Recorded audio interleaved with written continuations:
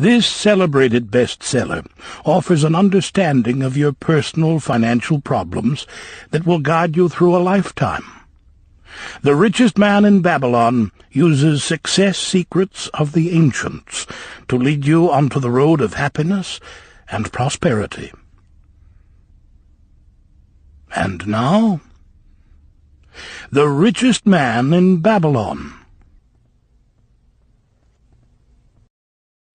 Forward. Our prosperity as a nation depends upon the personal financial prosperity of each of us as individuals.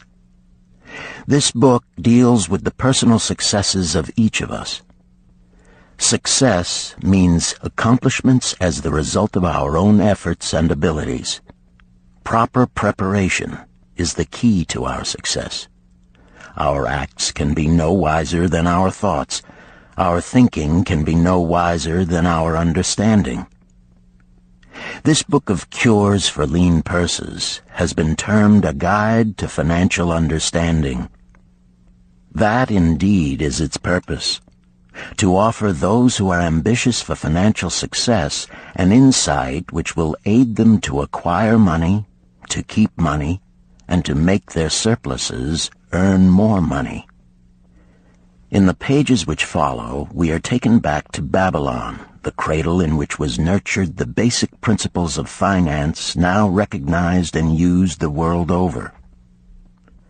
To new readers, the author is happy to extend the wish that its pages may contain for them the same inspiration for growing bank accounts, greater financial successes, and the solution of difficult personal financial problems so enthusiastically reported by readers from coast to coast. To the business executives who have distributed these tales in such generous quantities to friends, relatives, employees, and associates, the author takes this opportunity to express his gratitude. No endorsement could be higher than that of practical men who appreciate its teachings because they themselves have worked up to important successes by applying the very principles it advocates. Babylon became the wealthiest city of the ancient world because its citizens were the richest people of their time. They appreciated the value of money.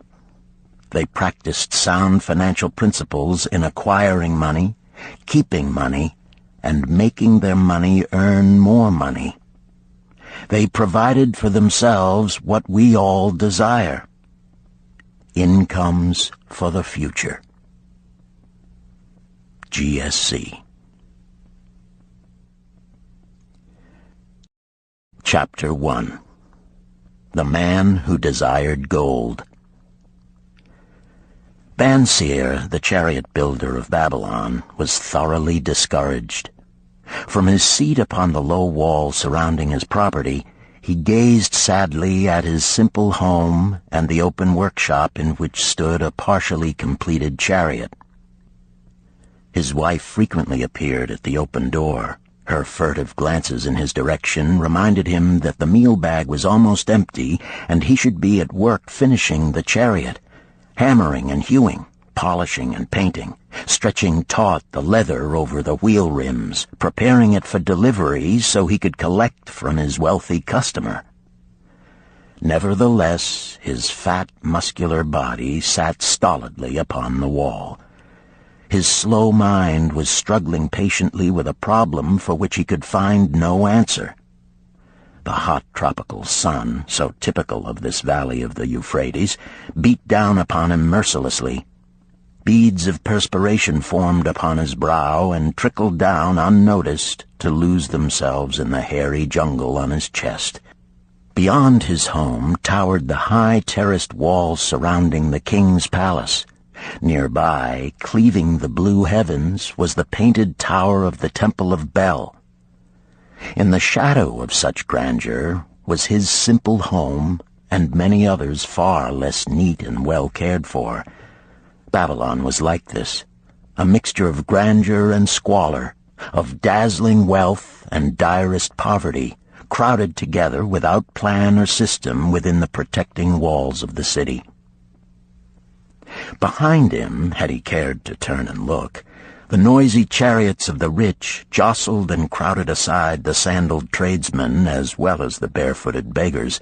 Even the rich were forced to turn into the gutters to clear the way for the long lines of slave water carriers on the king's business, each bearing a heavy goatskin of water to be poured upon the hanging gardens. Banseer was too engrossed in his own problem to hear or heed the confused hubbub of the busy city. It was the unexpected twanging of the strings from a familiar lyre that aroused him from his reverie. He turned and looked into the sensitive, smiling face of his best friend, Kabai, the musician. "May the gods bless thee with great liberality, my good friend," began Kabai with an elaborate salute. "Yet it does appear they have already been so generous thou needst not to labor. I rejoice with thee in thy good fortune. More, I would even share it with thee. Pray, from thy purse, which must be bulging, else thou wouldst be busy in yon shop, extract but 2 humble shekels and lend them to me until after the nobleman's feast this night. Thou wilt not miss them ere they are returned."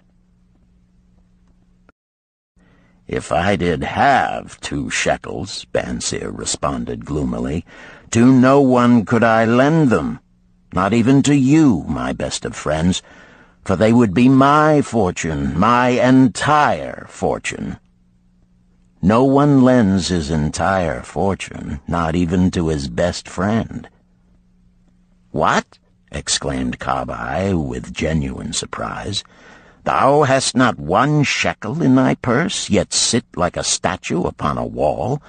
Why not complete that chariot? How else canst thou provide for thy noble appetite? 'Tis not like thee, my friend. Where is thy endless energy? Doth something distress thee? Have the gods brought to thee troubles?" "A torment from the gods it must be," Banseer agreed. "It began with a dream, a senseless dream in which I thought I was a man of means. From my belt hung a handsome purse, heavy with coins. There were shekels which I cast with careless freedom to the beggars.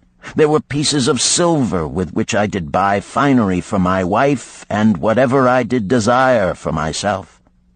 There were pieces of gold which made me feel assured of the future and unafraid to spend the silver. A glorious feeling of contentment was within me. You would not have known me for thy hard-working friend, nor wouldst have known my wife, so free from wrinkles was her face and shining with happiness. She was again the smiling maiden of our early married days." "A pleasant dream indeed," commented Kabai. "But why should such pleasant feelings as it aroused turn thee into a glum statue upon the wall?" "Why, indeed? Because when I awoke and remembered how empty was my purse, a feeling of rebellion swept over me. Let us talk it over together, for, as the sailors do say, we ride in the same boat, we two. As youngsters we went together to the priests to learn wisdom. As young men we shared each other's pleasures. As grown men we have always been close friends. We have been contented subjects of our kind. We have been satisfied to work long hours and spend our earnings freely. We have earned much coin in the years that have passed, yet to know the joys that come from wealth, we must dream about them. Bah! Are we more than dumb sheep? We live in the richest city in all the world. The travelers do say none equals it in wealth. About us is much display of wealth, but of it we ourselves have not. After half a lifetime of hard labor, thou, my best of friends, hast an empty purse, and sayest to me, may I borrow such a trifle as 2 shekels until after the nobleman's feast this night? Then what do I reply? Do I say, here is my purse, its contents will I gladly share? No, I admit that my purse is as empty as thine. What is the matter? Why cannot we acquire silver and gold, more than enough for food and robes? Consider also our sons, Banseer continued. Are they not following in the footsteps of their fathers?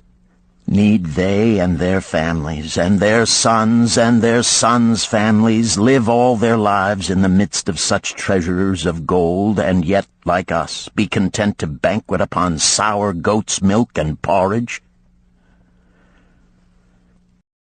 Never in all the years of our friendship didst thou talk like this before, Banseer. Kabai was puzzled. Never in all those years did I think like this before. From early dawn until darkness stopped me, I have labored to build the finest chariots any man could make, soft-heartedly hoping some day the gods would recognize my worthy deeds and bestow upon me great prosperity.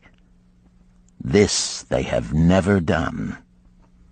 At last I realize this they will never do. Therefore my heart is sad. I wish to be a man of means. I wish to own lands and cattle, to have fine robes and coins in my purse.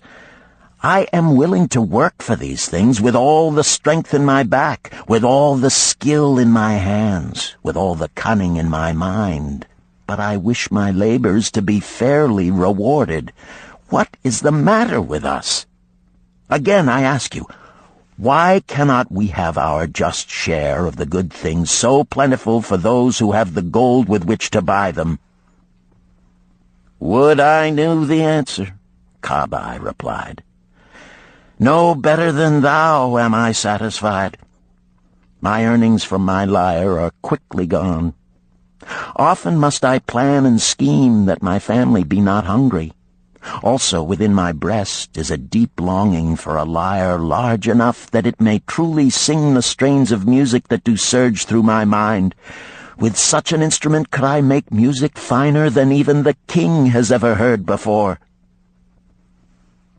Such a lyre thou shouldst have.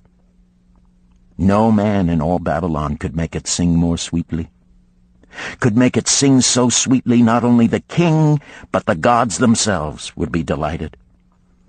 But how mayest thou secure it while we both of us are as poor as the king's slaves? Listen to the bell. Here they come. He pointed to the long column of half-naked, sweating water-bearers plodding laboriously up the narrow street from the river.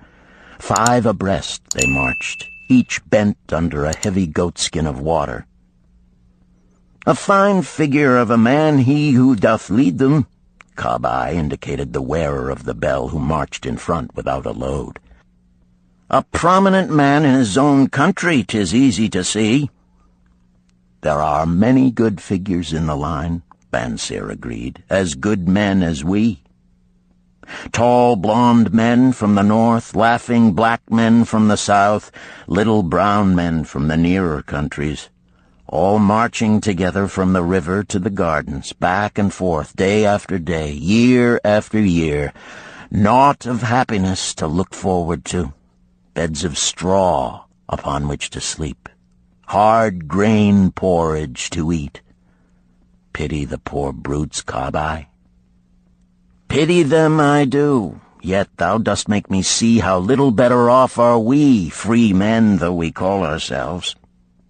That is truth, Kabai. Unpleasant thought though it may be.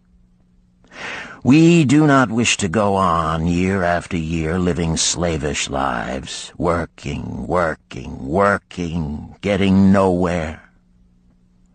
Might we not find out how others acquire gold and do as they do? Kabai inquired. Perhaps there is some secret we might learn if we but sought from those who knew, replied Banseer thoughtfully. This very day, suggested Kabai, I did pass our old friend Arkad, riding in his golden chariot. This I will say, he did not look over my humble head as many in his station might consider his right. Instead, he did wave his hand that all onlookers might see him pay greetings and bestow his smile of friendship upon Kabai, the musician. He is claimed to be the richest man in all Babylon, Bansir mused. So rich, the king is said to seek his golden aid in affairs of the treasury, Kabai replied. So rich, Bansir interrupted. I fear if I should meet him in the darkness of the night, I should lay my hands upon his fat wallet. Nonsense, reproved Kabai. A man's wealth is not in the purse he carries. A fat purse quickly empties if there be no golden stream to refill it. Arkad has an income that constantly keeps his purse full, no matter how liberally he spends. Income, that is the thing, ejaculated Bansir. I wish an income that will keep flowing into my purse whether I sit upon the wall or travel to far lands. Arkad must know how a man can make an income for himself. Dost suppose it is something he could make clear to a mind as slow as mine? Methinks he did teach his knowledge to his son, Nomasir, Kabai responded. Did he not go to Nineveh and, so it is told at the inn, become, without aid from his father, one of the richest men in that city? Kabai, thou bringest to me a rare thought. A new light gleamed in Bansir's eyes. It costs nothing to ask wise advice from a good friend, and Arkad was always that. Never mind though our purses be as empty as the falcon's nest of a year ago. Let that not detain us. We are weary of being without gold in the midst of plenty. We wish to become men of means. Come, let us go to Arkad and ask how we also may acquire incomes for ourselves. Thou speakest with true inspiration, Bansir. Thou bringest to my mind a new understanding. Thou makest me to realize the reason why we have never found any measure of wealth. We never sought it. Thou hast labored patiently to build the staunchest chariots in Babylon. To that purpose was devoted your best endeavors. Therefore, at it thou didst succeed. I strove to become a skillful lyre player, and at it I did succeed. In those things toward which we exerted our best endeavors, we succeeded. The gods were content to let us continue thus. Now at last we see a light, bright like that from the rising sun. It biddeth us to learn more, that we may prosper more. With a new understanding, we shall find honorable ways to accomplish our desires. Let us go to Arkad this very day, Bansir urged. Also, let us ask other friends of our boyhood days who have fared no better than ourselves to join us, that they too may share in his wisdom. Thou wert ever thus thoughtful to thy friends, Bansir. Therefore hast thou many friends. It shall be as thou sayest. We go this day and take them with us.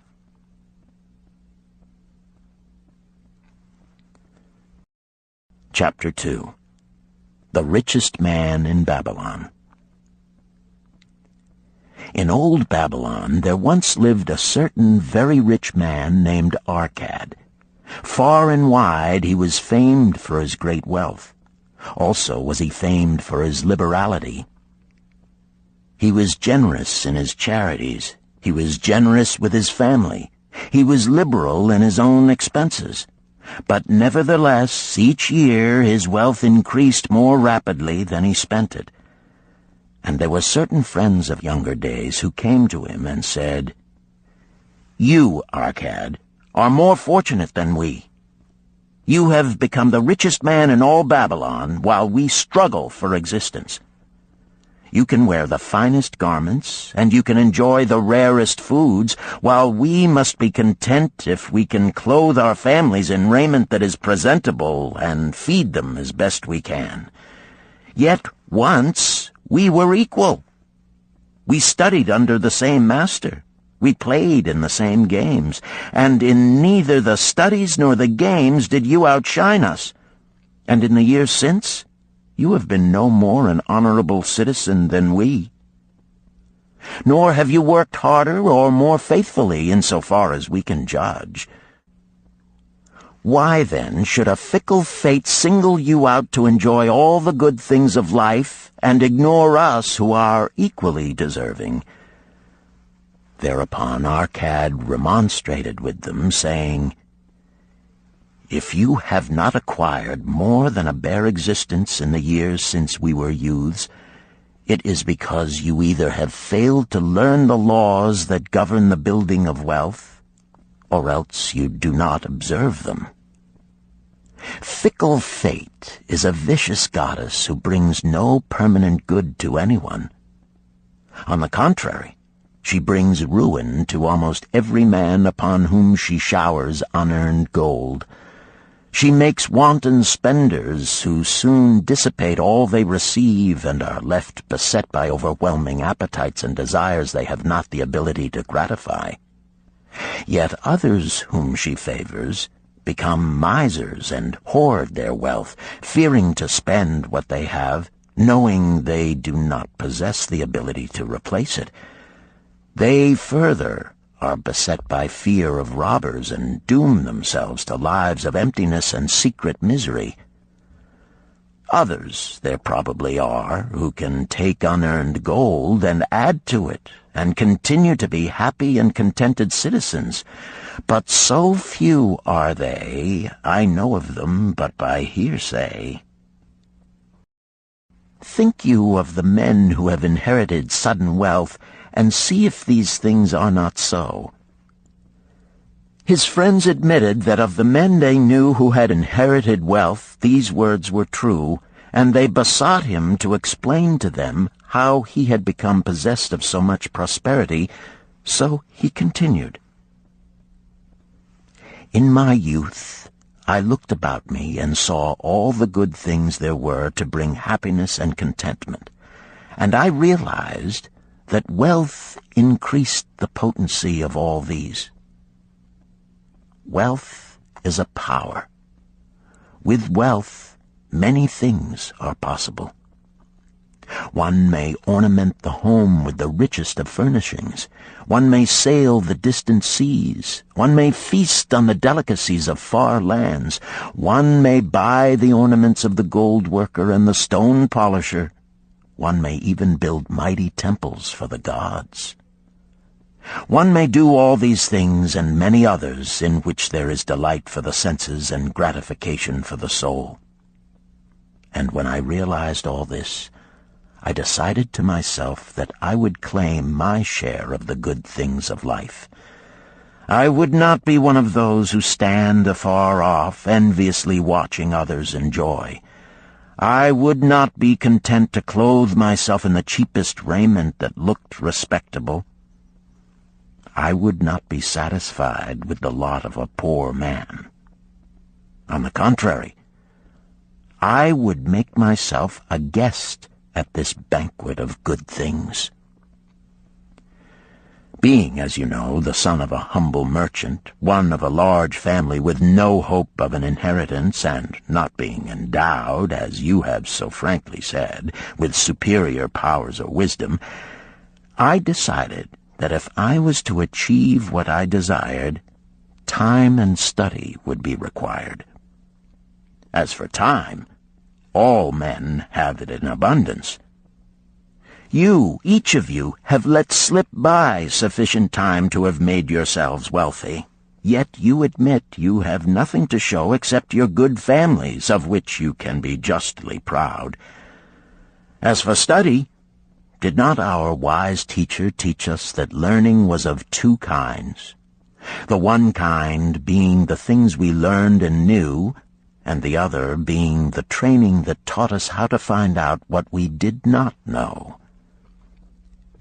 Therefore did I decide to find out how one might accumulate wealth, and, when I had found out, to make this my task and do it well. For is it not wise that we should enjoy while we dwell in the brightness of the sunshine? For sorrows enough shall descend upon us when we depart for the darkness of the world of spirit. I found employment as a scribe in the hall of records, and long hours each day I labored upon the clay tablets. Week after week, and month after month I labored, yet for my earnings I had naught to show. Food and clothing and penance to the gods, and other things of which I could remember not what, absorbed all my earnings, but my determination did not leave me. And one day Algamish, the moneylender, came to the house of the city master and ordered a copy of the 9th law, and he said to me, I must have this in 2 days, and if the task is done by that time, 2 coppers will I give to thee. So I labored hard, but the law was long, and when Algamish returned, the task was unfinished. He was angry, and had I been his slave, he would have beaten me. But knowing the city master would not permit him to injure me, I was unafraid, so I said to him, Algamish, you are a very rich man. Tell me how I may also become rich, and all night I will carve upon the clay, and when the sun rises, it shall be completed. He smiled at me and replied, You are a forward knave, but we will call it a bargain. All that night I carved, though my back pained and the smell of the wick made my head ache until my eyes could hardly see. But when he returned at sunup, the tablets were complete. Now, I said, tell me what you promised. You have fulfilled your part of our bargain, my son, he said to me kindly, and I am ready to fulfill mine. I will tell you these things you wish to know, because I am becoming an old man, and an old tongue loves to wag. And when youth comes to age for advice, he receives the wisdom of years. But too often does youth think that age knows only the wisdom of days that are gone, and therefore profits not. But remember this, the sun that shines today is the sun that shone when thy father was born, and will still be shining when thy last grandchild shall pass into the darkness. The thoughts of youth, he continued, are bright lights that shine forth like the meteors that oft make brilliant the sky. But the wisdom of age is like the fixed stars that shine so unchanged that the sailor may depend upon them to steer his course. Mark you well my words, for if you do not, you will fail to grasp the truth that I will tell you, and you will think that your night's work has been in vain. Then he looked at me shrewdly from under his shaggy brows and said in a low, forceful tone, I found the road to wealth when I decided that a part of all I earned was mine to keep. And so will you. Then he continued to look at me with a glance that I could feel pierce me, but said no more. Is that all? I asked. That was sufficient to change the heart of a sheep-herder into the heart of a money-lender, he replied. But all I earn is mine to keep, is it not? I demanded. Far from it, he replied. Do you not pay the garment-maker? Do you not pay the sandal-maker? Do you not pay for the things you eat? Can you live in Babylon without spending? What have you to show for your earnings of the past month? What for the past year? Fool! You pay to everyone but yourself. Dullard! You labor for others. As well be a slave and work for what your master gives you to eat and wear. If you did keep for yourself 1/10 of all you earn, how much would you have in 10 years? My knowledge of the numbers did not forsake me, and I answered, "As much as I earn in 1 year." "You speak but half the truth," he retorted. "Every gold piece you save is a slave to work for you. Every copper it earns is its child that also can earn for you.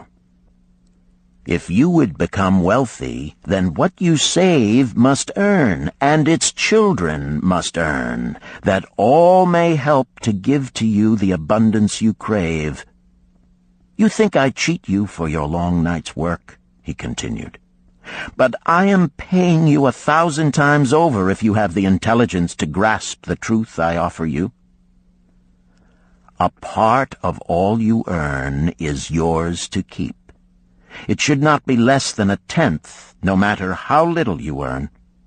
It can be as much more as you can afford. Pay yourself first. Do not buy from the clothes maker and the sandal maker more than you can pay out of the rest and still have enough for food and charity and penance to the gods. Wealth, like a tree, grows from a tiny seed. The first copper you save is the seed from which your tree of wealth shall grow. The sooner you plant that seed, the sooner shall the tree grow. And the more faithfully you nourish and water that tree with consistent savings, the sooner may you bask in contentment beneath its shade." So saying, he took his tablets and went away. I thought much about what he had said to me, and it seemed reasonable, so I decided that I would try it. Each time I was paid, I took 1 from each 10 pieces of copper and hid it away. And strange as it may seem, I was no shorter of funds than before. I noticed little difference as I managed to get along without it. But often I was tempted, as my hoard began to grow, to spend it for some of the good things the merchants displayed, brought by camels and ships from the land of the Phoenicians. But I wisely refrained. A 12th month after Algamish had gone, he again returned and said to me, "Son, have you paid to yourself not less than 1/10 of all you have earned for the past year?" I answered proudly, "Yes, master, I have." "That is good," he answered, beaming upon me. "And what have you done with it?"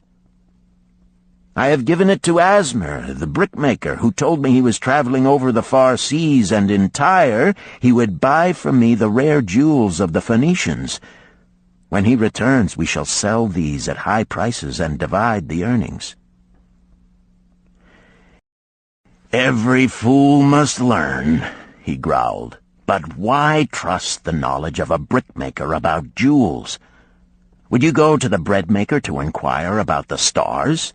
No, by my tunic, you would go to the astrologer if you had power to think. Your savings are gone, youth. You have jerked your wealth tree up by the roots. But plant another. Try again. And next time, if you would have advice about jewels, go to the jewel merchant. If you would know the truth about sheep, go to the herdsman. Advice is one thing that is freely given away, but watch that you take only what is worth having.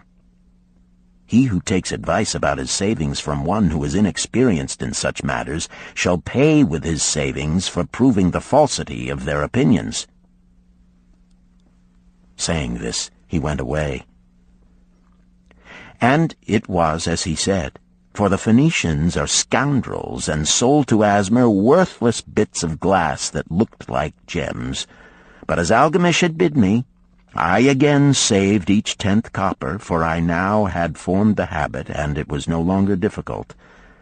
Again, 12 months later, Algamish came to the room of the scribes and addressed me.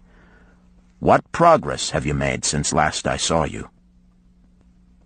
"I have paid myself faithfully," I replied, "and my savings I have entrusted to Agar, the shield-maker, to buy bronze, and each 4th month he does pay me the rental." "That is good. And what do you do with the rental?" I do have a great feast with honey and fine wine and spiced cake. Also I have bought me a scarlet tunic, and some day I shall buy me a young ass upon which to ride." To which Algamish laughed, "You do eat the children of your savings.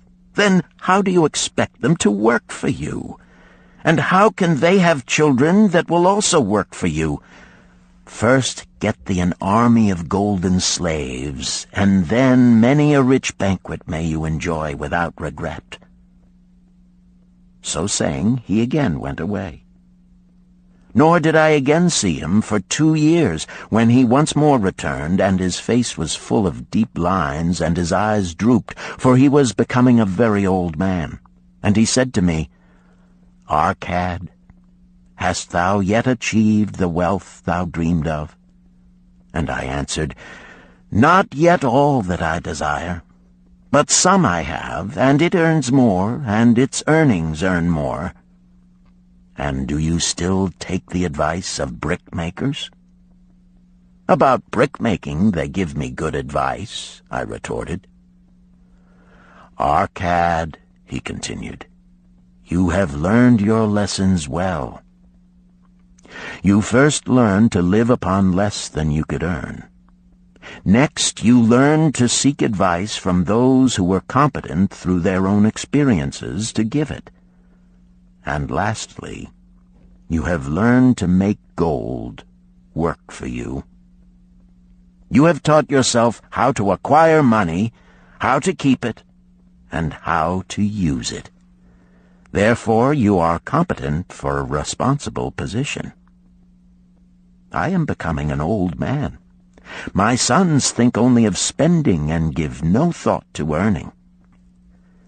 My interests are great, and I fear too much for me to look after. If you will go to Nippur and look after my lands there, I shall make you my partner, and you shall share in my estate." So I went to Nippur and took charge of his holdings, which were large, and because I was full of ambition and because I had mastered the 3 laws of successfully handling wealth, I was enabled to increase greatly the value of his properties. So I prospered much, and when the spirit of Algamish departed for the sphere of darkness, I did share in his estate as he had arranged under the law. So spake Arcad, and when he had finished his tale, one of his friends said, "You were indeed fortunate that Algamish made you an heir." "Fortunate only in that I had the desire to prosper before I first met him. For 4 years did I not prove my definiteness of purpose by keeping 1/10 of all I earned? Would you call a fisherman lucky who for years so studied the habits of the fish that with each changing wind he could cast his nets about them? Opportunity is a haughty goddess who wastes no time with those who are unprepared. You had strong willpower to keep on after you lost your first year's savings. You are unusual in that way," spoke up another. "Willpower," retorted Arcad. "What nonsense! Do you think willpower gives a man the strength to lift a burden the camel cannot carry, or to draw a load the oxen cannot budge? Willpower is but the unflinching purpose to carry a task you set for yourself to fulfillment. If I set for myself a task, be it ever so trifling, I shall see it through. How else shall I have confidence in myself to do important things? Should I say to myself, for 100 days as I walk across the bridge into the city, I will pick from the road a pebble and cast it into the stream? I would do it. If on the 7th day I passed by without remembering, I would not say to myself, tomorrow I will cast 2 pebbles, which will do as well. Instead, I would retrace my steps and cast the pebble. Nor on the 20th day would I say to myself, Arcad, this is useless. What does it avail you to cast a pebble every day? Throw in a handful and be done with it. No, I would not say that, nor do it, When I set a task for myself, I complete it. Therefore, I am careful not to start difficult and impractical tasks, because I love leisure." And then another friend spoke up and said, "If what you tell is true, and it does seem, as you have said, reasonable, then being so simple, if all men did it, there would not be enough wealth to go around." "Wealth grows wherever men exert energy," Arcad replied. "If a rich man builds him a new palace, is the gold he pays out gone? No, the brickmaker has part of it, and the laborer has part of it, and the artist has part of it, and everyone who labors upon the house has part of it. Yet, when the palace is completed, is it not worth all it cost? And is the ground upon which it stands not worth more because it is there? And is the ground that adjoins it not worth more because it is there? Wealth grows in magic ways. No man can prophesy the limit of it. Have not the Phoenicians built great cities on barren coasts with the wealth that comes from their ships of commerce on the seas? "What then do you advise us to do that we also may become rich?" asked still another of his friends. "The years have passed, and we are no longer young men, and we have nothing put by." "I advise that you take the wisdom of Algamish and say to yourselves, 'A part of all I earn is mine to keep.' Say it in the morning when you first arise, say it at noon, say it at night. Say it each hour of every day. Say it to yourself until the words stand out like letters of fire across the sky. Impress yourself with the idea. Fill yourself with the thought. Then take whatever portion seems wise. Let it be not less than 1/10, and lay it by. Arrange your other expenditures to do this if necessary, but lay by that portion first. Soon you will realize what a rich feeling it is to own a treasure upon which you alone have claim. As it grows, it will stimulate you. A new joy of life will thrill you. Greater efforts will come to you to earn more. For of your increased earnings, will not the same percentage be also yours to keep? Then learn to make your treasure work for you. Make it your slave. Make its children and its children's children work for you. Ensure an income for thy future. Look thou at the aged, and forget not that in the days to come thou also will be numbered among them. Therefore invest thy treasure with greatest caution that it be not lost. Usurious rates of return are deceitful sirens that sing but to lure the unwary upon the rocks of loss and remorse. Provide also that thy family may not want should the gods call thee to their realms. For such protection it is always possible to make provision with small payments at regular intervals. Therefore the provident man delays not in expectation of a large sum becoming available for such a wise purpose.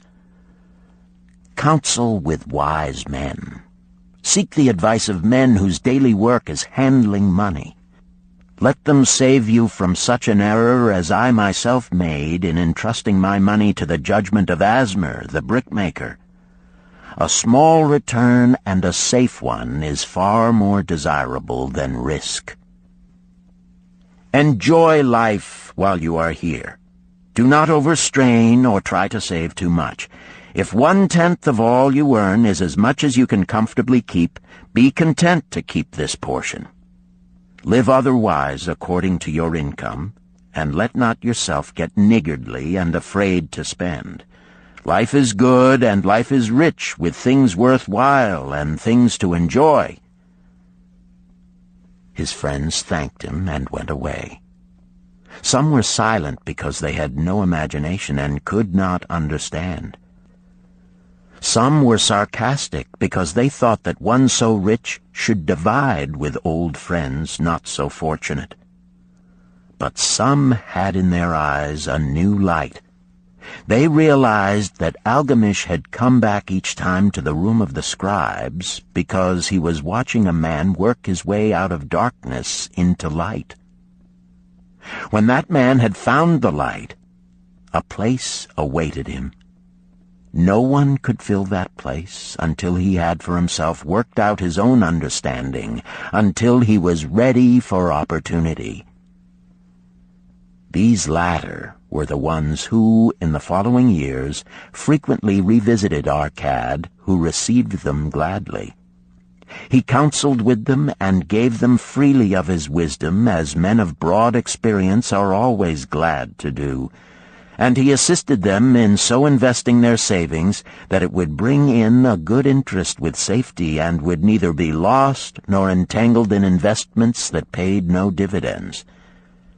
The turning point in these men's lives came upon that day when they realized the truth that had come from Algamish to Arcad, and from Arcad to them. A part of all you earn is yours to keep.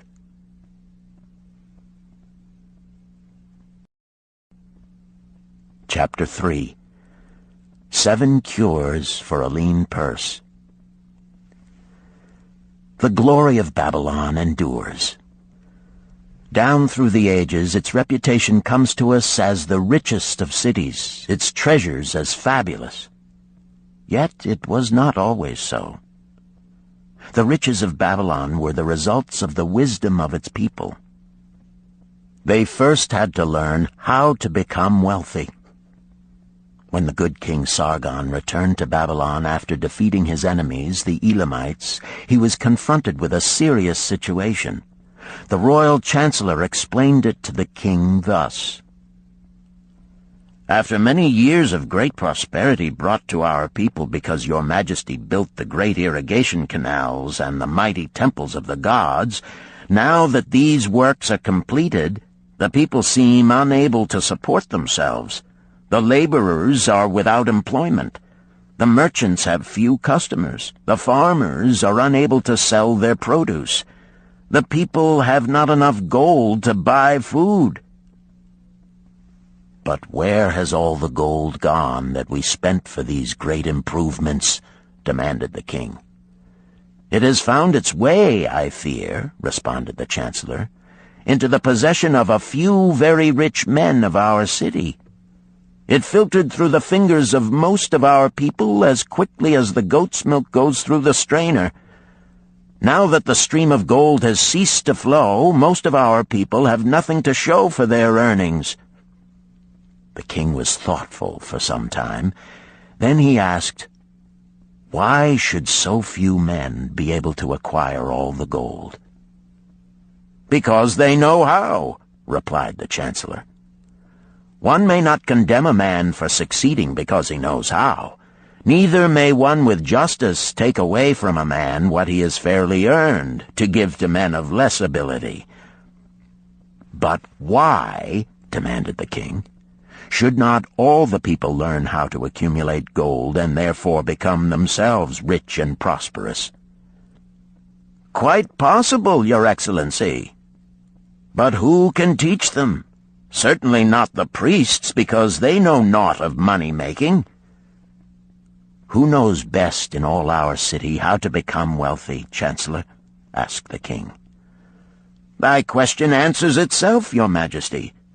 Who has amassed the greatest wealth in Babylon?" "Well said, my able Chancellor. It is Arcad. He is the richest man in Babylon. Bring him before me on the morrow."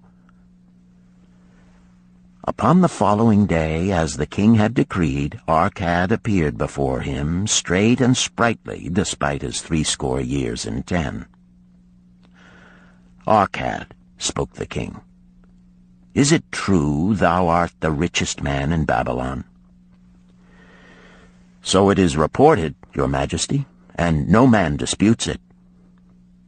"How becamest thou so wealthy?" "By taking advantage of opportunities available to all citizens of our good city."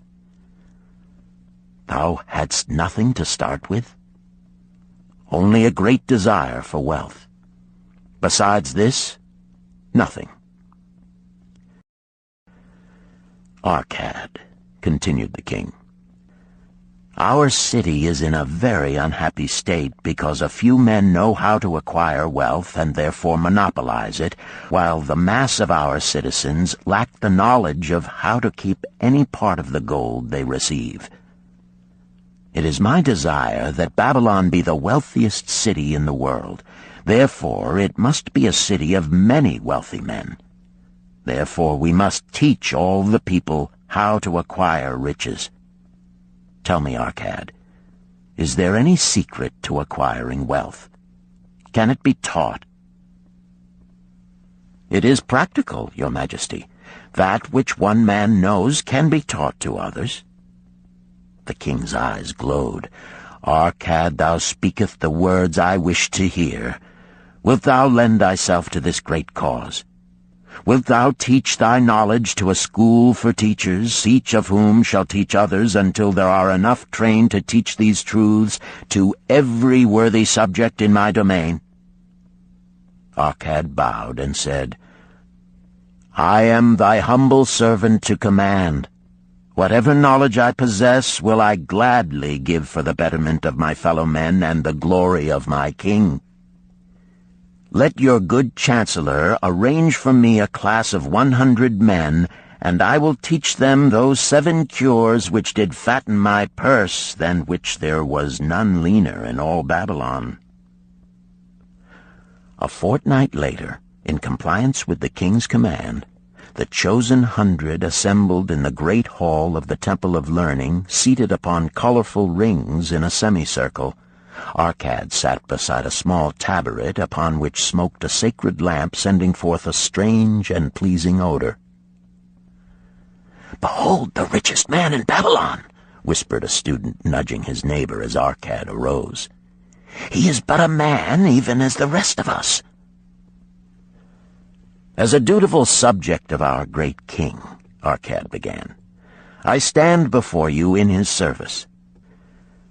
Because once I was a poor youth who did greatly desire gold, and because I found knowledge that enabled me to acquire it, he asks that I impart unto you my knowledge.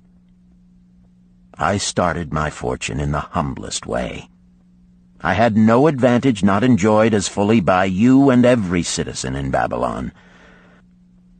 The first storehouse of my treasure was a well-worn purse. I loathed its useless emptiness. I desired that it be round and full, clinking with the sound of gold.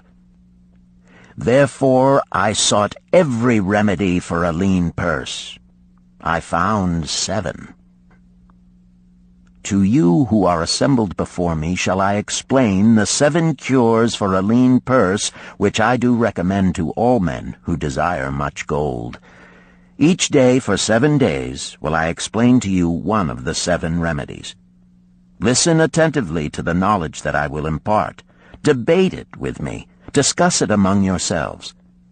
Learn these lessons thoroughly, that ye may also plant in your own purse the seed of wealth. First must each of you start wisely to build a fortune of his own. Then wilt thou be competent, and only then, to teach these truths to others. I shall teach to you in simple ways how to fatten your purses. This is the first step leading to the Temple of Wealth, and no man may climb who cannot plant his feet firmly upon the first step. We shall now consider the first cure. The first cure. Start thy purse to fattening. Arcad addressed the thoughtful man in the second row. My good friend, at what craft workest thou? I, replied the man, am a scribe and carve records upon the clay tablets. Even at such labor did I myself earn my first coppers. Therefore thou hast the same opportunity to build a fortune. He spoke to a florid-faced man farther back. Pray tell also what dost thou to earn thy bread?" "I," responded this man, "am a meat butcher. I do buy the goats the farmers raise, and kill them, and sell the meat to the housewives, and the hides to the sandal makers. Because thou dost also labor and earn, thou hast every advantage to succeed that I did possess." In this way did Arcad proceed to find out how each man labored to earn his living. When he had done questioning them, he said, "Now, my students, ye can see that there are many trades and labors at which men may earn coins. Each of the ways of earning is a stream of gold from which the worker doth divert by his labors a portion to his own purse. Therefore into the purse of each of you flows a stream of coins, large or small, according to his ability. Is it not so?" Thereupon they agreed that it was so.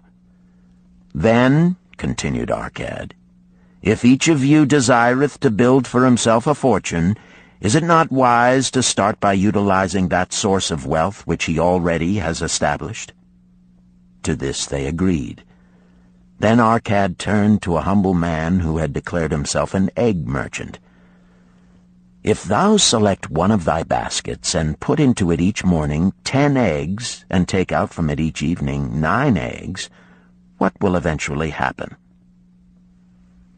"It will become in time overflowing." "Why?" "Because each day I put in 1 more egg than I take out." Arcad turned to the class with a smile. "Does any man here have a lean purse?" First they looked amused, then they laughed. Lastly, they waved their purses in jest. "All right," he continued. "Now I shall tell thee the first remedy I learned to cure a lean purse. Do exactly as I have suggested to the egg merchant. For every 10 coins thou placest within thy purse, take out for use but 9. Thy purse will start to fatten at once, and its increasing weight will feel good in thy hand and bring satisfaction to thy soul. Deride not what I say because of its simplicity. Truth is always simple. I told thee I would tell how I built my fortune. This was my beginning. I, too, carried a lean purse and cursed it because there was naught within to satisfy my desires. But when I began to take out from my purse but 9 parts of 10 I put in, it began to fatten. So will thine. Now I will tell a strange truth, the reason for which I know not.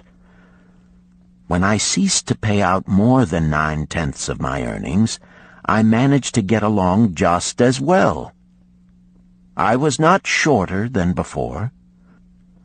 Also, ere long did coins come to me more easily than before.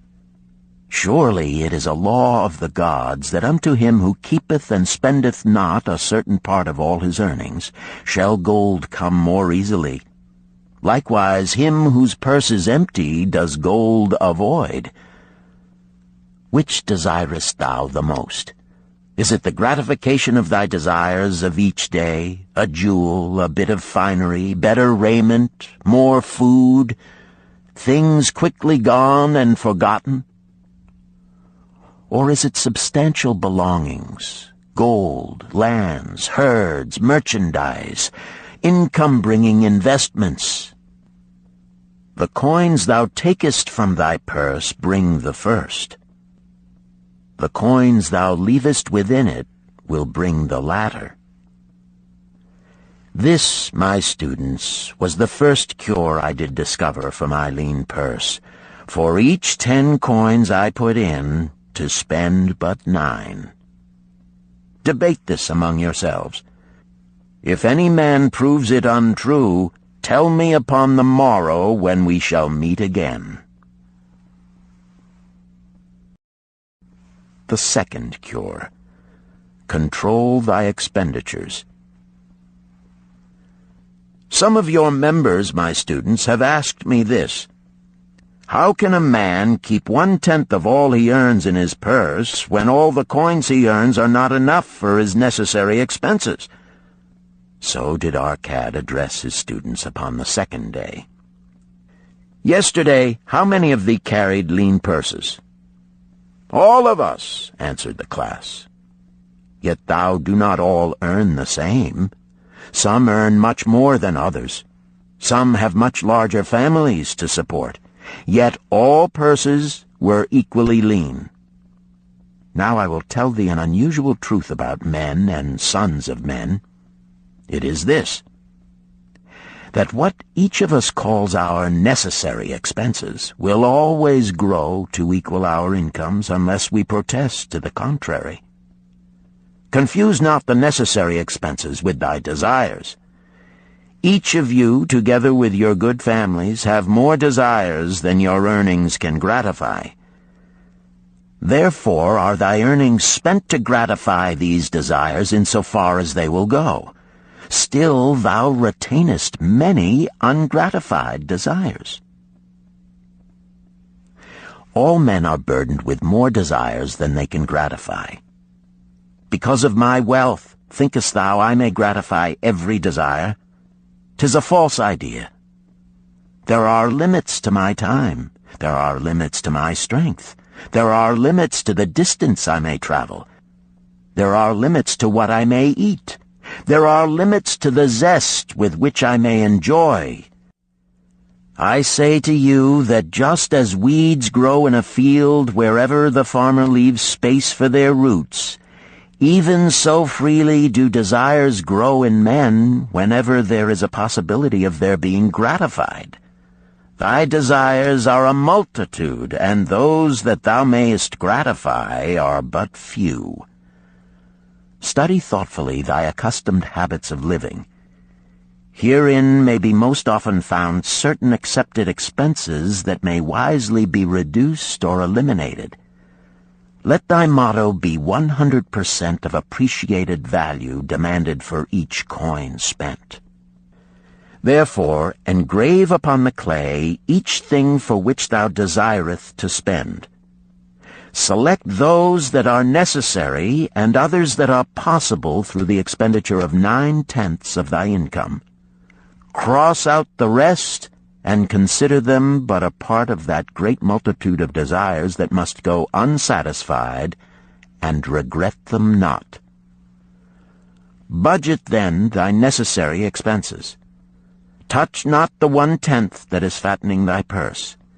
Let this be thy great desire that is being fulfilled. Keep working with thy budget. Keep adjusting it to help thee. Make it thy first assistant in defending thy fattening purse.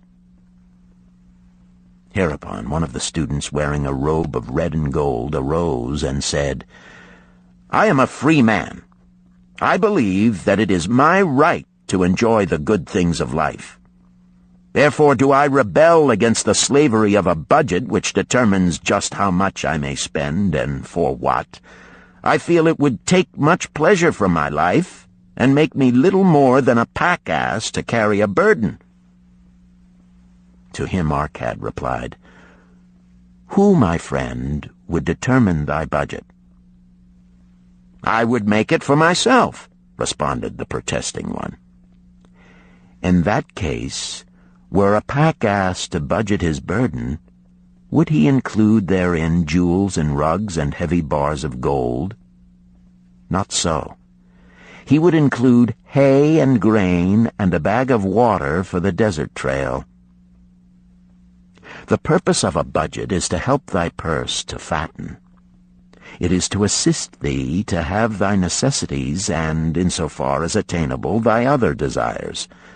It is to enable thee to realize thy most cherished desires by defending them from thy casual wishes.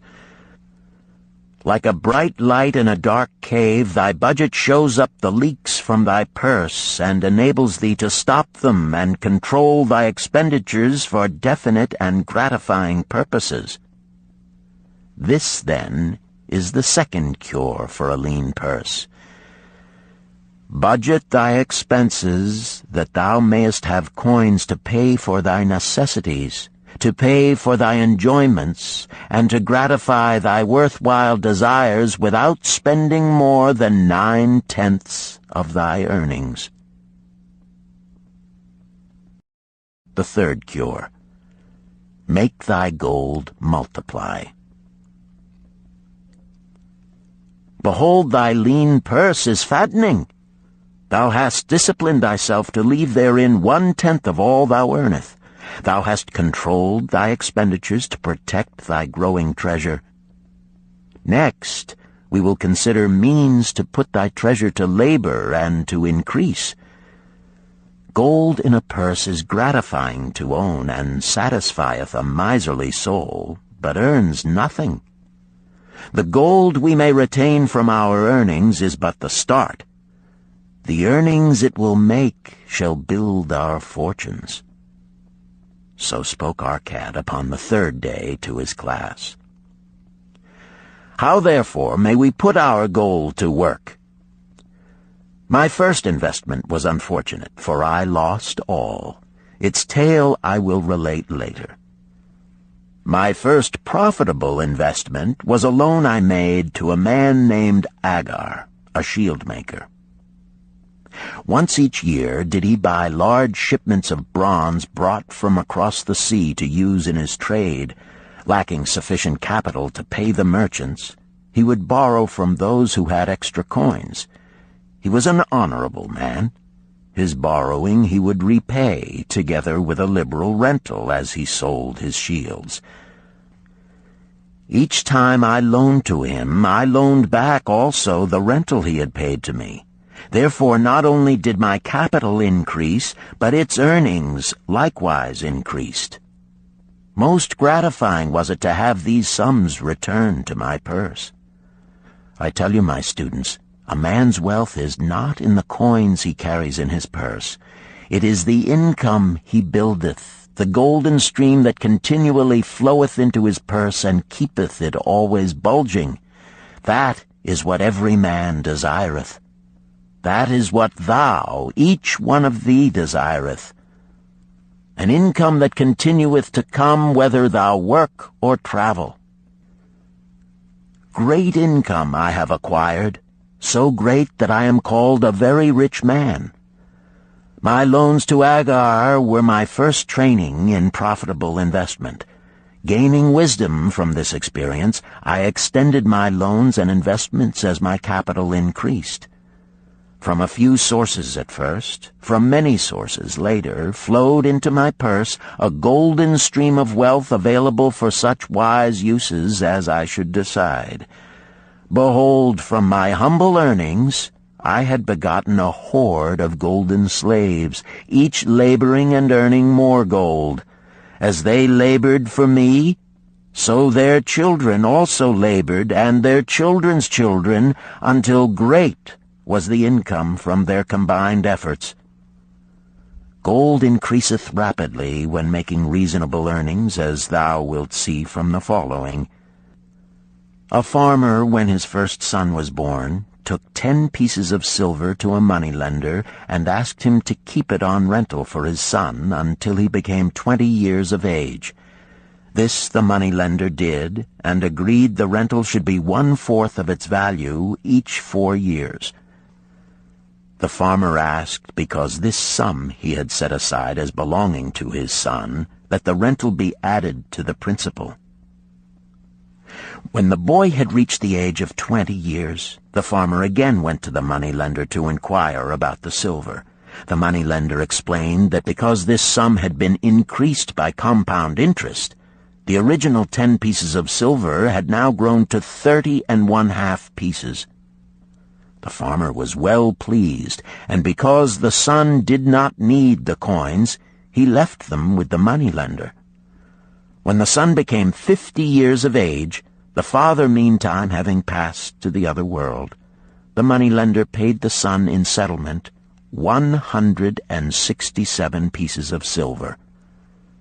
Thus, in 50 years, had the investment multiplied itself at rental almost 17 times.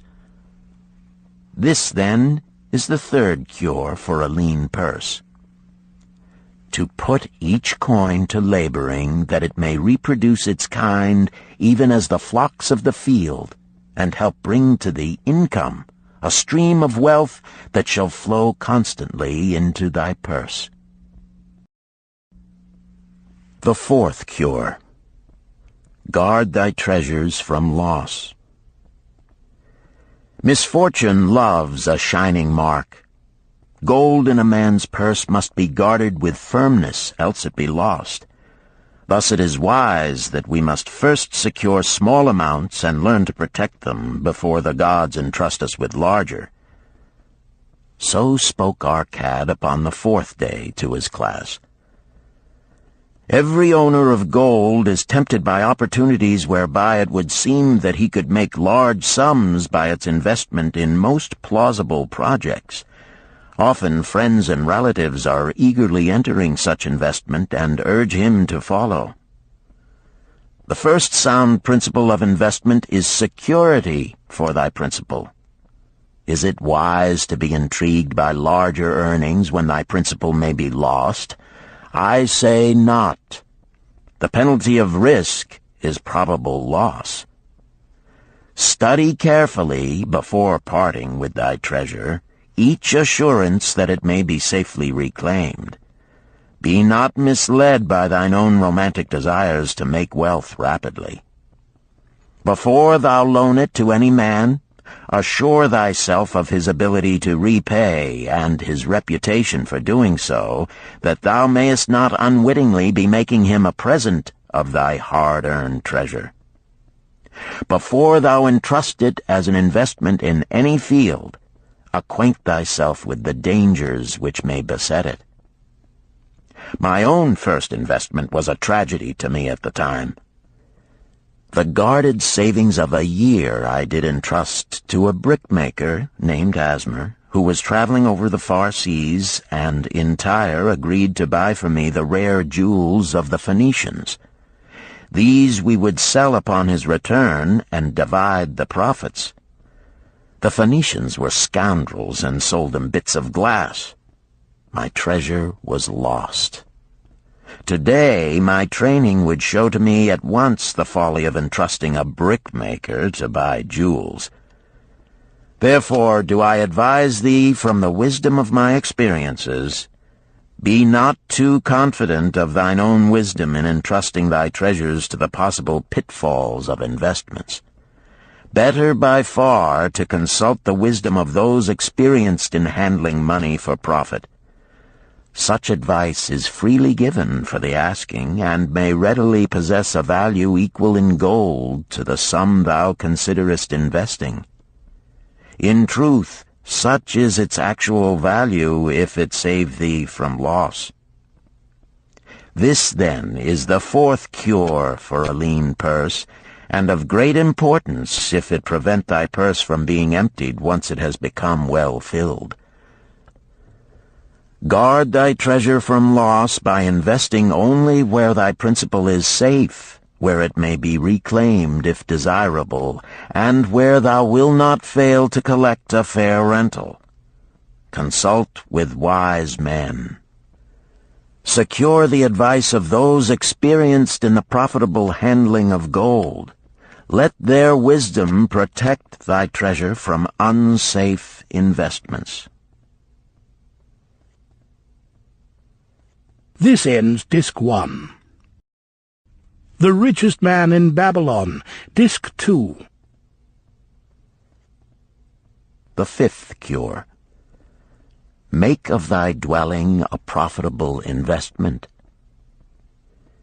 If a man setteth aside 9 parts of his earnings upon which to live and enjoy life, and if any part of this 9 parts he can turn into a profitable investment without detriment to his well-being, then so much faster will his treasures grow.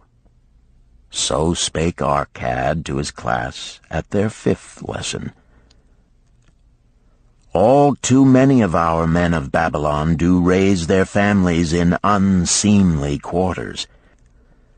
They do pay to exacting landlords liberal rentals for rooms where their wives have not a spot to raise the blooms that gladden a woman's heart, and their children have no place to play their games except in the unclean alleys. No man's family can fully enjoy life unless they do have a plot of ground wherein children can play in the clean earth, and where the wife may raise not only blossoms but good rich herbs to feed her family. To a man's heart it brings gladness to eat the figs from his own trees and the grapes of his own vines, to own his own domicile and to have it a place he is proud to care for, putteth confidence in his heart and greater effort behind all his endeavors. Therefore do I recommend that every man own the roof that sheltereth him and his. Nor is it beyond the ability of any well-intentioned man to own his home. Hath not our great king so widely extended the walls of Babylon that within them much land is now unused, and may be purchased at sums most reasonable? Also I say to you, my students, that the money-lenders gladly consider the desires of men who seek homes and land for their families. Readily may thou borrow to pay the brickmaker and the builder for such commendable purposes, if thou can show a reasonable portion of the necessary sum which thou thyself hast provided for the purpose.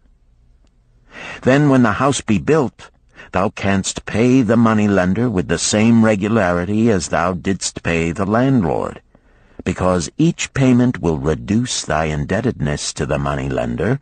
A few years will satisfy his loan.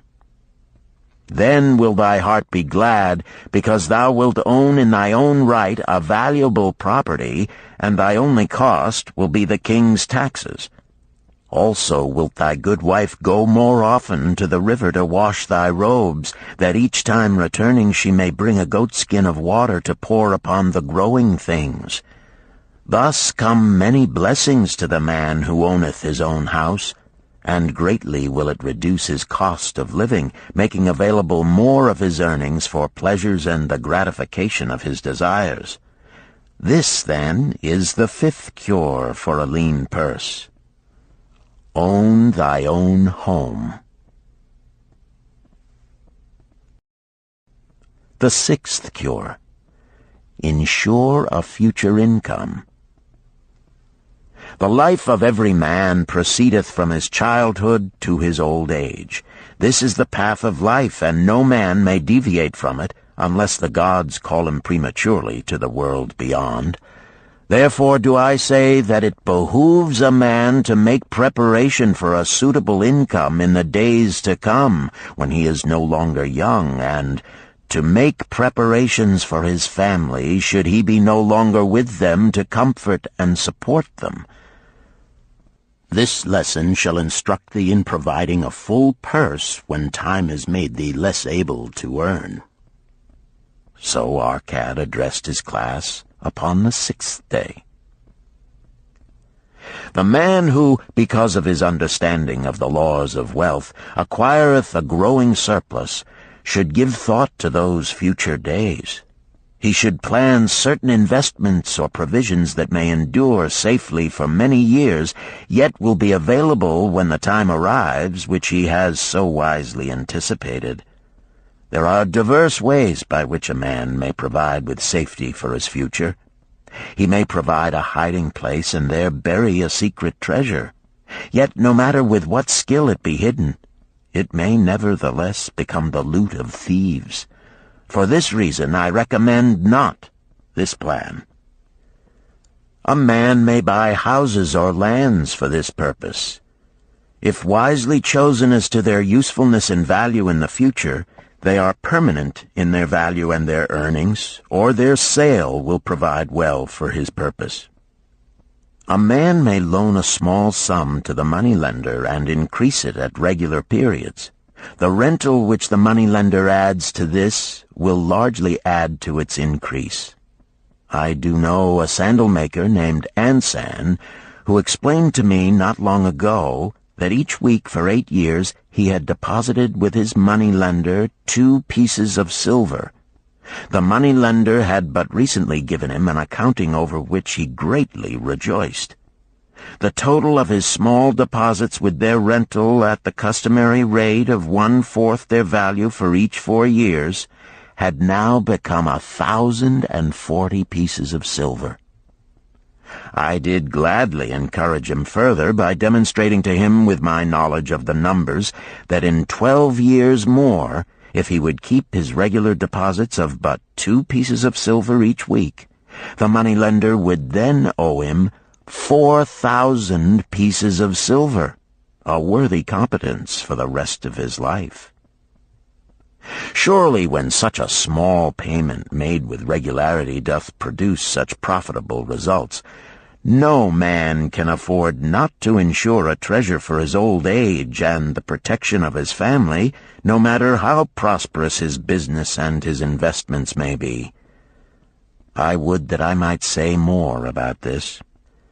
In my mind rests a belief that someday wise-thinking men will devise a plan to insure against death, whereby many men pay in but a trifling sum regularly, the aggregate making a handsome sum for the family of each member who passeth to the beyond. This do I see as something desirable and which I could highly recommend. But today it is not possible, because it must reach beyond the life of any man or any partnership to operate. It must be as stable as the king's throne. Some day do I feel that such a plan shall come to pass, and be a great blessing to many men, because even the first small payment will make available a snug fortune for the family of a member, should he pass on. But because we live in our own day, and not in the days which are to come, must we take advantage of those means and ways of accomplishing our purposes. Therefore do I recommend to all men that they, by wise and well-thought-out methods, do provide against a lean purse in their mature years. For a lean purse to a man no longer able to earn, or to a family without its head, is a sore tragedy. This, then, is the 6th cure for a lean purse. Provide in advance for the needs of thy growing age and the protection of thy family. The 7th cure. Increase thy ability to earn. This day do I speak to thee, my students, of one of the most vital remedies for a lean purse.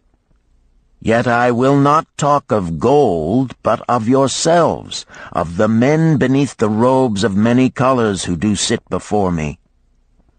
I will talk to you of those things within the minds and lives of men which do work for or against their success. So did Arcad address his class upon the 7th day. Not long ago came to me a young man seeking to borrow. When I questioned him the cause of his necessity, he complained that his earnings were insufficient to pay his expenses. Thereupon I explained to him, this being the case, he was a poor customer for the moneylender, as he possessed no surplus earning capacity to repay the loan. What you need, young man, I told him, is to earn more coins. What dost thou to increase thy capacity to earn? All that I can do, he replied. 6 times within 2 moons have I approached my master to request my pay be increased, but without success. No man can go oftener than that. We may smile at his simplicity, yet he did possess one of the vital requirements to increase his earnings. Within him was a strong desire to earn more, a proper and commendable desire. Preceding accomplishment must be desire. Thy desires must be strong and definite. General desires are but weak longings. For a man to wish to be rich is of little purpose. For a man to desire 5 pieces of gold is a tangible desire which he can press to fulfillment. After he has backed his desire for 5 pieces of gold with strength of purpose to secure it, next he can find similar ways to obtain 10 pieces, and then 20 pieces, and later 1,000 pieces, and, behold, he has become wealthy. In learning to secure his one definite small desire, he hath trained himself to secure a larger one.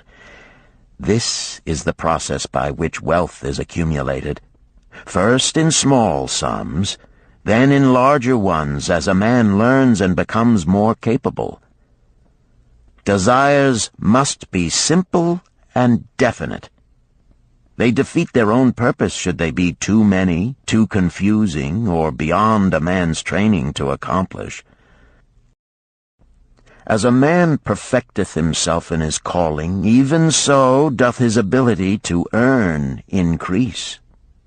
In those days when I was a humble scribe carving upon the clay for a few coppers each day, I observed that other workers did more than I, and were paid more. Therefore did I determine that I would be exceeded by none. Nor did it take long for me to discover the reason for their greater success. More interest in my work, more concentration upon my task, more persistence in my effort, and, behold, few men could carve more tablets in a day than I. With reasonable promptness my increased skill was rewarded, nor was it necessary for me to go 6 times to my master to request recognition. The more of wisdom we know, the more we may earn. That man who seeks to learn more of his craft shall be richly rewarded. If he is an artisan, he may seek to learn the methods and the tools of those most skillful in the same line. If he laboreth at the law or at healing, he may consult and exchange knowledge with others of his calling. If he be a merchant, he may continually seek better goods that can be purchased at lower prices.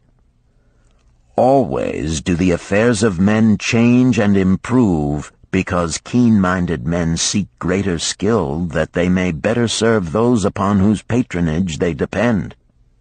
Therefore I urge all men to be in the front rank of progress, and not to stand still, lest they be left behind.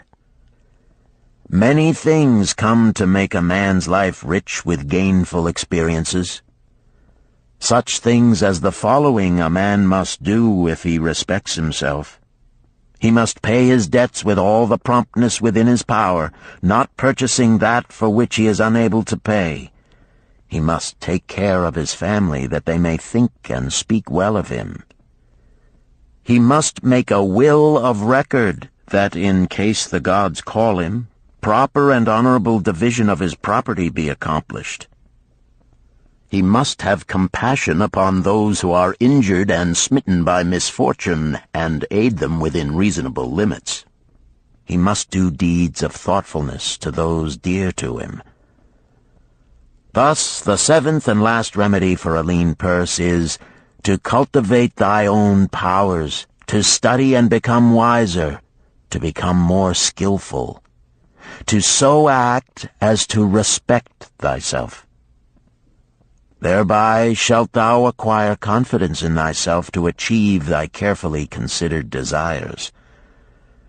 These, then, are the 7 cures for a lean purse, which, out of the experience of a long and successful life, I do urge for all men who desire wealth. There is more gold in Babylon, my students, than thou dreamest of. There is abundance for all.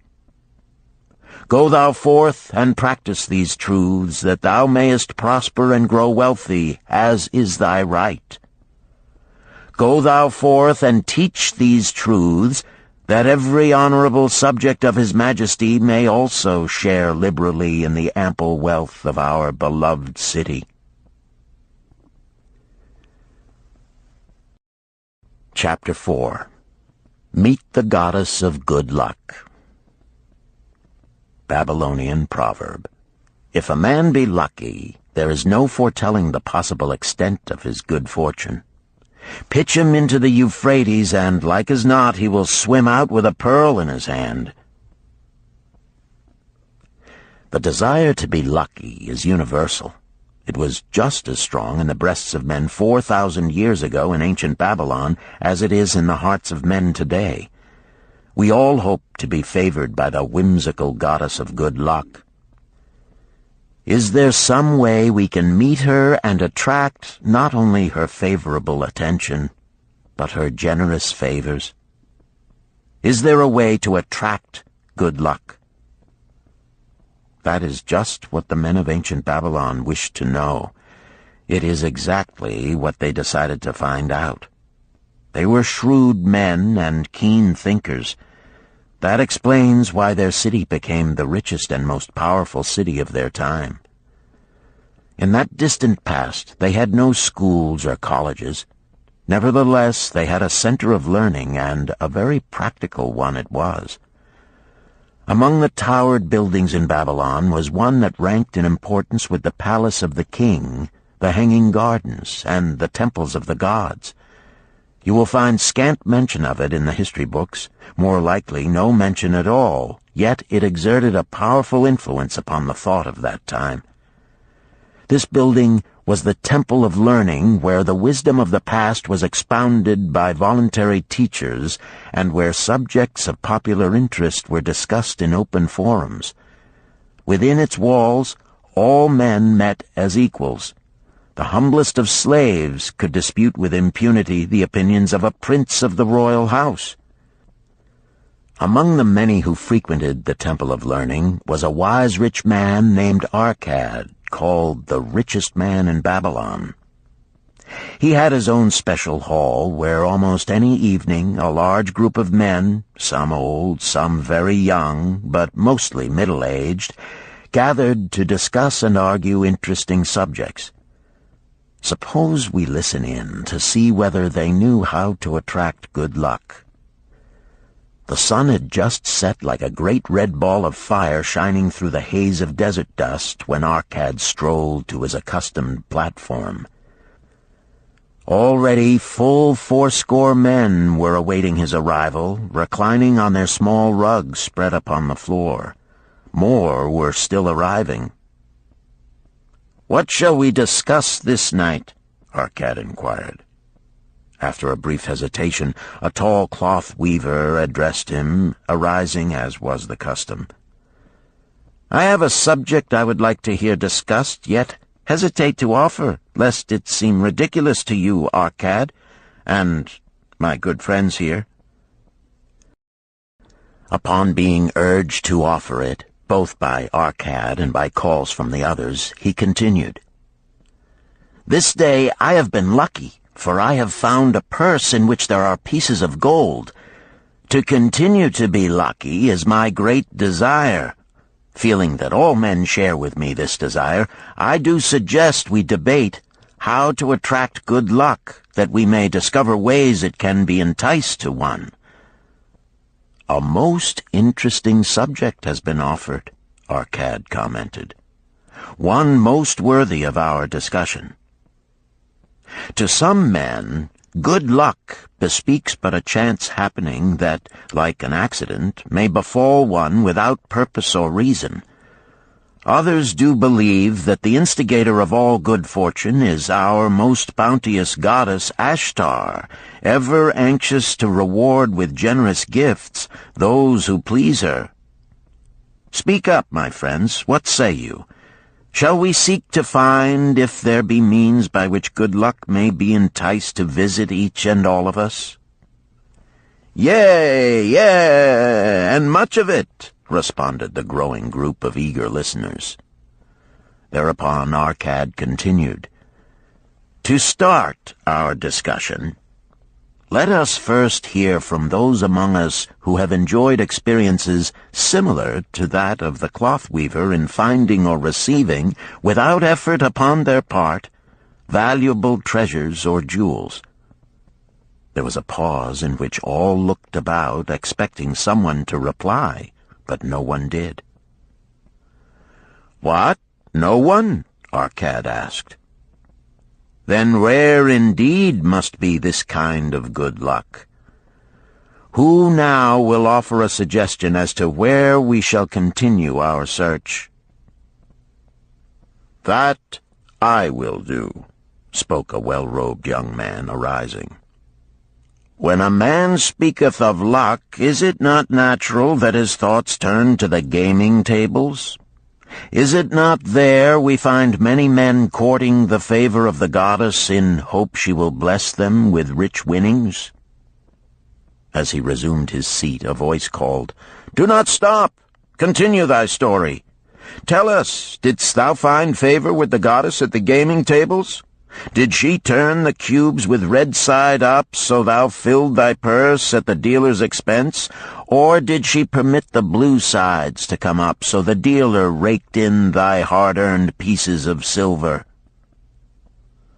The young man joined the good-natured laughter, then replied, "I am not averse to admitting she seemed not to know I was even there. But how about the rest of you? Have you found her waiting about such places to roll the cubes in your favor? We are eager to hear as well as to learn." "A wise start," broke in Arcad. "We meet here to consider all sides of each question. To ignore the gaming table would be to overlook an instinct common to most men, the love of taking a chance with a small amount of silver in the hope of winning much gold." "That doth remind me of the races but yesterday," called out another listener.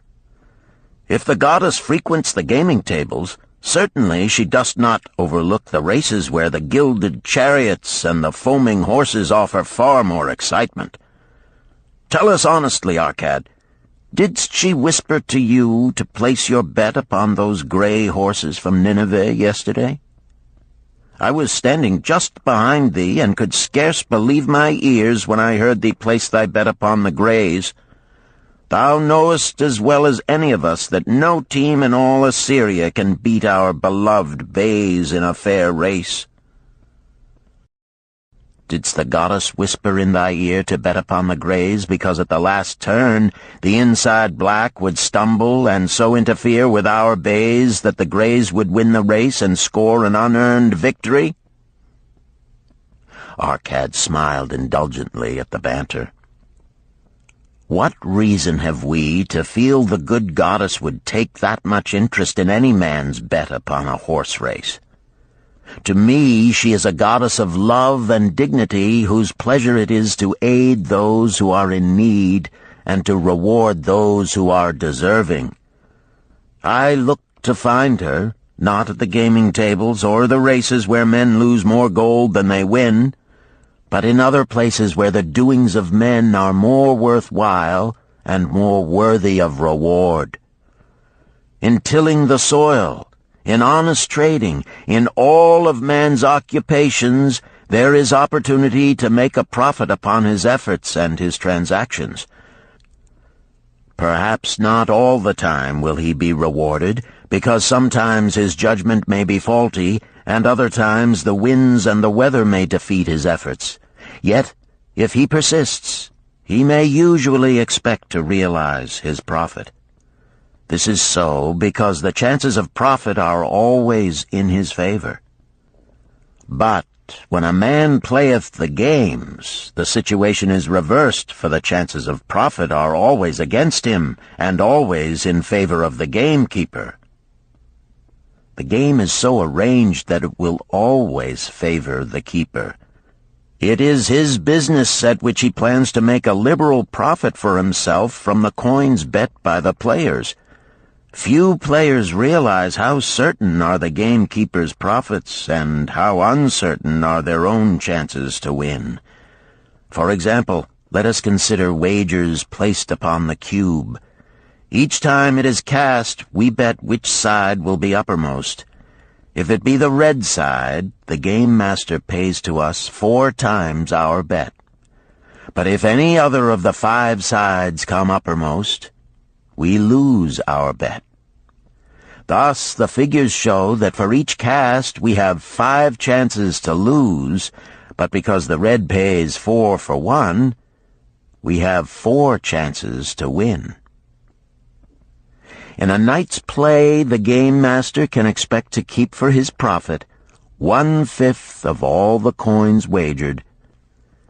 Can a man expect to win more than occasionally against odds so arranged that he should lose 1/5 of all his bets? Yet some men do win large sums at times, volunteered one of the listeners. Quite so, they do, Arcad continued. Realizing this, the question comes to me whether money secured in such ways brings permanent value to those who are thus lucky. Among my acquaintances are many of the successful men of Babylon, yet among them I am unable to name a single one who started his success from such a source. You who are gathered here tonight know many more of our substantial citizens. To me, it would be of much interest to learn how many of our successful citizens can credit the gaming tables with their start to success. Suppose each of you tell of those you know. What say you? After a prolonged silence, a wag ventured, "Wouldst thy inquiry include the gamekeepers?" "If you think of no one else," Arcad responded. "If not one of you can think of anyone else, then how about yourselves? Are there any consistent winners with us who hesitate to advise such a source for their incomes?" His challenge was answered by a series of groans from the rear, taken up and spread amid much laughter. "It would seem we are not seeking good luck in such places as the goddess frequents," he continued. "Therefore let us explore other fields.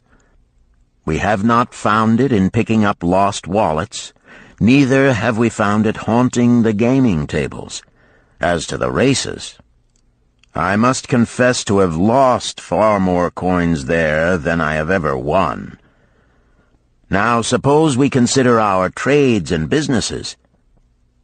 Is it not natural, if we conclude a profitable transaction, to consider it not good luck, but a just reward for our efforts? I am inclined to think we may be overlooking the gifts of the goddess. Perhaps she really does assist us when we do not appreciate her generosity. Who can suggest further discussion?" Thereupon an elderly merchant arose, smoothing his genteel white robe. "With thy permission, most honorable Arcad and my friends, I offer a suggestion. If, as you have said, we take credit to our own industry and ability for our business success, why not consider the successes we almost enjoyed but which escaped us, happenings which would have been most profitable? They would have been rare examples of good luck if they had actually happened. Because they were not brought to fulfillment, we cannot consider them as our just rewards. Surely many men here have such experiences to relate." "Here is a wise approach," Arcad approved. "Who among you have had good luck within your grasp only to see it escape?" Many hands were raised, among them that of the merchant. Arcad motioned to him to speak. "As you suggested this approach, we should like to hear first from you." "I will gladly relate a tale," he resumed, "that doth illustrate how closely unto a man good luck may approach, and how blindly he may permit it to escape, much to his loss and later regret. Many years ago, when I was a young man, just married and well started to earning, my father did come one day and urge most strongly that I enter upon an investment. The son of one of his good friends had taken notice of a barren tract of land not far beyond the outer walls of our city. It lay high above the canal where no water could reach it. The son of my father's friend devised a plan to purchase this land, build 3 large water wheels that could be operated by oxen, and thereby raise the life-giving waters to the fertile soil.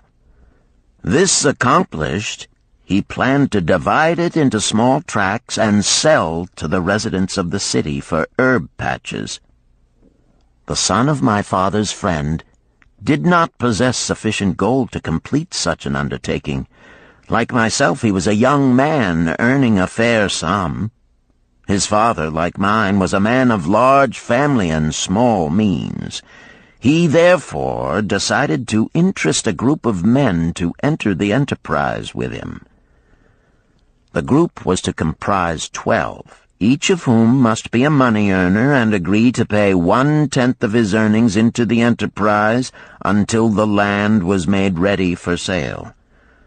All would then share justly in the profits in proportion to their investment. "Thou, my son," bespoke my father unto me, "art now in thy young manhood. It is my deep desire that thou begin the building of a valuable estate for thyself, that thou mayest become respected among men. I desire to see thou profit from a knowledge of the thoughtless mistakes of thy father." "This do I most ardently desire, my father," I replied. "Then this do I advise. Do what I should have done at thy age.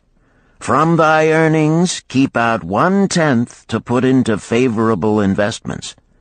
With this 1/10 of thy earnings, and what it will also earn, thou canst, before thou art my age, accumulate for thyself a valuable estate." "Thy words are words of wisdom, my father. Greatly do I desire riches. Yet there are many uses to which my earnings are called. Therefore do I hesitate to do as thou dost advise. I am young. There is plenty of time." "So I thought at thy age. Yet behold, many years have passed, and I have not yet made the beginning." "We live in a different age, my father. I shall avoid thy mistakes." "Opportunity stands before thee, my son. It is offering a chance that may lead to wealth. I beg of thee, do not delay. Go upon the morrow to the son of my friend, and bargain with him to pay 10% of thy earnings into this investment. Go promptly upon the morrow. Opportunity waits for no man. Today it is here, soon it is gone, therefore delay not." In spite of the advice of my father, I did hesitate. There were beautiful new robes just brought by the tradesmen from the East, robes of such richness and beauty my good wife and I felt we must each possess one. Should I agree to pay 1/10 of my earnings into the enterprise, we must deprive ourselves of these and other pleasures we dearly desired. I delayed making a decision until it was too late, much to my subsequent regret. The enterprise did prove to be more profitable than any man had prophesied. This is my tale, showing how I did permit good luck to escape. In this tale, we see how good luck waits to come to that man who accepts opportunity, commented a swarthy man of the desert. To the building of an estate, there must always be the beginning. That start may be a few pieces of gold or silver which a man diverts from his earnings to his first investment. I, myself, am the owner of many herds. The start of my herds I did begin when I was a mere boy, and did purchase with 1 piece of silver a young calf. This, being the beginning of my wealth, was of great importance to me. To take his first start to building an estate is as good luck as can come to any man. With all men, that first step, which changes them from men who earn from their own labor to men who draw dividends from the earnings of their gold, is important. Some fortunately take it when young and thereby outstrip in financial success those who do take it later, or those unfortunate men, like the father of this merchant, who never take it. Had our friend the merchant taken this step in his early manhood when this opportunity came to him, this day he would be blessed with much more of this world's goods. Should the good luck of our friend the cloth weaver cause him to take such a step at this time, it will indeed be but the beginning of much greater good fortune. "Thank you. I like to speak also," a stranger from another country arose. "I am a Syrian. Not so well do I speak your tongue. I wish to call this friend, the merchant, a name. Maybe you think it not polite, this name. Yet I wish to call him that. But, alas, I not know your word for it. If I do call it in Syrian, you will not understand. Therefore, please, some good gentleman, tell me that right name you call man who puts off doing those things that mighty good for him." "Procrastinator!" called a voice. "That's him!" shouted the Syrian, waving his hands excitedly. "He accepts not opportunity when she comes. He waits. He says I have much business right now. By and by I talk to you. Opportunity she will not wait for such slow fellow. She thinks if a man desires to be lucky he will step quick. Any man who not step quick when opportunity comes. He, big procrastinator like our friend, this merchant." The merchant arose and bowed good-naturedly in response to the laughter. "My admiration to thee, stranger within our gates, who hesitates not to speak the truth." And now let us hear another tale of opportunity. "Who has for us another experience?" demanded Arcad. "I have," responded a red-robed man of middle age. "I am a buyer of animals, mostly camels and horses. Sometimes I do also buy the sheep and goats. The tale I am about to relate will tell truthfully how opportunity came one night when I did least expect it. Perhaps for this reason I did let it escape. Of this you shall be the judge. Returning to the city one evening after a disheartening 10 days' journey in search of camels, I was much angered to find the gates of the city closed and locked. While my slaves spread our tent for the night, which we looked to spend with little food and no water, I was approached by an elderly farmer who, like ourselves, found himself locked outside. "Honored sir," he addressed me, "from thy appearance I do judge thee to be a buyer. If this be so, much would I like to sell to thee the most excellent flock of sheep just driven up. Alas, my good wife lies very sick with the fever. I must return with all haste. Buy thou my sheep, that I and my slaves may mount our camels and travel back without delay." So dark it was that I could not see his flock, but from the bleating I did know it must be large. Having wasted 10 days searching for camels I could not find, I was glad to bargain with him. In his anxiety he did set a most reasonable price. I accepted, well knowing my slaves could drive the flock through the city gates in the morning and sell at a substantial profit.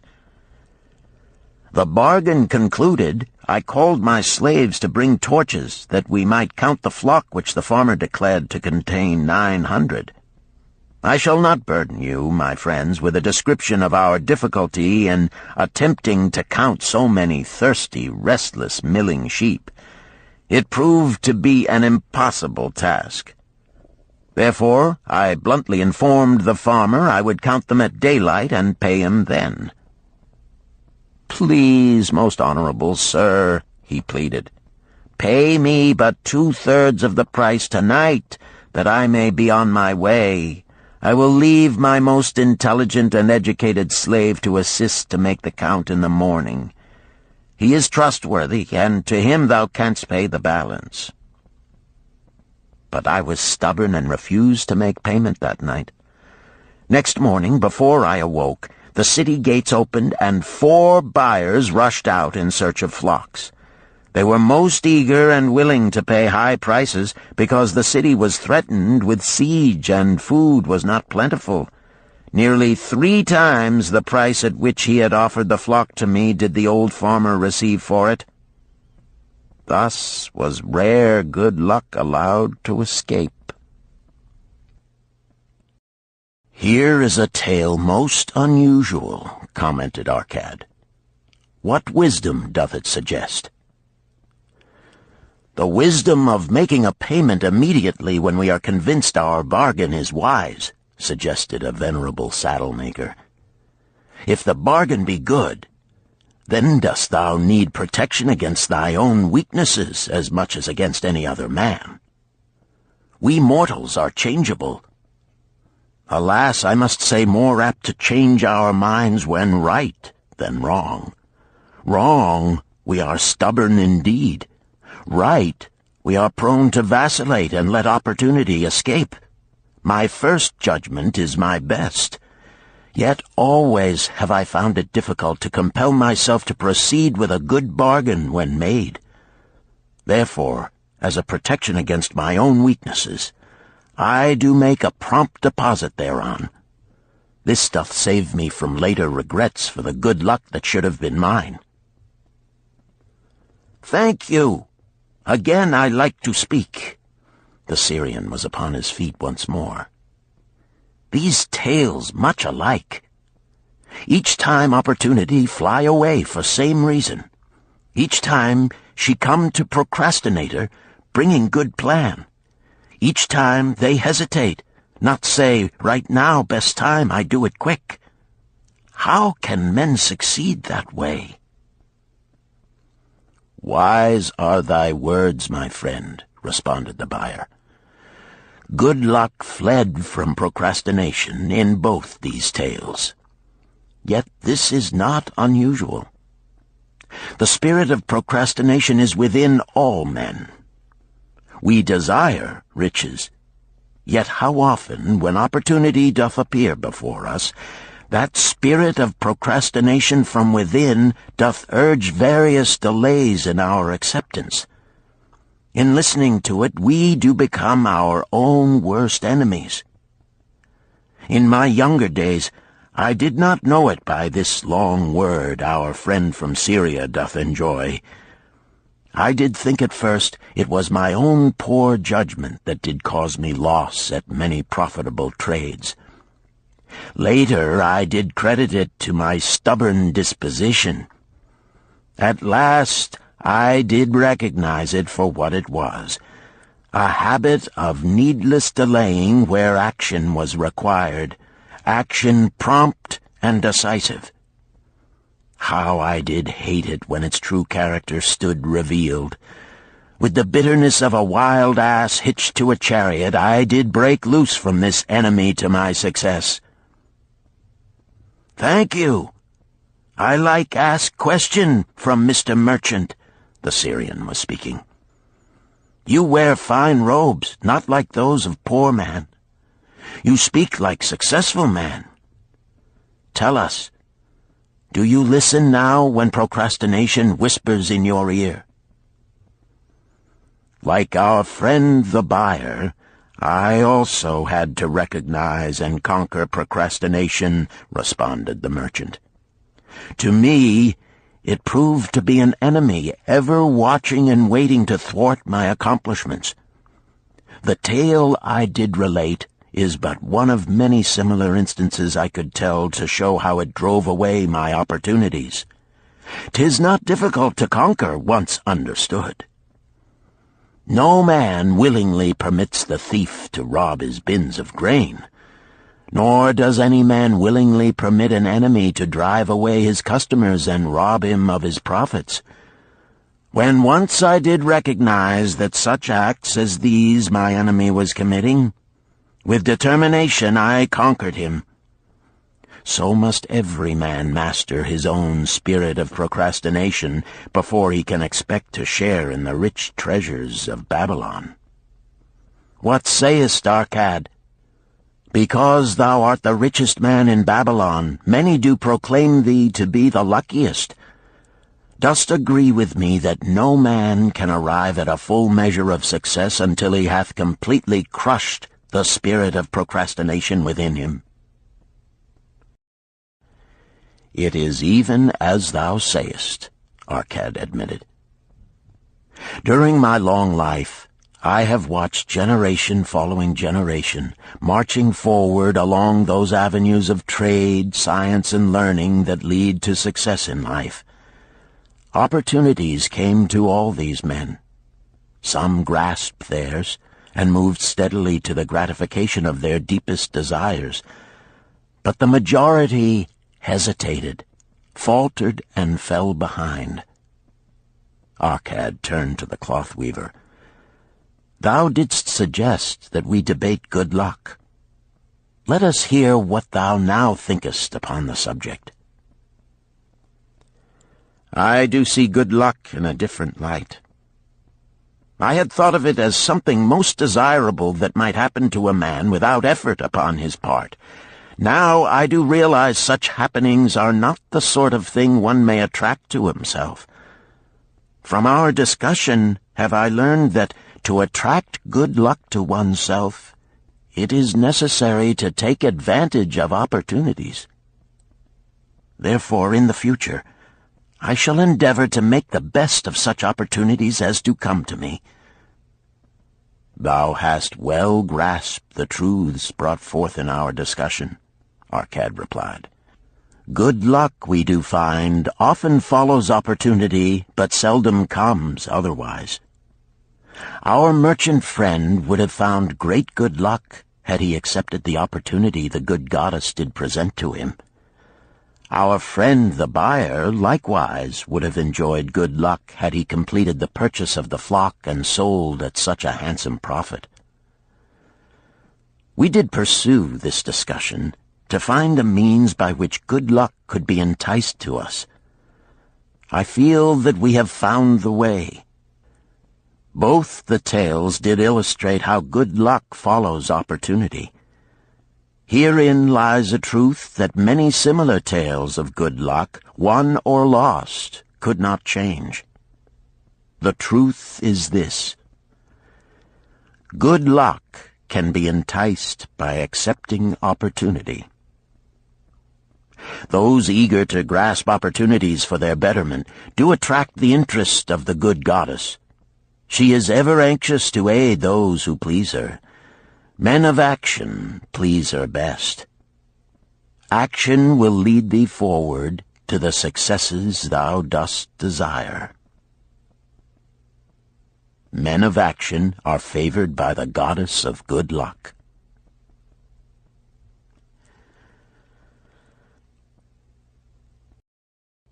Chapter 5.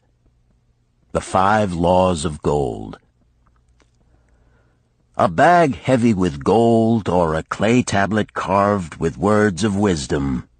If thou hadst thy choice, which wouldst thou choose?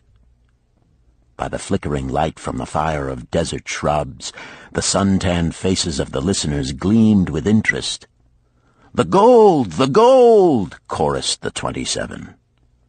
Old Calibab smiled knowingly. "Hark!" he resumed, raising his hand. "Hear the wild dogs out there in the night? They howl and wail because they are lean with hunger. Yet feed them, and what do they? Fight and strut. Then fight and strut some more, giving no thought to the morrow that will surely come. Just so it is with the sons of men. Give them a choice of gold and wisdom. What do? Ignore the wisdom and waste the gold. On the morrow they wail because they have no more gold. Gold is reserved for those who know its laws and abide by them." Calabab drew his white robe close about his lean legs, for a cool night wind was blowing. "Because thou hast served me faithfully upon our long journey, because thou cared well for my camels, because thou toiled uncomplainingly across the hot sands of the desert, because thou fought bravely the robbers that sought to despoil my merchandise, I will tell thee this night the tale of the 5 laws of gold, such a tale as thou never hast heard before. Hark ye with deep attention to the words I speak, for if you grasp their meaning and heed them, in the days that come thou shalt have much gold." He paused impressively. Above, in a canopy of blue, the stars shone brightly in the crystal-clear skies of Babylonia. Behind the group loomed their faded tents tightly staked against possible desert storms. Beside the tents were neatly stacked bales of merchandise covered with skins. Nearby, the camel herd sprawled in the sand, some chewing their cuds contentedly, others snoring in hoarse discord. "Thou hast told us many good tales, Calab," spoke up the chief packer. "We look to thy wisdom to guide us upon the morrow when our service with thee shall be at an end. I have but told thee of my adventures in strange and distant lands, but this night I shall tell thee of the wisdom of Arkad, the wise rich man." "Much have we heard of him," acknowledged the chief packer, "for he was the richest man that ever lived in Babylon." "The richest man he was, and that because he was wise in the ways of gold, even as no man had ever been before him. This night shall I tell you of his great wisdom as it was told to me by Nomasir, his son, many years ago in Nineveh, when I was but a lad. My master and myself had tarried long into the night in the palace of Nomasir. I had helped my master bring great bundles of fine rugs, each one to be tried by Nomasir until his choice of colors was satisfied. At last he was well pleased, and commanded us to sit with him and to drink a rare vintage, odorous to the nostrils and most warming to my stomach, which was unaccustomed to such a drink. Then did he tell us this tale of the great wisdom of Arkad, his father, even as I shall tell it to you. In Babylon it is the custom, as you know, that the sons of wealthy fathers live with their parents in expectation of inheriting the estate. Arkad did not approve of this custom. Therefore, when Nomasir reached the man's estate, he sent for the young man and addressed him. "My son, it is my desire that thou succeed to my estate. Thou must, however, first prove that thou art capable of wisely handling it. Therefore, I wish that thou go out into the world and show thy ability both to acquire gold and to make thyself respected among men. To start thee well, I will give thee 2 things of which I myself was denied when I started as a poor youth to build up a fortune. First, I give thee this bag of gold. If thou use it wisely, it will be the basis of thy future success. Second, I give thee this clay tablet upon which is carved the 5 laws of gold. If thou dost but interpret them in thy own acts, they shall bring thee competence and security. 10 years from this day come thou back to the house of thy father and give account of thyself. If thou prove worthy, I will then make thee the heir to my estate. Otherwise I will give it to the priests that they may barter for my soul the kind consideration of the gods." So Nomasir went forth to make his own way, taking his bag of gold the clay tablet carefully wrapped in silken cloth, his slave, and the horses upon which they rode. The 10 years passed, and Nomasir, as he had agreed, returned to the house of his father, who provided a great feast in his honor, to which he invited many friends and relatives. After the feast was over, the father and mother mounted their throne-like seats at one side of the great hall, and Nomasir stood before them to give an account of himself as he had promised his father. It was evening. The room was hazy with smoke from the wicks of the oil lamps that but dimly lighted it. Slaves in white woven jackets and tunics fanned the humid air rhythmically with long-stemmed palm leaves. A stately dignity colored the scene. The wife of Nomasir and his 2 young sons, with friends and other members of the family, sat upon rugs behind him, eager listeners. "My father," he began deferentially, "I bow before thy wisdom. 10 years ago, when I stood at the gates of manhood, thou bade me go forth and become a man among men, instead of remaining a vassal to thy fortune. Thou gave me liberally of thy gold. Thou gave me liberally of thy wisdom. Of the gold, alas, I must admit of a disastrous handling. It fled indeed from my inexperienced hands, even as a wild hare flees at the first opportunity from the youth who captures it." The father smiled indulgently. "Continue, my son. Thy tale interests me in all its details." I decided to go to Nineveh, as it was a growing city, believing that I might find there opportunities. I joined a caravan, and among its members made numerous friends. 2 well-spoken men who had a most beautiful white horse, as fleet as the wind, were among these.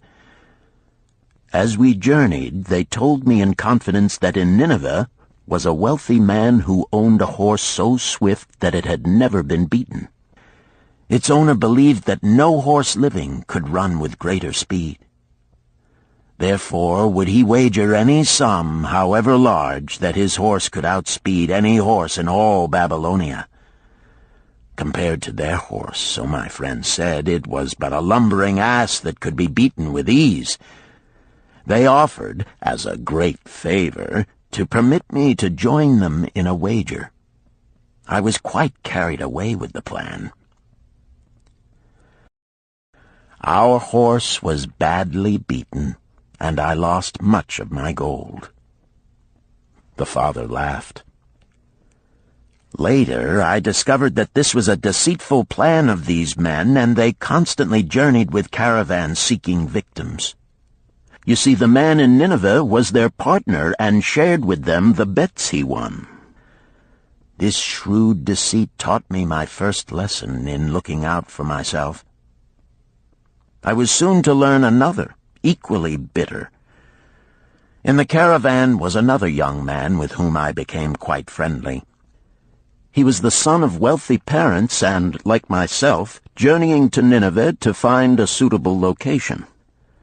Not long after our arrival, he told me that a merchant had died, and his shop with its rich merchandise and patronage could be secured at a paltry price.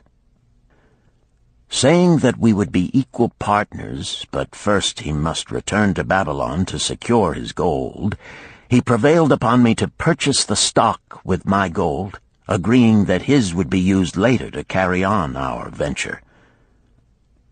He long delayed the trip to Babylon, proving in the meantime to be an unwise buyer and a foolish spender. I finally put him out, but not before the business had deteriorated to where we had only unsaleable goods and no gold to buy other goods. I sacrificed what was left to an Israelite for a pitiful sum. Soon there followed, I tell you, my father, bitter days. I sought employment and found it not, for I was without trade or training that would enable me to earn.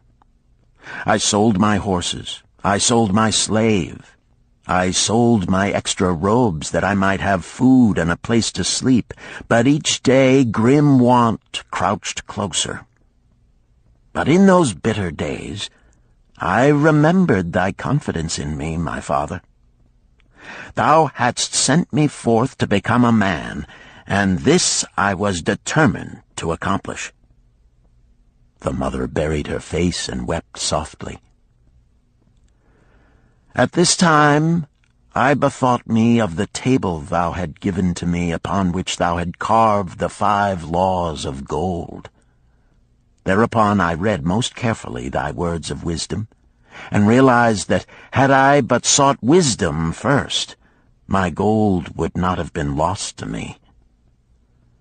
I learned by heart each law, and determined that when once more the goddess of good fortune smiled upon me, I would be guided by the wisdom of age, and not by the inexperience of youth.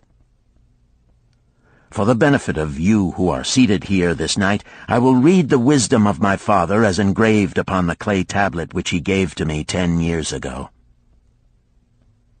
The 5 laws of gold. 1. Gold cometh gladly and in increasing quantity to any man who will put by not less than 1/10 of his earnings to create an estate for his future and that of his family. 2. Gold laboreth diligently and contentedly for the wise owner who finds for it profitable employment, multiplying even as the flocks of the field. 3. Gold clingeth to the protection of the cautious owner who invests it under the advice of men wise in its handling. 4. Gold slippeth away from the man who invests it in businesses or purposes with which he is not familiar, or which are not approved by those skilled in its keep. 5. Gold flees the man who would force it to impossible earnings, or who followeth the alluring advice of tricksters and schemers, or who trusts it to his own inexperience and romantic desires in investment. These are the 5 laws of gold as written by my father. I do proclaim them as of greater value than gold itself, as I will show by the continuance of my tale. He again faced his father. I have told thee of the depth of poverty and despair to which my inexperience brought me. However, there is no chain of disasters that will not come to an end. Mine came when I secured employment managing a crew of slaves working upon the new outer wall of the city. Profiting from my knowledge of the first law of gold, I saved a copper from my first earnings, adding to it at every opportunity until I had a piece of silver. It was a slow procedure, for one must live. I did spend grudgingly, I admit, because I was determined to earn back before the 10 years were over as much gold as you, my father, had given to me. One day the slave-master with whom I had become quite friendly said to me, "Thou art a thrifty youth who spends not wantonly what he earns. Hast thou gold put by that is not earning?" "Yes," I replied. "It is my greatest desire to accumulate gold, to replace that which my father gave to me and which I have lost. 'Tis a worthy ambition, I will grant, and do you know that the gold which you have saved can work for you and earn much more gold?" "Alas, my experience has been bitter, for my father's gold has fled from me, and I am in much fear lest my own do the same." "If thou hast confidence in me, I will give thee a lesson in the profitable handling of gold," he replied. "Within a year the outer wall will be complete and ready for the great gates of bronze that will be built at each entrance to protect the city from the king's enemies. In all Nineveh there is not enough metal to make these gates, and the king has not thought to provide it. Here is my plan. A group of us will pool our gold and send a caravan to the mines of copper and tin which are distant, and bring to Nineveh the metal for the gates. When the king says, 'Make the great gates,' we alone can supply the metal, and a rich price he will pay. If the king will not buy from us, we will yet have the metal which can be sold for a fair price." In his offer, I recognized an opportunity to abide by the third law and invest my savings under the guidance of wise men. Nor was I disappointed. Our pool was a success, and my small store of gold was greatly increased by the transaction. In due time I was accepted as a member of this same group in other ventures. They were men wise in the profitable handling of gold. They talked over each plan presented with great care before entering upon it. They would take no chance on losing their principal or tying it up in unprofitable investments from which their gold could not be recovered. Such foolish things as the horse race and the partnership into which I had entered with my inexperience would have had scant consideration with them. They would have immediately pointed out their weaknesses. Through my association with these men, I learned to safely invest gold to bring profitable returns. As the years went on, my treasure increased more and more rapidly. I not only made back as much as I lost, but much more. Through my misfortunes, my trials, and my success, I have tested time and again the wisdom of the 5 laws of gold, my father, and have proven them true in every test. To him who is without knowledge of the 5 laws, gold comes not often, and goeth away quickly. But to him who abide by the 5 laws, gold comes and works as his dutiful slave." Nomasir ceased speaking and motioned to a slave in the back of the room. The slave brought forward one at a time 3 heavy leather bags. One of these Nomasir took and placed upon the floor before his father, addressing him again. "Thou didst give to me a bag of gold, Babylon gold.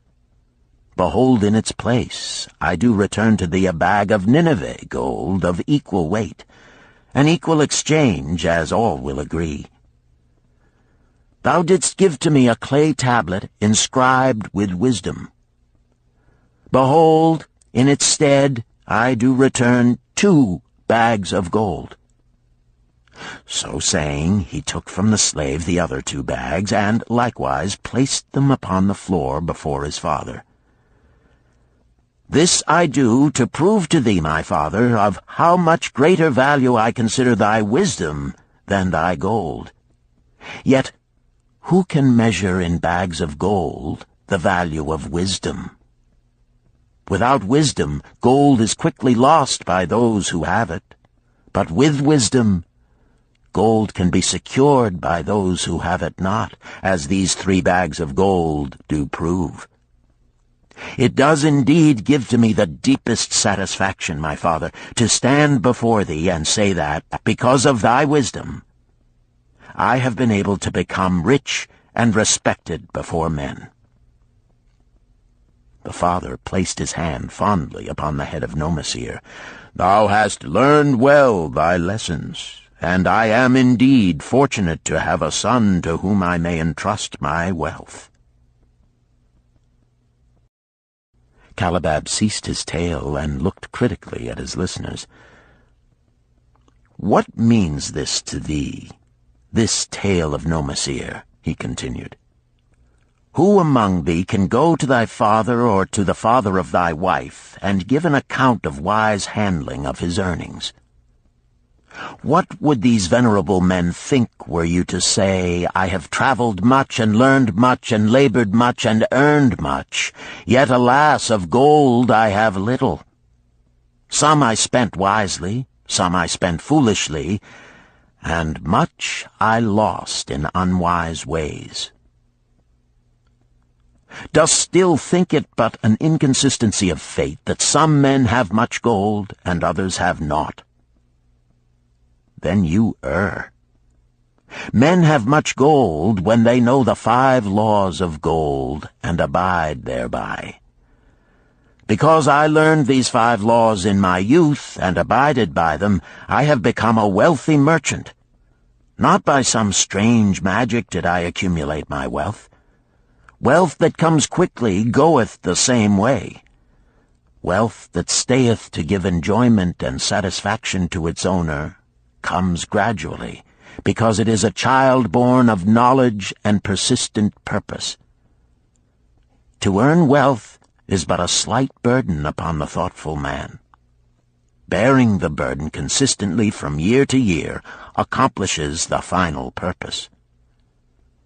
The 5 laws of gold offer to thee a rich reward for their observance. Each of these 5 laws is rich with meaning, and lest thou overlook this in the briefness of my tale, I will now repeat them. I do know them each by heart, because in my youth I could see their value and would not be content until I knew them word for word. The first law of gold.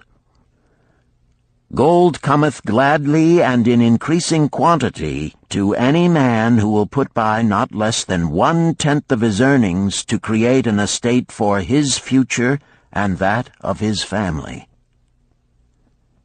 Any man who will put by 1/10 of his earnings consistently and invest it wisely will surely create a valuable estate that will provide an income for him in the future and further guarantee safety for his family in case the gods call him to the world of darkness. This law always saith that gold cometh gladly to such a man.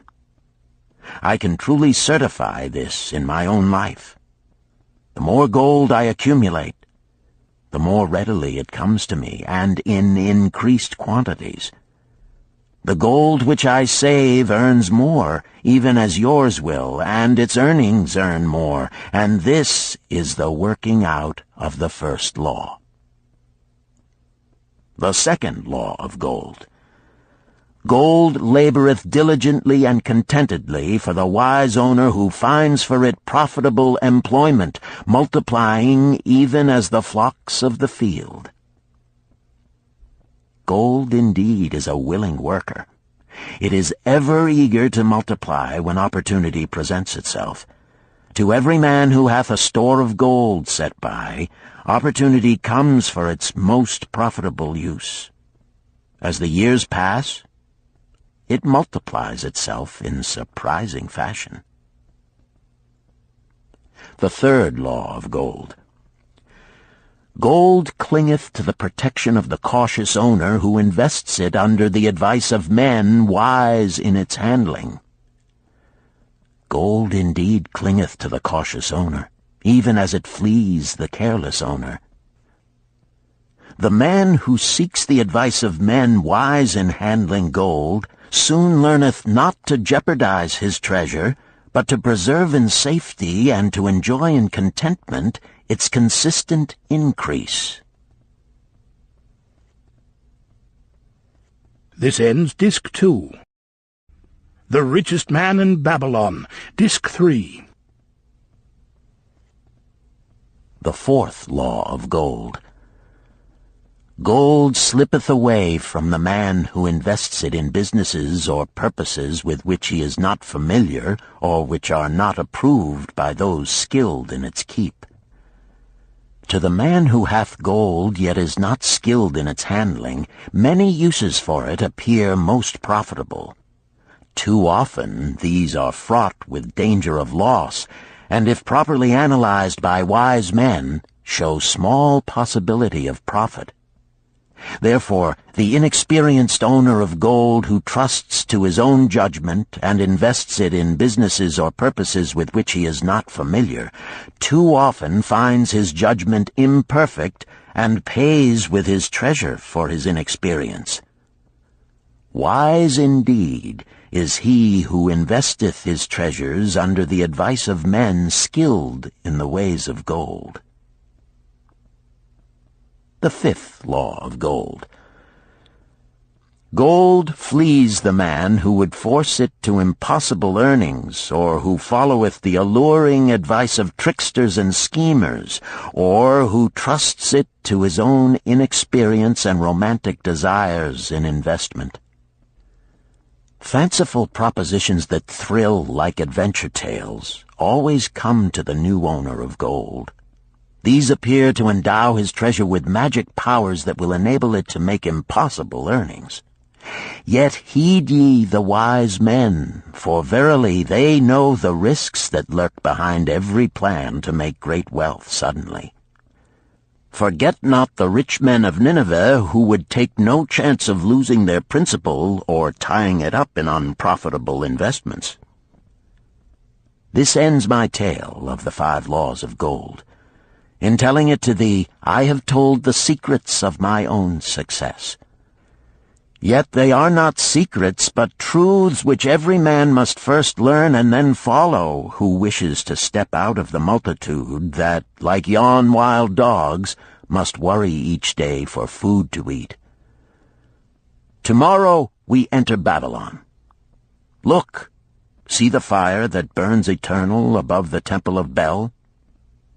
We are already in sight of the golden city. Tomorrow each of thee shall have gold, the gold thou hast so well earned by thy faithful services. 10 years from this night, what can you tell about this gold?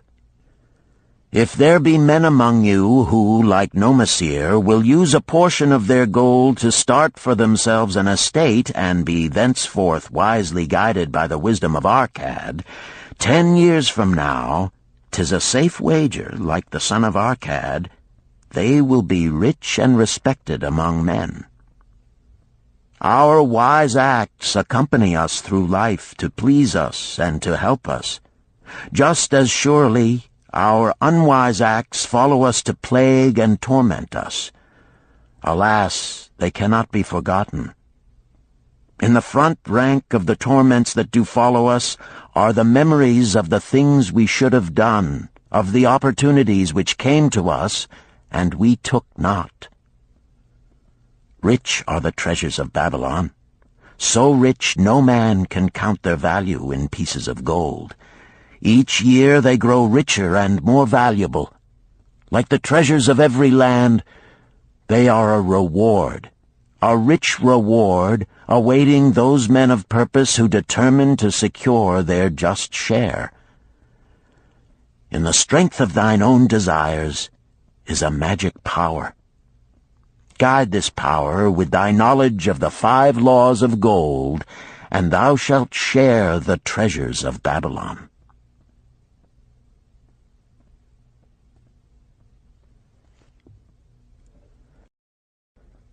Chapter 6. The Gold Lender of Babylon. 50 pieces of gold. Never before had Rodan, the spearmaker of old Babylon, carried so much gold in his leather wallet. Happily down the king's highway from the palace of his most liberal majesty he strode. Cheerfully the gold clinked as the wallet at his belt swayed with each step, the sweetest music he had ever heard. 50 pieces of gold, all his. He could hardly realize his good fortune. What power in those clinking discs! They could purchase anything he wanted. A grand house, land, cattle, camels, horses, chariots, whatever he might desire. What use should he make of it? This evening, as he turned into a side street toward the home of his sister, he could think of nothing he would rather possess than those same glittering, heavy pieces of gold, his to keep. It was upon an evening some days later that a perplexed Rodan entered the shop of Mathon, the lender of gold and dealer in jewels and rare fabrics. Glancing neither to the right nor the left at the colorful articles artfully displayed, he passed through to the living quarters at the rear. Here he found the genteel Mathon lounging upon a rug partaking of a meal served by a black slave. I would counsel with thee, for I know not what to do." Rodan stood stolidly, feet apart, hairy breast exposed by the gaping front of his leather jacket. Mathon's narrow, sallow face smiled a friendly greeting. "What indiscretions hast thou done that thou shouldst seek the lender of gold? Hast been unlucky at the gaming table? Or hath some plump dame entangled thee? For many years have I known thee, yet never hast thou sought me to aid thee in thy troubles. No, not such as that. I seek no gold. Instead I crave thy wise advice. Hear, what this man doth say. No one comes to the lender of gold for advice. My ears must play me false. They listen true. Can this be so? Rodan, the spear-maker, doth display more cunning than all the rest, for he comes to Mathon not for gold, but for advice. Many men come to me for gold to pay for their follies, but as for advice, they want it not. Yet who is more able to advise than the lender of gold to whom many men come in trouble? Thou shalt eat with me, Rodan," he continued. "Thou shalt be my guest for the evening. Ando," he commanded of the black slave, "draw up a rug for my friend Rodan, the spear-maker, who comes for advice. He shall be mine honored guest. Bring to him much food, and get for him my largest cup. Choose well of the best wine, that he may have satisfaction in the drinking. Now tell me, what troubles thee?" "It is the king's gift." "The king's gift? The king did make thee a gift, and it gives thee trouble? What manner of gift?" "Because he was much pleased with the design I did submit to him for a new point on the spears of the royal guard, he did present me with 50 pieces of gold, and now I am much perplexed. I am beseeched each hour the sun doth travel across the sky by those who would share it with me." "That is natural. More men want gold than have it, and would wish one who comes by it easily to divide. But can you not say no? Is thy will not as strong as thy fist?" "To many I can say no, yet sometimes it would be easier to say yes. Can one refuse to share with one's sister to whom he is deeply devoted?" "Surely thy own sister would not wish to deprive thee of enjoying thy reward?" "But it is for the sake of Araman, her husband, whom she wishes to see a rich merchant. She does feel that he has never had a chance, and she beseeches me to loan to him this gold, that he may become a prosperous merchant and repay me from his profits." "My friend," resumed Mathon, "'tis a worthy subject thou bringest to discuss. Gold bringeth unto its possessor responsibility and a changed position with his fellow men. It bringeth fear lest he lose it, or it be tricked away from him. It bringeth a feeling of power and ability to do good. Likewise, it bringeth opportunities whereby his very good intentions may bring him into difficulties. Didst ever hear of the farmer of Nineveh who could understand the language of animals? I wot not, for 'tis not the kind of tale men like to tell over the bronze-caster's forge. I will tell it to thee, for thou shouldst know that to borrowing and lending there is more than the passing of gold from the hands of one to the hands of another. This farmer, who could understand what the animals said to each other, did linger in the farmyard each evening just to listen to their words. One evening he did hear the ox bemoaning to the ass the hardness of his lot. I do labor pulling the plow from morning until night, no matter how hot the day, or how tired my legs, or how the bow doth chafe my neck, still must I work. But you are a creature of leisure. You are trapped with a colorful blanket and do nothing more than carry our master about where he wishes to go. When he goes nowhere, you do rest and eat the green grass all the day." Now the ass, in spite of his vicious heels, was a goodly fellow and sympathized with the ox. "My good friend," he replied, "you do work very hard, and I would help ease your lot. Therefore will I tell you how you may have a day of rest. In the morning, when the slave comes to fetch you to the plow, lie upon the ground and bellow much, that he may say you are sick and cannot work." So the ox took the advice of the ass, and the next morning the slave returned to the farmer and told him the ox was sick and could not pull the plow. "Then," said the farmer, "hitch the ass to the plow, for the plowing must go on." All that day, the ass, who had only intended to help his friend, found himself compelled to do the ox's task.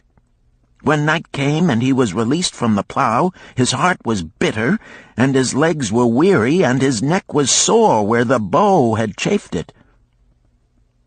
The farmer lingered in the barnyard to listen. The ox began first. "You are my good friend. Because of your wise advice, I have enjoyed a day of rest." "And I," retorted the ass, "am like many another simple-hearted one who starts to help a friend and ends up by doing his task for him. Hereafter you draw your own plow, for I did hear the master tell the slave to send for the butcher were you sick again. I wish he would, for you are a lazy fellow." Thereafter they spoke to each other no more. This ended their friendship. "Canst thou tell the moral to this tale, Rodan?" "'Tis a good tale," responded Rodan, "but I see not the moral." "I thought not that you would, but it is there, and simple too. Just this: if you desire to help thy friend, do so in a way that will not bring thy friend's burdens upon thyself." "I had not thought of that. It is a wise moral. I wish not to assume the burdens of my sister's husband. But tell me, you lend to many. Do not the borrowers repay?" Mathon smiled the smile of one whose soul is rich with much experience. "Could a loan be well made if the borrower cannot repay? Must not the lender be wise and judge carefully whether his gold can perform a useful purpose to the borrower and return to him once more? Or whether it will be wasted by one unable to use it wisely and leave him without his treasure, and leave the borrower with a debt he cannot repay?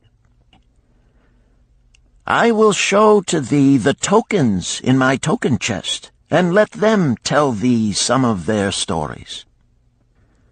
Into the room he brought a chest as long as his arm, covered with red pigskin and ornamented with bronze designs. He placed it upon the floor and squatted before it, both hands upon the lid. "From each person to whom I lend, I do exact a token for my token chest, to remain there until the loan is repaid. When they repay, I give it back. But if they never repay, it will always remind me of one who was not faithful to my confidence. The safest loans, my token box tells me, are to those whose possessions are of more value than the one they desire. They own lands or jewels or camels or other things which could be sold to repay the loan. Some of the tokens given to me are jewels of more value than the loan. Others are promises that if the loan be not repaid as agreed, they will deliver to me certain property settlement. On loans like those I am assured that my gold will be returned with the rental thereon, for the loan is based on property. In another class are those who have the capacity to earn. They are such as you, who labor or serve and are paid. They have income. And if they are honest and suffer no misfortune, I know that they also can repay the gold I loan them and the rental to which I am entitled. Such loans are based on human effort. Others are those who have neither property nor assured earning capacity. Life is hard, and there will always be some who cannot adjust themselves to it. Alas for the loans I make them! Even though they be no larger than a pence, my token box may censure me in the years to come unless they be guaranteed by good friends of the borrower who know him honorable. Mathon released the clasp and opened the lid. Rodan leaned forward eagerly. At the top of the chest a bronze neckpiece lay upon a scarlet cloth. Mathon picked up the piece and patted it affectionately. "This shall always remain in my token chest, because the owner has passed on into the great darkness. I treasure it, his token, and I treasure his memory, for he was my good friend. We traded together with much success until out of the East he brought a woman to wed, beautiful, but not like our women, a dazzling creature. He spent his gold lavishly to gratify her desires. He came to me in distress when his gold was gone. I counseled with him. I told him I would help him to once more master his own affairs. He swore by the sign of the great bull that he would. But it was not to be. In a quarrel she thrust a knife into the heart he dared her to pierce." "And she?" questioned Rodan. "Yes, of course. This was hers." He picked up the scarlet cloth. "In bitter remorse she threw herself into the Euphrates. These 2 loans will never be repaid. The chest tells you, Rodan, that humans in the throes of great emotions are not safe risks for the gold lender. Here, now, this is different." He reached for a ring carved of ox bone. "This belongs to a farmer. I buy the rugs of his women. The locusts came, and they had not food. I helped him, and when the new crop came, he repaid me.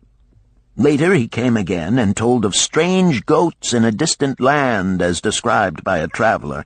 They had long hair so fine and soft it would weave into rugs more beautiful than any ever seen in Babylon. He wanted a herd, but he had no money. So I did lend him gold to make the journey and bring back goats.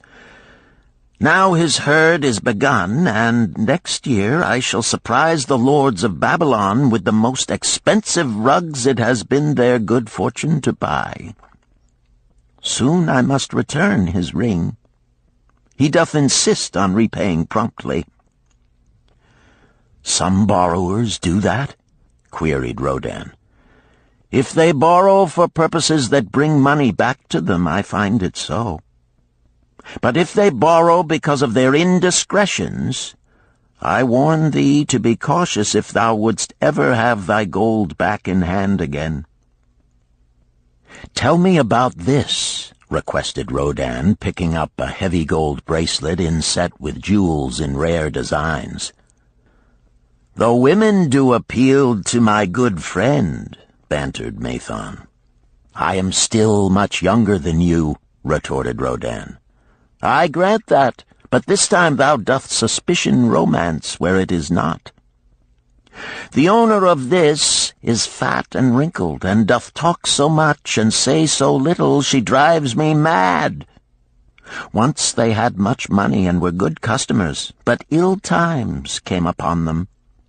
She has a son of whom she would make a merchant. So she came to me and borrowed gold that he might become a partner of a caravan owner who travels with his camels, bartering in one city what he buys in another. This man proved a rascal, for he left the poor boy in a distant city without money and without friends, pulling out early while the youth slept. Perhaps when this youth has grown to manhood he will repay. Until then I get no rental for the loan, only much talk. But I do admit the jewels are worthy of the loan." "Did this lady ask thy advice as to the wisdom of the loan?" "Quite otherwise. She had pictured to herself this son of hers as a wealthy and powerful man of Babylon. To suggest the contrary was to infuriate her. A fair rebuke I had. I knew the risk for this inexperienced boy, but as she offered security, I could not refuse her." "This," continued Mathon, waving a bit of pack rope tied into a knot, "belongs to Nebator, the camel trader. When he would buy a herd larger than his funds, he brings to me this knot, and I lend to him according to his needs. He is a wise trader. I have confidence in his good judgment and can lend him freely. Many other merchants of Babylon have my confidence because of their honorable behavior. Their tokens come and go frequently in my token box. Good merchants are an asset to our city, and it profits me to aid them to keep trade moving that Babylon be prosperous." Mathon picked out a beetle carved in turquoise and tossed it contemptuously on the floor. "A bug from Egypt. The lad who owns this does not care whether I ever receive back my gold. When I reproach him, he replies, 'How can I repay when ill fate pursues me? You have plenty more. What can I do?' The token is his father's, a worthy man of small means who did pledge his land and herd to back his son's enterprises. The youth found success at first, and then was overzealous to gain great wealth. His knowledge was immature. His enterprises collapsed. Youth is ambitious. Youth would take shortcuts to wealth and the desirable things for which it stands. To secure wealth quickly, youth often borrows unwisely. Youth, never having had experience, cannot realize that hopeless debt is like a deep pit into which one may descend quickly, and where one may struggle vainly for many days. It is a pit of sorrow and regrets, where the brightness of the sun is overcast, and night is made unhappy by restless sleeping. Yet I do not discourage borrowing gold. I encourage it. I recommend it if it be for a wise purpose. I myself made my first real success as a merchant with borrowed gold. Yet what should the lender do in such a case? The youth is in despair and accomplishes nothing. He is discouraged. He makes no effort to repay. My heart turns against depriving the father of his land and cattle." "You tell me much that I am interested to hear," ventured Rodan, "but I hear no answer to my question. Should I lend my 50 pieces of gold to my sister's husband? They mean much to me." "Thy sister is a sterling woman whom I do much esteem. Should her husband come to me and ask to borrow 50 pieces of gold, I should ask him for what purpose he would use it. If he answered that he desired to become a merchant like myself and deal in jewels and rich furnishings, I would say, 'What knowledge have you of the ways of trade? Do you know where you can buy at lowest cost? Do you know where you can sell at a fair price? Could he say yes to these questions? No, he could not, Rodin admitted. He has helped me much in making spears, and he has helped some in the shops. Then would I say to him that his purpose was not wise. Merchants must learn their trade.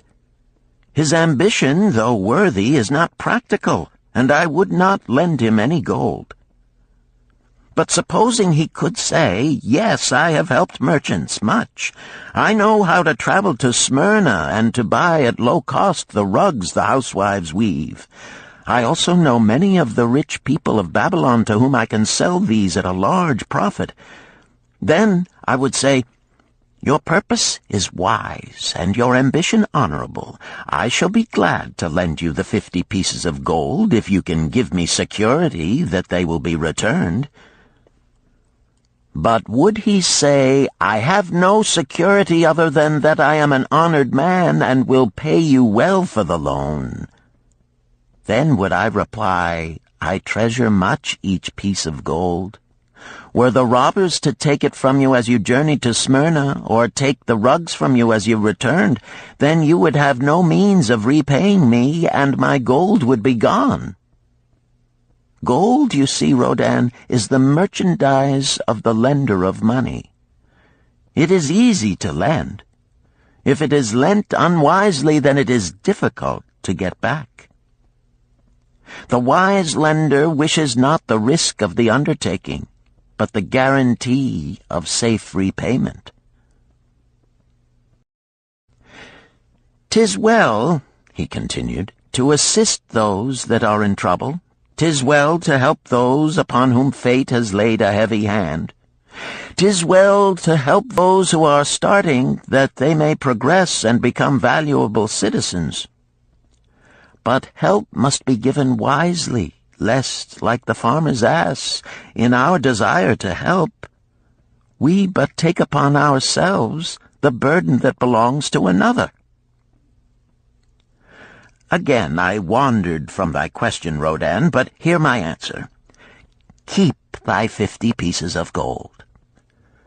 What thy labor earns for thee and what is given thee for reward is thine own, and no man can put an obligation upon thee to part with it unless it do be thy wish.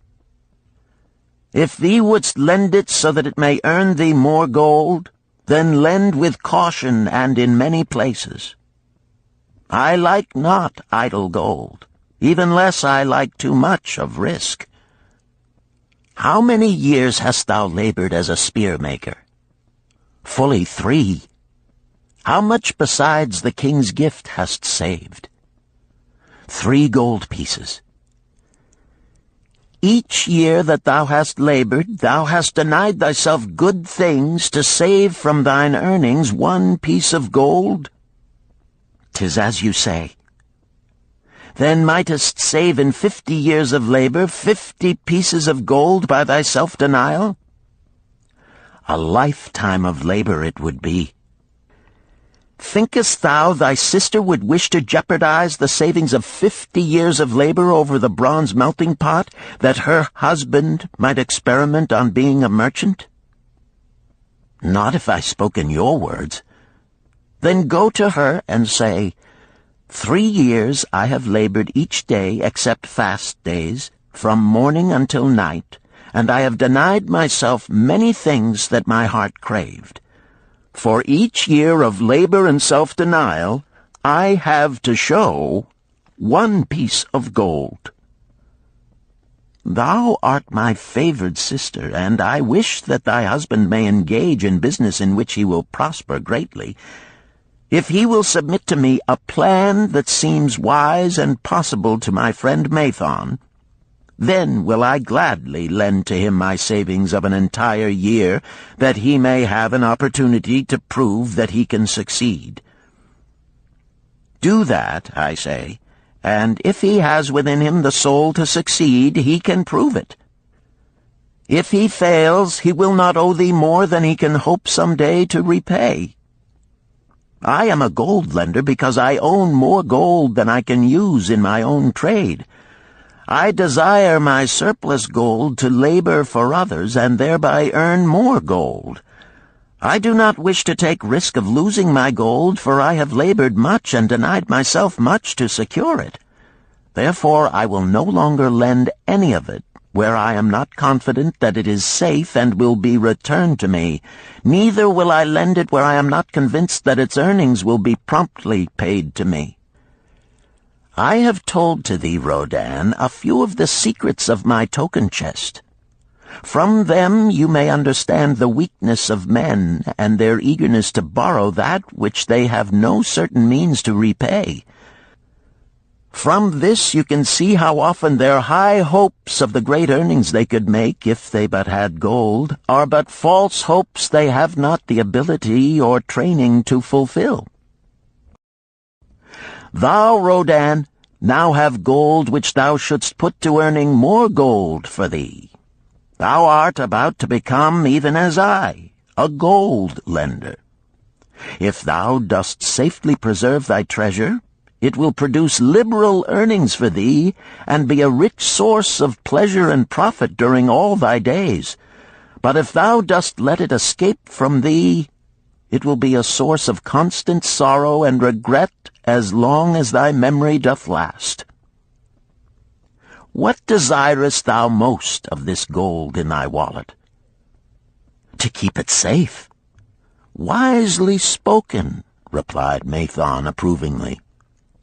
Thy first desire is for safety. Thinkest thou that in the custody of thy sister's husband it would be truly safe from possible loss? I fear not, for he is not wise in guarding gold. Then be not swayed by foolish sentiments of obligation to trust thy treasure to any person. If thou wouldst help thy family or thy friends, find other ways than risking the loss of thy treasure. Forget not that gold slippeth away in unexpected ways from those unskilled in guarding it. As well waste thy treasure in extravagance as let others lose it for thee. What next after safety dost desire of this treasure of thine? That it earn more gold. Again thou speakest with wisdom. It should be made to earn and grow larger. Gold wisely lent may even double itself with its earnings before a man like you groweth old. If you risk losing it, you risk losing all that it would earn as well. Therefore, be not swayed by the fantastic plans of impractical men who think they see ways to force thy gold to make earnings unusually large. Such plans are the creations of dreamers unskilled in the safe and dependable laws of trade.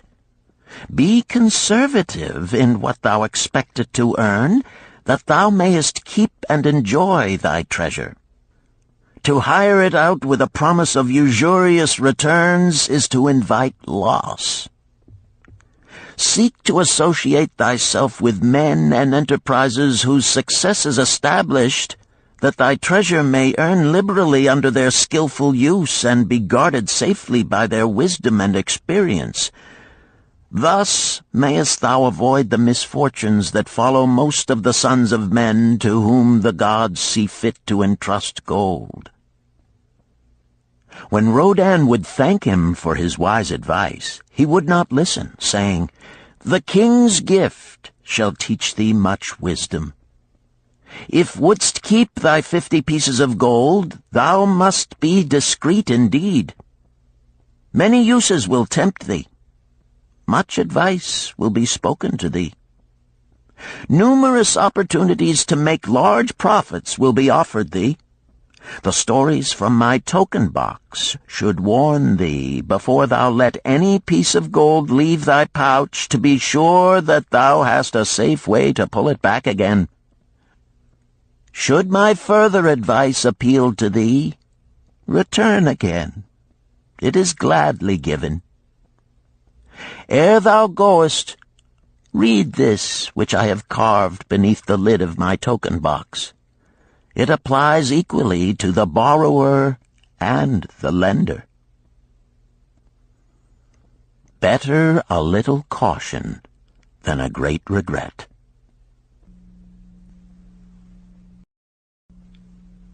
Chapter 7.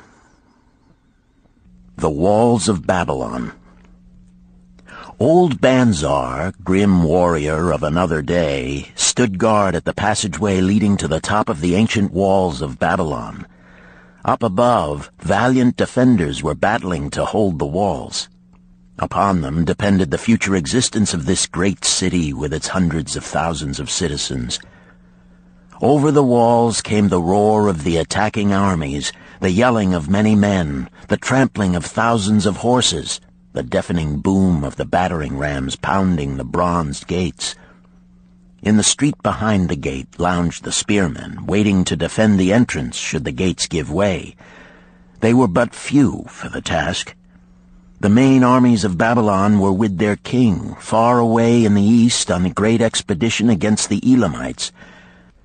No attack upon the city having been anticipated during their absence, the defending forces were small. Unexpectedly from the north bore down the mighty armies of the Assyrians, and now the walls must hold or Babylon was doomed. About Banzar were great crowds of citizens, white-faced and terrified, eagerly seeking news of the battle. With hushed awe they viewed the stream of wounded and dead being carried or led out of the passageway. Here was the crucial point of attack. After 3 days of circling about the city, the enemy had suddenly thrown his great strength against this section and this gate. The defenders from the top of the wall fought off the climbing platforms and the scaling ladders of the attackers with arrows, burning oil, and, if any reached the top, spears. Against the defenders, thousands of the enemy's archers poured a deadly barrage of arrows. Old Banzar had the vantage point for news. He was closest to the conflict and first to hear of each fresh repulse of the frenzied attackers. An elderly merchant crowded close to him, his palsied hands quivering. "Tell me, he pleaded. "They cannot get in.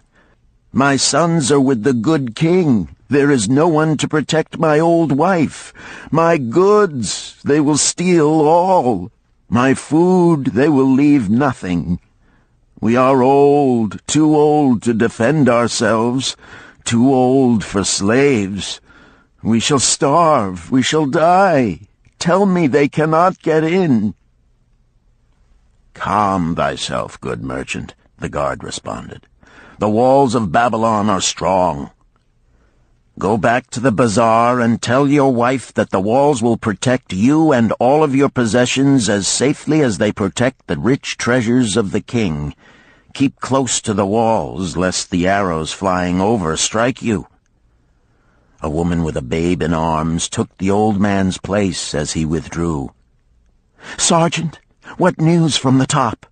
Tell me truly that I may reassure my poor husband. He lies with fever from his terrible wounds, yet insists upon his armor and his spear to protect me who am with child.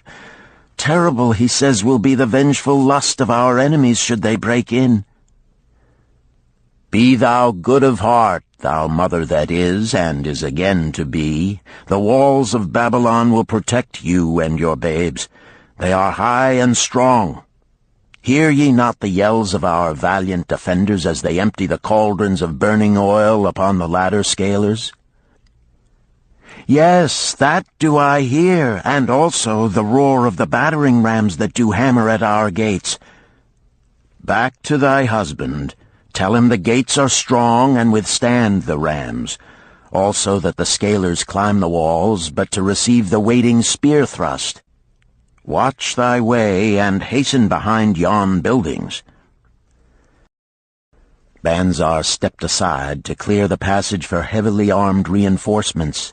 As, with clanking bronze shields and heavy tread, they tramped by, a small girl plucked at his girdle. "Tell me, soldier, are we safe?" she pleaded. "I hear the awful noises. I see the men all bleeding. I am so frightened. What will become of our family, of my mother, little brother, and the baby?" The grim old campaigner blinked his eyes and thrust forward his chin as he beheld the child. "Be not afraid, little one," he reassured her. "The walls of Babylon will protect you and mother and little brother and the baby. It was for the safety of such as you that the good Queen Semiramis built them over 100 years ago. Never have they been broken through. Go back and tell your mother and little brother and the baby that the walls of Babylon will protect them, and they need have no fear." Day after day old Banzar stood at his post and watched the reinforcements file up the passageway, there to stay and fight until, wounded or dead, they came down once more. Around him unceasingly crowded the throngs of frightened citizens, eagerly seeking to learn if the walls would hold. To all he gave his answer with the fine dignity of an old soldier: "The walls of Babylon will protect you." For 3 weeks and 5 days the attack waged with scarcely ceasing violence. Harder and grimmer set the jaw of Banzar as the passage behind, wet with the blood of the many wounded, was churned into mud by the never-ceasing streams of men passing up and staggering down. Each day the slaughtered attackers piled up in heaps before the wall. Each night they were carried back and buried by their comrades. Upon the 5th night of the 4th week, the clamor without diminished. The first streaks of daylight illuminated the plains, disclosed great clouds of dust raised by the retreating armies. A mighty shout went up from the defenders. There was no mistaking its meaning. It was repeated by the waiting troops behind the walls. It was echoed by the citizens upon the streets. It swept over the city with the violence of a storm. People rushed from the houses. The streets were jammed with a throbbing mob. The pent-up fear of weeks found an outlet in the wild chorus of joy. From the top of the high tower of the Temple of Bel burst forth the flames of victory. Skyward floated the column of blue smoke to carry the message far and wide. The walls of Babylon had once again repulsed a mighty and vicious foe determined to loot her rich treasures and to ravish and enslave her citizens. Babylon endured century after century because it was fully protected. It could not afford to be otherwise. The walls of Babylon were an outstanding example of man's need and desire for protection. This desire is inherent in the human race. It is just as strong today as it ever was, but we have developed broader and better plans to accomplish the same purpose. In this day, behind the impregnable walls of insurance, savings accounts, and dependable investments, we can guard ourselves against the unexpected tragedies that may enter any door and seat themselves before any fireside. We cannot afford to be without adequate protection.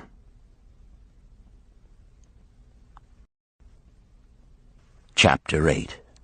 The Camel Trader of Babylon. The hungrier one becomes, the clearer one's mind works. Also, the more sensitive one becomes to the odors of food. Tarkad, the son of Azure, certainly thought so. For 2 whole days he had tasted no food except 2 small figs purloined from over the wall of a garden. Not another could he grab before the angry woman rushed forth and chased him down the street. Her shrill cries were still ringing in his ears as he walked through the marketplace. They helped him to restrain his restless fingers from snatching the tempting fruits from the baskets of the market women. Never before had he realized how much food was brought to the markets of Babylon and how good it smelled. Leaving the market, he walked across to the inn and paced back and forth in front of the eating house. Perhaps here he might meet someone he knew, someone from whom he could borrow a copper that would gain him a smile from the unfriendly keeper of the inn and, with it, a liberal helping. Without the copper, he knew all too well how unwelcome he would be. In his abstraction, he unexpectedly found himself face to face with the one man he wished most to avoid, the tall, bony figure of Dabasir, the camel trader. Of all the friends and others from whom he had borrowed small sums, Dabasir made him feel the most uncomfortable because of his failure to keep his promises to repay promptly. Dabasir's face lighted up at the sight of him. "Ha! 'Tis Tarkad, just the one I have been seeking, that he might repay the 2 pieces of copper which I lent him a moon ago. Also the piece of silver which I lent to him before that. We are well met. I can make good use of the coins this very day. What say, boy, what say?" Tarkad stuttered, and his face flushed. He had naught in his empty stomach to nerve him to argue with the outspoken Dabasir. "I am sorry, very sorry," he mumbled weakly. "But this day I have neither the copper nor the silver with which I could repay." "Then get it," Dabasir insisted. "Surely thou canst get hold of a few coppers and a piece of silver to repay the generosity of an old friend of thy father, who aided thee whence thou wast in need." "'Tis because ill fortune does pursue me that I cannot pay." "Ill fortune? Wouldst blame the gods for thine own weakness? Ill fortune pursues every man who thinks more of borrowing than of repaying. Come with me, boy, while I eat. I am hungry, and I would tell thee a tale." Tarkad flinched from the brutal frankness of Dabasir, but here at least was an invitation to enter the coveted doorway of the eating-house. Dabasir pushed him to a far corner of the room where they seated themselves upon small rugs. When Koskor, the proprietor, appeared smiling, Dabasir addressed him with his usual freedom. "Fat lizard of the desert, bring to me a leg of the goat, very brown, with much juice, and bread and all of the vegetables, for I am hungry and want much food. Do not forget my friend here. Bring to him a jug of water. Have it cooled, for the day is hot." Tarkad's heart sank. Must he sit here and drink water while he watched this man devour an entire goat leg? He said nothing. He thought of nothing he could say. Dabasir, however, knew no such thing as silence. Smiling and waving his hand good-naturedly to the other customers, all of whom knew him, he continued. "I did hear from a traveler just returned from Urfa of a certain rich man who has a piece of stone cut so thin that one can look through it. He put it in the window of his house to keep out the rains. It is yellow, so this traveler does relate, and he was permitted to look through it, and all the outside world looks strange and not like it really is. What say you to that, Tarkad? Thinkest all the world could look to a man a different color from what it is?" "I dare say," responded the youth, much more interested in the fat leg of goat placed before Dabasir. "Well, I know it to be true, for I, myself, have seen the world all of a different color from what it really is, and the tale I am about to tell relates how I came to see it in its right color once more." "Dabasir will tell a tale," whispered a neighboring diner to his neighbor, and dragged his rug close. Other diners brought their food and crowded in a semicircle. They crunched noisily in the ears of Tarkad and brushed him with their meaty bones. He alone was without food. Dabasir did not offer to share with him, nor even motion him to a small corner of the hard bread that was broken off and had fallen from the platter to the floor. "The tale that I am about to tell," began Dabasir, pausing to bite a goodly chunk from the goat leg, "relates to my early life and how I came to be a camel trader. Didst anyone know that I once was a slave in Syria?"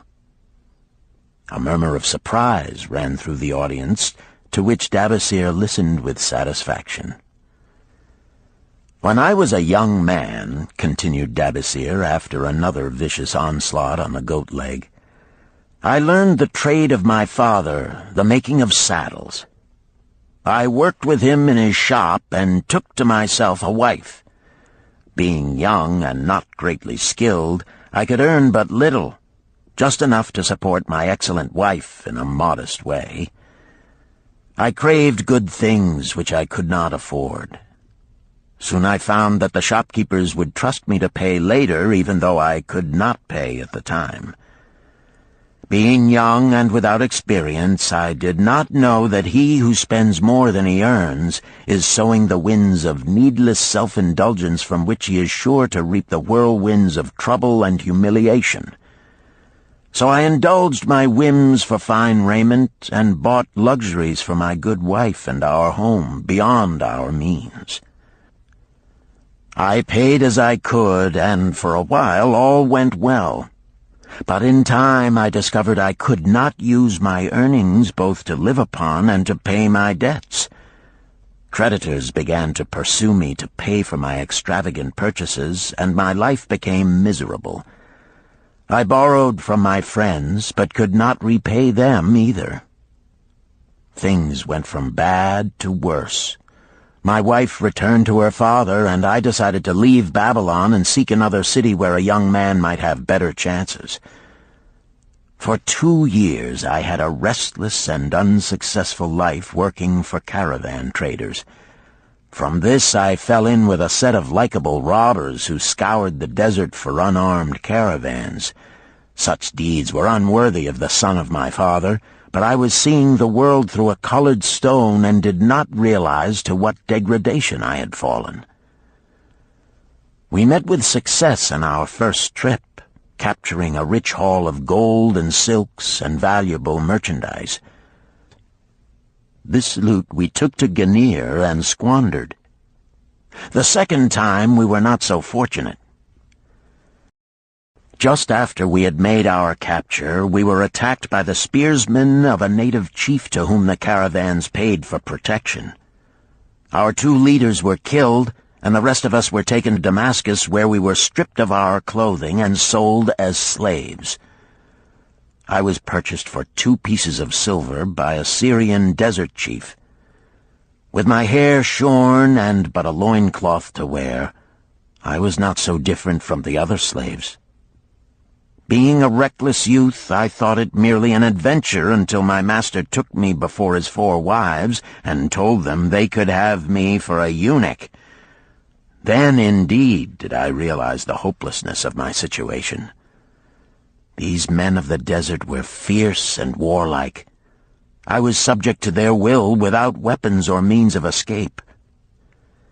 Fearful I stood as those 4 women looked me over. I wondered if I could expect pity from them. Sirah, the first wife, was older than the others. Her face was impassive as she looked upon me. I turned from her with little consolation. The next was a contemptuous beauty who gazed at me as indifferently as if I had been a worm of the earth. The 2 younger ones tittered as though it were all an exciting joke. It seemed an age that I stood waiting sentence. Each woman appeared willing for the others to decide. Finally, Sirah spoke up in a cold voice. "Of eunuchs we have plenty, but of camel-tenders we have few, and they are a worthless lot. Even this day I would visit my mother who is sick with the fever, and there is no slave I would trust to lead my camel. Ask this slave if he can lead a camel." My master thereupon questioned me, "What know you of camels?" Striving to conceal my eagerness, I replied, "I can make them kneel, I can load them, I can lead them on long trips without tiring. If need be, I can repair their trappings." "The slave speaks forward enough," observed my master. "If thou so desire, Sirah, take this man for thy camel-tender." So I was turned over to Sirah, and that day I led her camel upon a long journey to her sick mother. I took the occasion to thank her for her intercession, and also to tell her that I was not a slave by birth, but the son of a freeman, an honorable saddle-maker of Babylon. I also told her much of my story. Her comments were disconcerting to me, and I pondered much afterward on what she said. How can you call yourself a free man when your weakness has brought you to this? If a man has in himself the soul of a slave, will he not become one, no matter what his birth, even as water seeks its level? If a man has within him the soul of a free man, will he not become respected and honored in his own city in spite of his misfortune? For over a year I was a slave and lived with the slaves, but I could not become as one of them.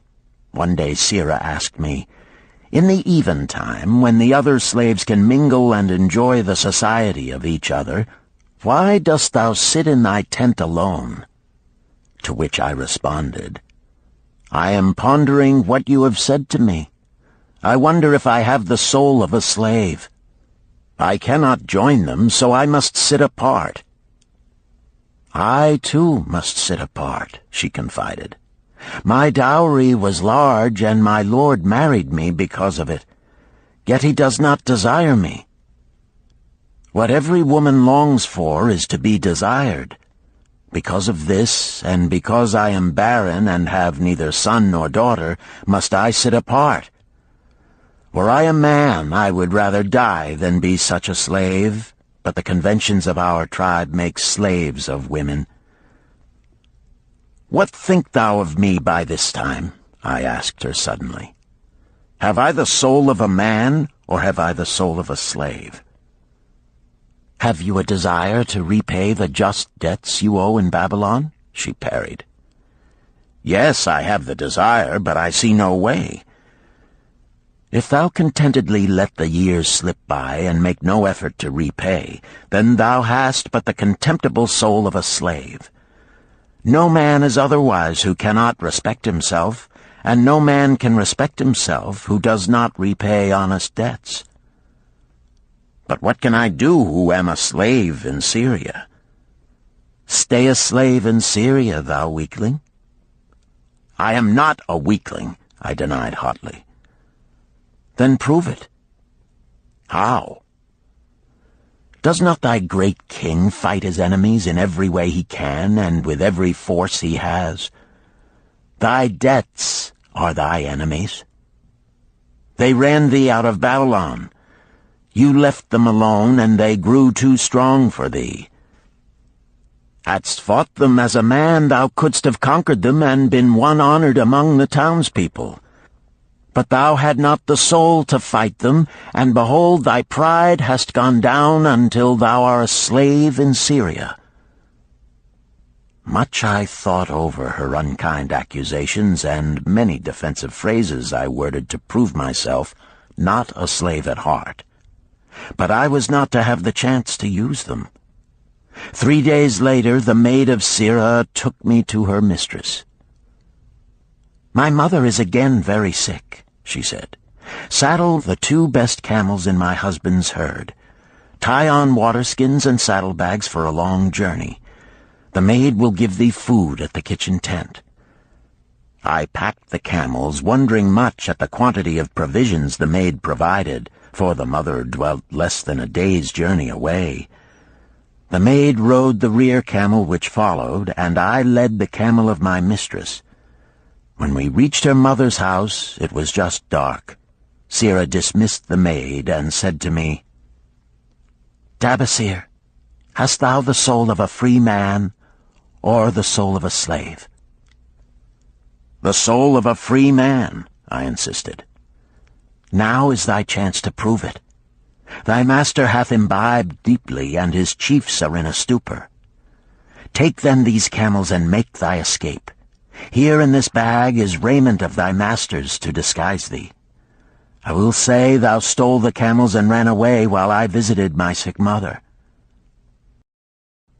"Thou hast the soul of a queen," I told her. "Much do I wish that I might lead thee to happiness." "Happiness," she responded, "awaits not the runaway wife who seeks it in far lands among strange people. Go thy own way, and may the gods of the desert protect thee, for the way is far and barren of food or water." I needed no further urging, but thanked her warmly and was away into the night. I knew not this strange country, and had only a dim idea of the direction in which lay Babylon, but struck out bravely across the desert toward the hills. One camel I rode, and the other I led. All that night I traveled, and all the next day, urged on by the knowledge of the terrible fate that was meted out to slaves who stole their master's property and tried to escape. Late that afternoon I reached a rough country as uninhabitable as the desert. The sharp rocks bruised the feet of my faithful camels, and soon they were picking their way slowly and painfully along. I met neither man nor beast, and could well understand why they shunned this inhospitable land. It was such a journey from then on as few men live to tell of. Day after day we plodded along. Food and water gave out. The heat of the sun was merciless. At the end of the 9th day I slid from the back of my mount with the feeling that I was too weak to ever remount, and I would surely die, lost in this abandoned country. I stretched out upon the ground and slept, not waking until the first gleam of daylight. I sat up and looked about me. There was a coolness in the morning air. My camels lay dejected not far away. About me was a vast waste of broken country covered with rock and sand and thorny things. No sign of water, not to eat for man or camel. Could it be that in this peaceful quiet I faced my end? My mind was clearer than it had ever been before. My body now seemed of little importance. My parched and bleeding lips, my dry and swollen tongue, my empty stomach, all had lost their supreme agonies of the day before. I looked across into the uninviting distance, and once again came to me the question, have I the soul of a slave or the soul of a free man? Then, with clearness, I realized that if I had the soul of a slave, I should give up, lie down in the desert and die, a fitting end for a runaway slave. But if I had the soul of a free man, what then? Surely I would force my way back to Babylon, repay the people who had trusted me, bring happiness to my wife who truly loved me, and bring peace and contentment to my parents. Thy debts are thine enemies who have run thee out of Babylon, Sirrah had said. Yes, it was so. Why had I refused to stand my ground like a man? Why had I permitted my wife to go back to her father? Then a strange thing happened. All the world seemed to be of a different color, as though I had been looking at it through a colored stone which had suddenly been removed. At last I saw the true values in life. Die in the desert, not I. With a new vision I saw the things that I must do. First, I would go back to Babylon and face every man to whom I owed an unpaid debt. I should tell them that after years of wandering and misfortune, I had come back to pay my debts as fast as the gods would permit.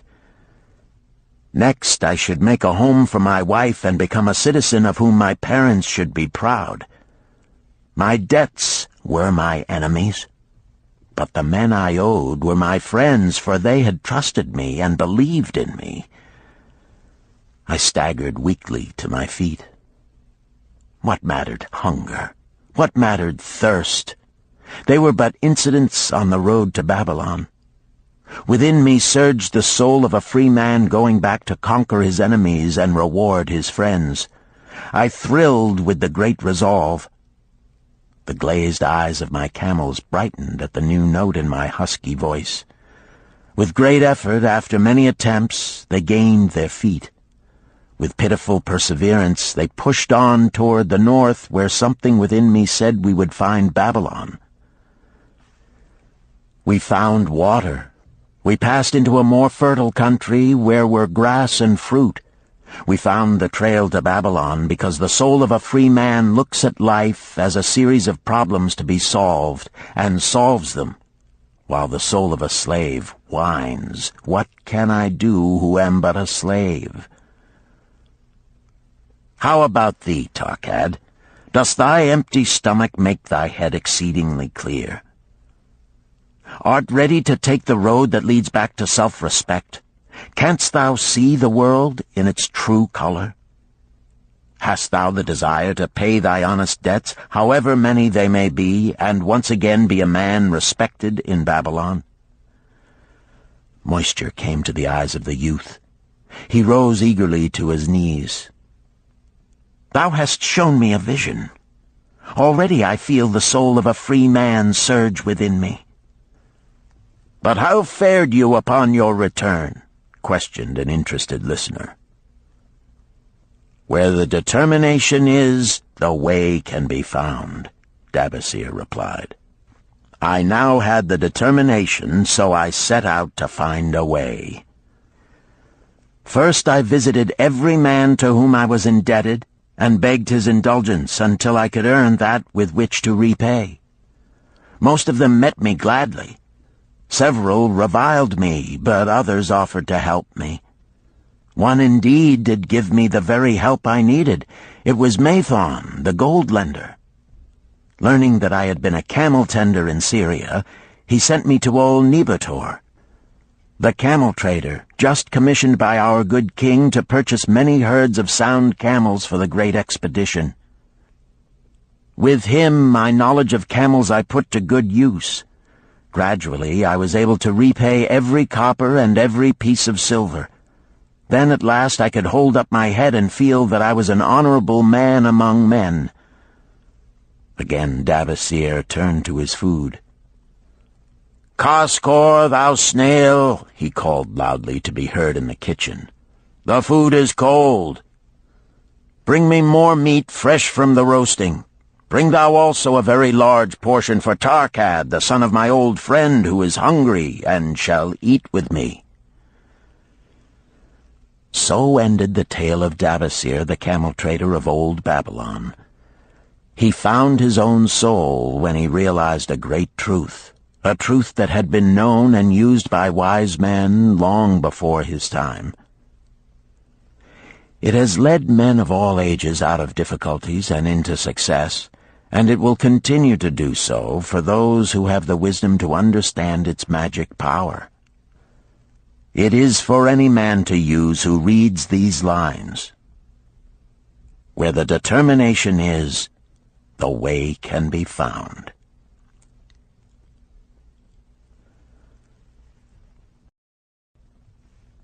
Chapter 9.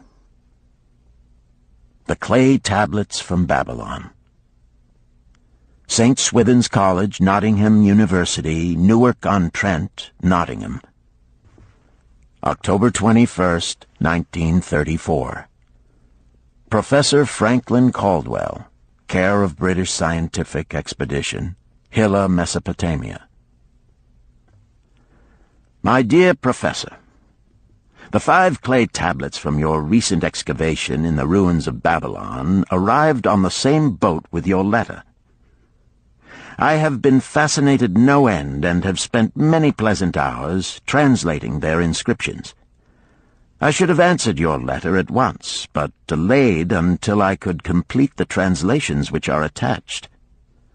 The tablets arrived without damage thanks to your careful use of preservatives and excellent packing. You will be as astonished as we in the laboratory at the story they relate. One expects the dim and distant past to speak of romance and adventure. Arabian Nights sort of things, you know. When instead it discloses the problem of a person named Dabasir to pay off his debts, one realizes that conditions upon this old world have not changed as much in 5,000 years as one might expect. It's odd, you know, but these old inscriptions rather rag me, as the students say. Being a college professor, I am supposed to be a thinking human being possessing a working knowledge of most subjects. Yet here comes this old chap out of the dust-covered ruins of Babylon to offer a way I had never heard of to pay off my debts, and at the same time acquire gold to jingle in my wallet. Pleasant thought, I say, and interesting to prove whether it will work as well nowadays as it did in old Babylon. Mrs. Shrewsbury and myself are planning to try out his plan upon our own affairs, which could be much improved. Wishing you the best of luck in your worthy undertaking, and waiting eagerly another opportunity to assist, I am, yours sincerely, Alfred H. Shrewsbury, Department of Archaeology. Tablet 1. Now, when the moon becometh full, I, Davasir, who am but recently returned from slavery in Syria, with the determination to pay my many just debts and become a man of means worthy of respect in my native city of Babylon, do here engrave upon the clay a permanent record of my affairs to guide and assist me in carrying through my high desires. Under the wise advice of my good friend Mathon, the gold-lender, I am determined to follow an exact plan that he doth say will lead any honorable man out of debt into means and self-respect. This plan includeth 3 purposes which are my hope and desire. First, the plan doth provide for my future prosperity. Therefore 1/10 of all I earn shall be set aside as my own to keep. For Mathon speaketh wisely when he saith, "That man who keepeth in his purse both gold and silver that he need not spend is good to his family and loyal to his king. The man who hath but a few coppers in his purse is indifferent to his family and indifferent to his king. But the man who hath naught in his purse is unkind to his family and disloyal to his king, for his own heart is bitter. Therefore the man who wisheth to achieve must have coin that he may keep to jingle in his purse, that he have in his heart love for his family and loyalty to his king. Second, the plan doth provide that I shall support and clothe my good wife who hath returned to me with loyalty from the house of her father. For Mathon doth say that to take good care of a faithful wife putteth self-respect into the heart of a man, and addeth strength and determination to his purposes. Therefore 7/10 of all I earn shall be used to provide a home, clothes to wear, and food to eat, with a bit extra to spend, that our lives be not lacking in pleasure and enjoyment. But he doth further enjoin the greatest care that we spend not greater than 7/10 of what I earn for these worthy purposes. Herein lieth the success of the plan.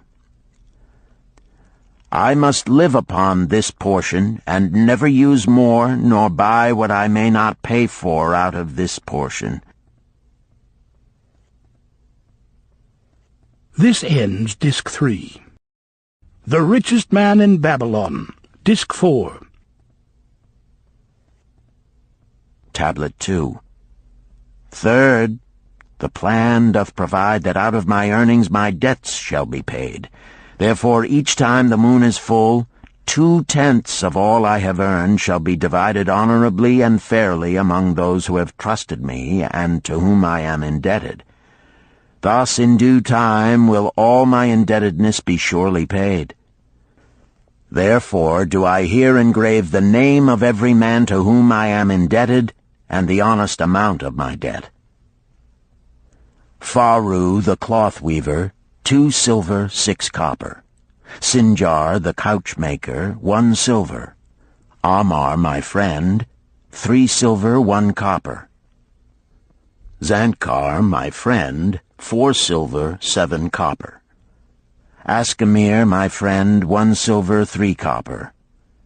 Haransir the jewel-maker, 6 silver, 2 copper. Diarbekir, my father's friend, 4 silver, 1 copper. Alkahad, the house-owner, 14 silver. Mathon, the gold-lender, 9 silver. Birajik, the farmer, 1 silver, 7 copper. From here on, disintegrated, cannot be deciphered. Tablet 3. To these creditors do I owe in total 119 pieces of silver and 141 pieces of copper.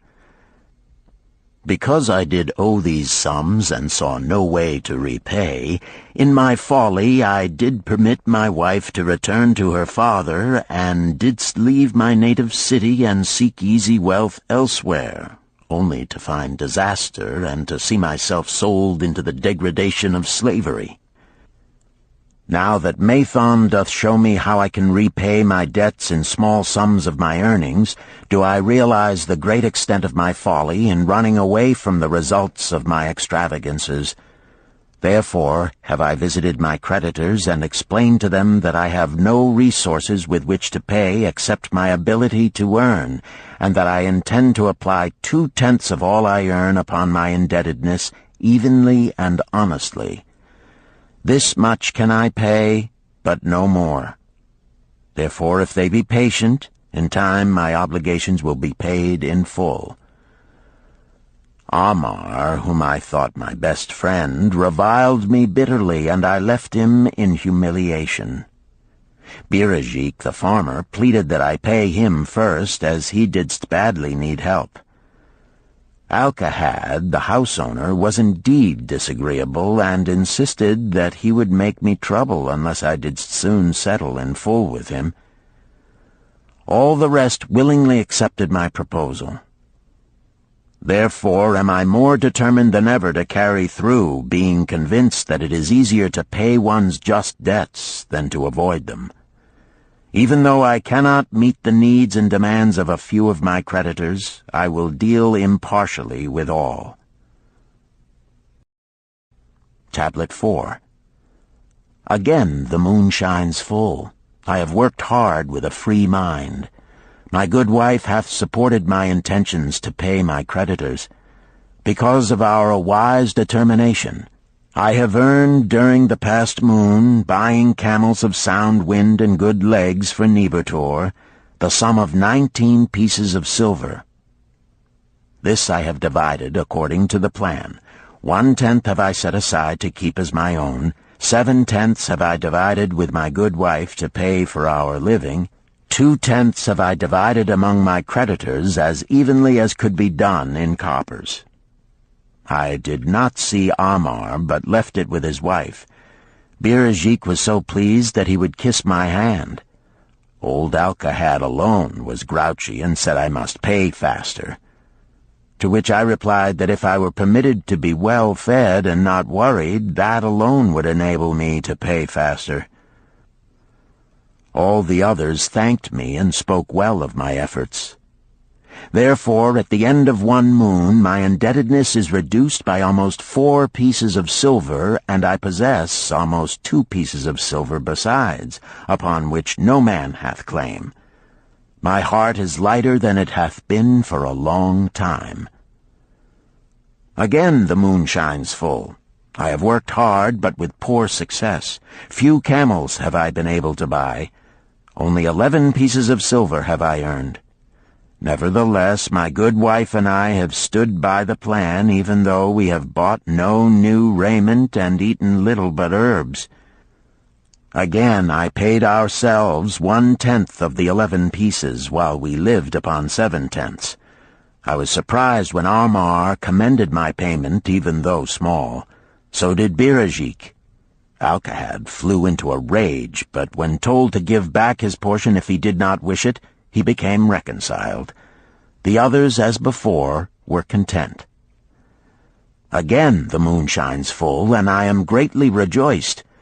I intercepted a fine herd of camels and bought many sound ones, therefore my earnings were 42 pieces of silver. This moon my wife and myself have bought much-needed sandals and raiment. Also we have dined well on meat and fowl. More than 8 pieces of silver we have paid to our creditors. Even Alcahad did not protest. Great is the plan, for it leadeth us out of debt, and giveth us wealth which is ours to keep. 3 times the moon hath been full since I last carved upon this clay. Each time I paid to myself 1/10 of all I earned. Each time my good wife and I have lived upon 7/10, even though at times it was difficult. Each time have I paid to my creditors 2/10. In my purse I now have 21 pieces of silver that are mine. It maketh my head to stand straight upon my shoulders, and maketh me proud to walk among my friends. My wife keepeth well our home, and is becomingly gowned. We are happy to live together. The plan is of untold value. Hath it not made an honorable man of an ex-slave? Tablet 5. Again the moon shines full, and I remember that it is long since I carved upon the clay. 12 moons in truth have come and gone. But this day I will not neglect my record, because upon this day I have paid the last of my debts. This is the day upon which my good wife and my thankful self celebrate with great feasting that our determination hath been achieved. Many things occurred upon my final visit to my creditors that I shall long remember. Amar begged my forgiveness for his unkind words, and said that I was one of all others he most desired for a friend. Old Alcahad is not so bad after all, for he said, "Thou wert once a piece of soft clay to be pressed and molded by any hand that touched thee. But now thou art a piece of bronze, capable of holding an edge. If thou needst silver or gold at any time, come to me." Nor is he the only one who holdeth me in high regard. Many others speak deferentially to me. My good wife looketh upon me with a light in her eyes that doth make a man have confidence in himself. Yet it is the plan that hath made my success. It hath enabled me to pay all my debts, and to jingle both gold and silver in my purse. I do commend it to all who wish to get ahead.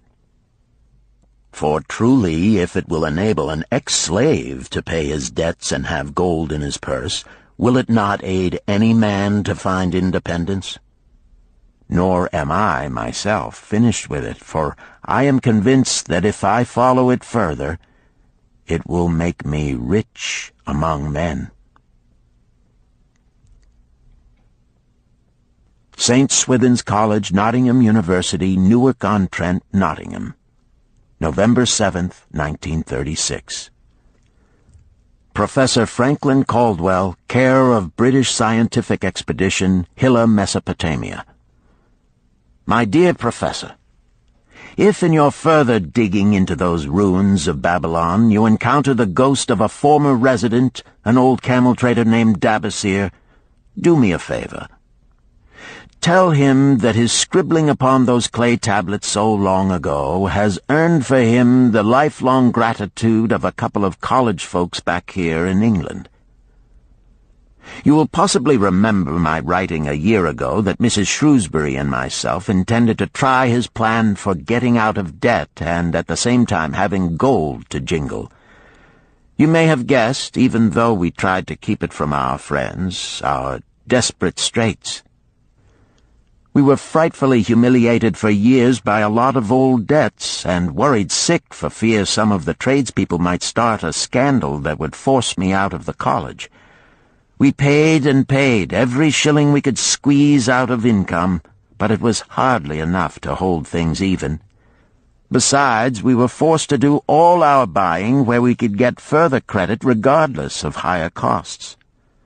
It developed into one of those vicious circles that grow worse instead of better. Our struggles were getting hopeless. We could not move to less costly rooms because we owed the landlord. There did not appear to be anything we could do to improve our situation. Then here comes your acquaintance, the old camel trader from Babylon, with a plan to do just what we wished to accomplish. He jolly well stirred us up to follow his system. We made a list of all our debts, and I took it around and showed it to every one we owed. I explained how it was simply impossible for me to ever repay them the way things were going along. They could readily see this themselves from the figures. Then I explained that the only way I saw to pay in full was to set aside 20% of my income each month to be divided pro rata, which would pay them in full in a little over 2 years. That in the meantime we would go on a cash basis and give them the further benefit of our cash purchases. They were really quite decent. Our greengrocer, a wise old chap, put it in a way that helped to bring around the rest. If you pay for all you buy and then pay some on what you owe, that is better than you have done, for you ain't paid down the account none in 3 years.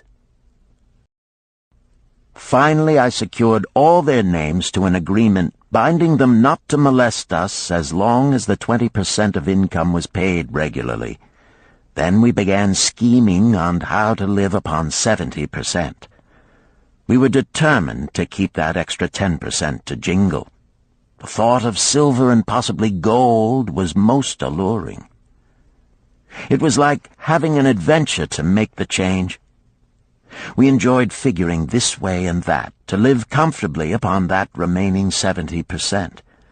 We started with rent and managed to secure a fair reduction.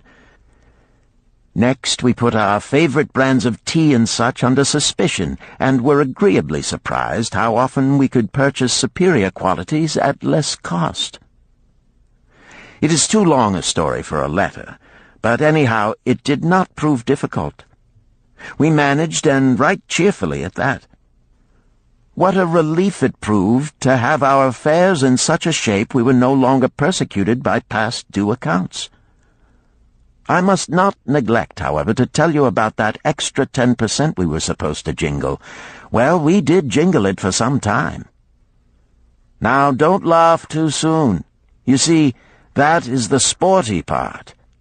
It is the real fun to start accumulating money that you do not want to spend. There is more pleasure in running up such a surplus than there could be in spending it. After we had jingled to our heart's content, we found a more profitable use for it. We took up an investment upon which we could pay that 10% each month. This is proving to be the most satisfying part of our regeneration. It is the first thing we pay out of my check. There is a most gratifying sense of security to know our investment is growing steadily. By the time my teaching days are over, it should be a snug sum, large enough so the income will take care of us from then on. All this out of my same old check. Difficult to believe, yet absolutely true. All our debts being gradually paid, and at the same time our investment increasing. Besides, we get along financially even better than before. Who would believe there could be such a difference in results between following a financial plan and just drifting along? At the end of the next year, when all our old bills shall have been paid, we will have more to pay upon our investment besides some extra for travel. We are determined never again to permit our living expenses to exceed 70% of our income. Now you can understand why we would like to extend our personal thanks to that old chap whose plan saved us from our hell on earth. He knew. He had been through it all. He wanted others to benefit from his own bitter experiences. That is why he spent tedious hours carving his message upon the clay. He had a real message for fellow sufferers, a message so important that after 5,000 years it has risen out of the ruins of Babylon just as true and just as vital as the day it was buried. Yours sincerely, Alfred H. Shrewsbury, Department of Archaeology. Chapter 10. The Luckiest Man in Babylon. At the head of his caravan proudly rode Sharu-Nada, the merchant prince of Babylon. He liked fine cloth and wore rich and becoming robes. He liked fine animals and sat easily upon his spirited Arabian stallion. To look at him, one would hardly have guessed his advanced years. Certainly they would not have suspected that he was inwardly troubled. The journey from Damascus is long, and the hardships of the desert many. These he minded not. The Arab tribes are fierce and eager to loot rich caravans. These he feared not, for his many fleet-mounted guards were a safe protection. About the youth at his side, whom he was bringing from Damascus, was he disturbed. This was Hayden Gula, the grandson of his partner of other years, Arid Gula, to whom he felt he owed a debt of gratitude which could never be repaid. He would like to do something for this grandson, but the more he considered this, the more difficult it seemed because of the youth himself. Eyeing the young man's rings and earrings, he thought to himself, "He thinks jewels are for men. Still, he has his grandfather's strong face. But his grandfather wore no such gaudy robes.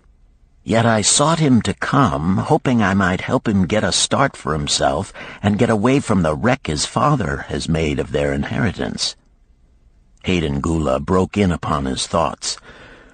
"Why dost thou work so hard, riding always with thy caravan upon its long journeys? Dost thou never take time to enjoy life?"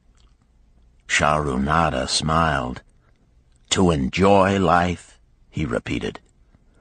"What wouldst thou do to enjoy life if thou wert Shahrunada?" "If I had wealth equal to thine, I would live like a prince. Never across the hot desert would I ride. I would spend the shekels as fast as they came to my purse. I would wear the richest of robes and the rarest of jewels. That would be a life to my liking, a life worth living." Both men laughed. "Thy grandfather wore no jewels," Shahrunada spoke before he thought, then continued jokingly, "Wouldst thou leave no time for work?" "Work was made for slaves," Hayden Gula responded. Shahrunada bit his lip but made no reply, riding in silence until the trail led them to the slope. Here he reined his mount, and pointing to the green valley far away, "See, there is the valley. Look far down, and thou canst faintly see the walls of Babylon. The tower is the temple of Bel. If thine eyes are sharp, thou mayest even see the smoke from the eternal fire upon its crest." "So that is Babylon? Always have I longed to see the wealthiest city in all the world," Hayden Gula commented. "Babylon, where my grandfather started his fortune. Would he were still alive, we would not be so sorely pressed.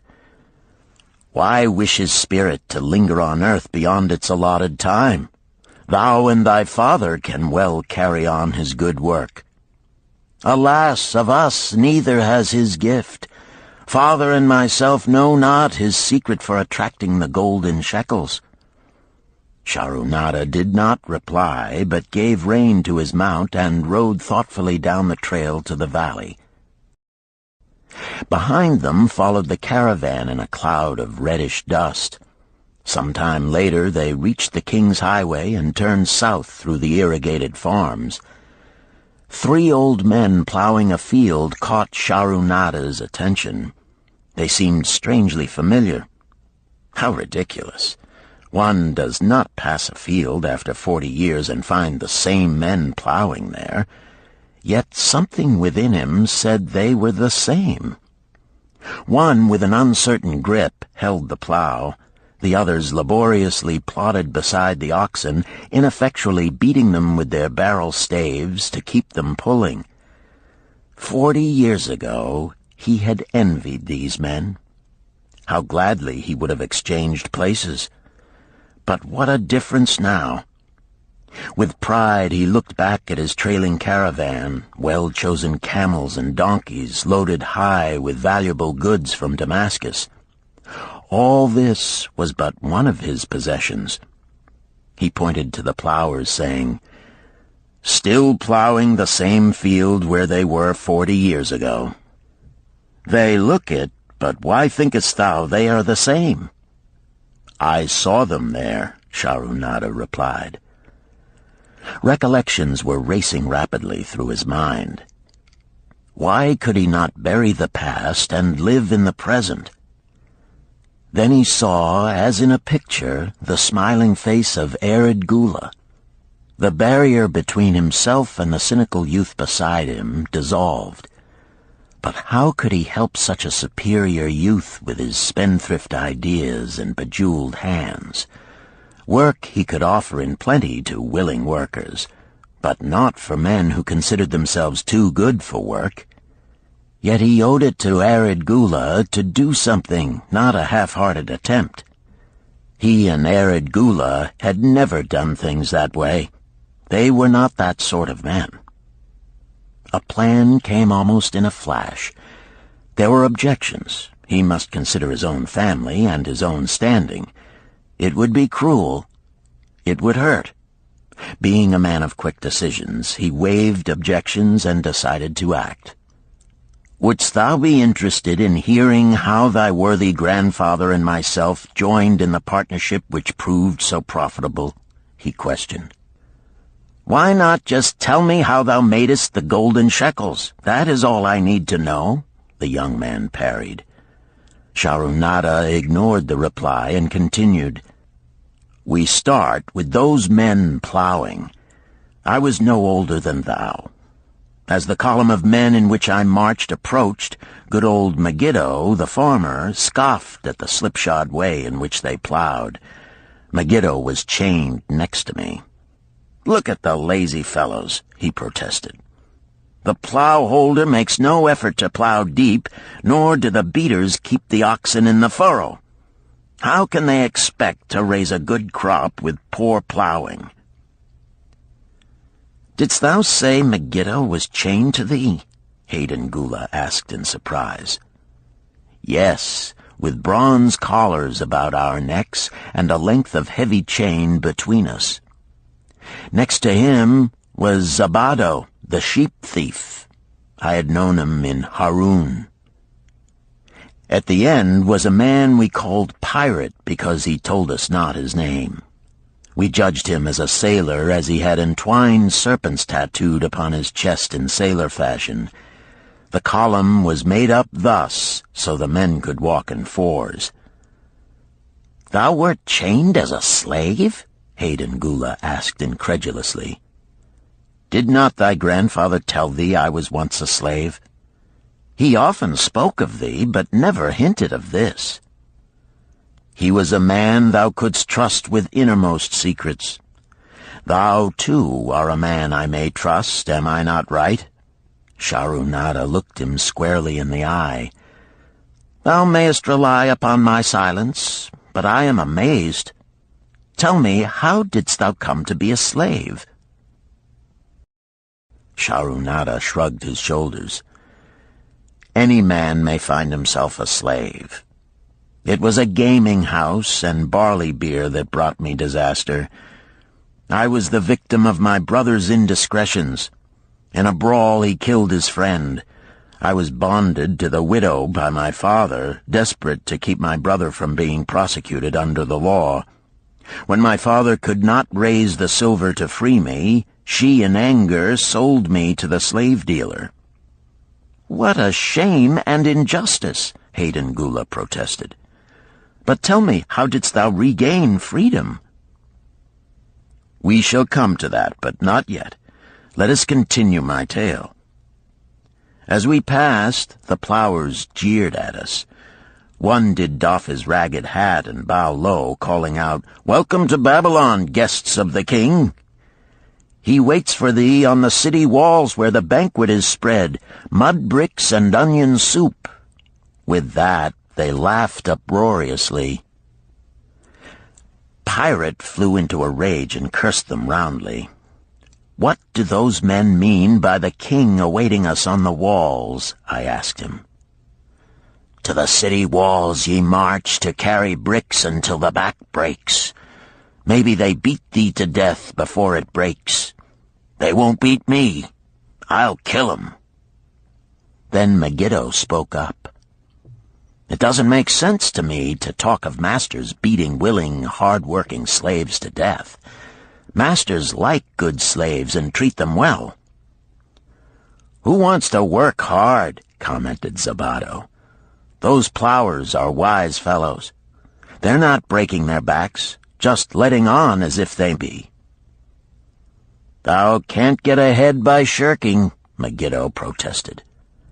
"If thou plow a hectare, that's a good day's work, and any master knows it. But when thou plow only a half, that's shirking.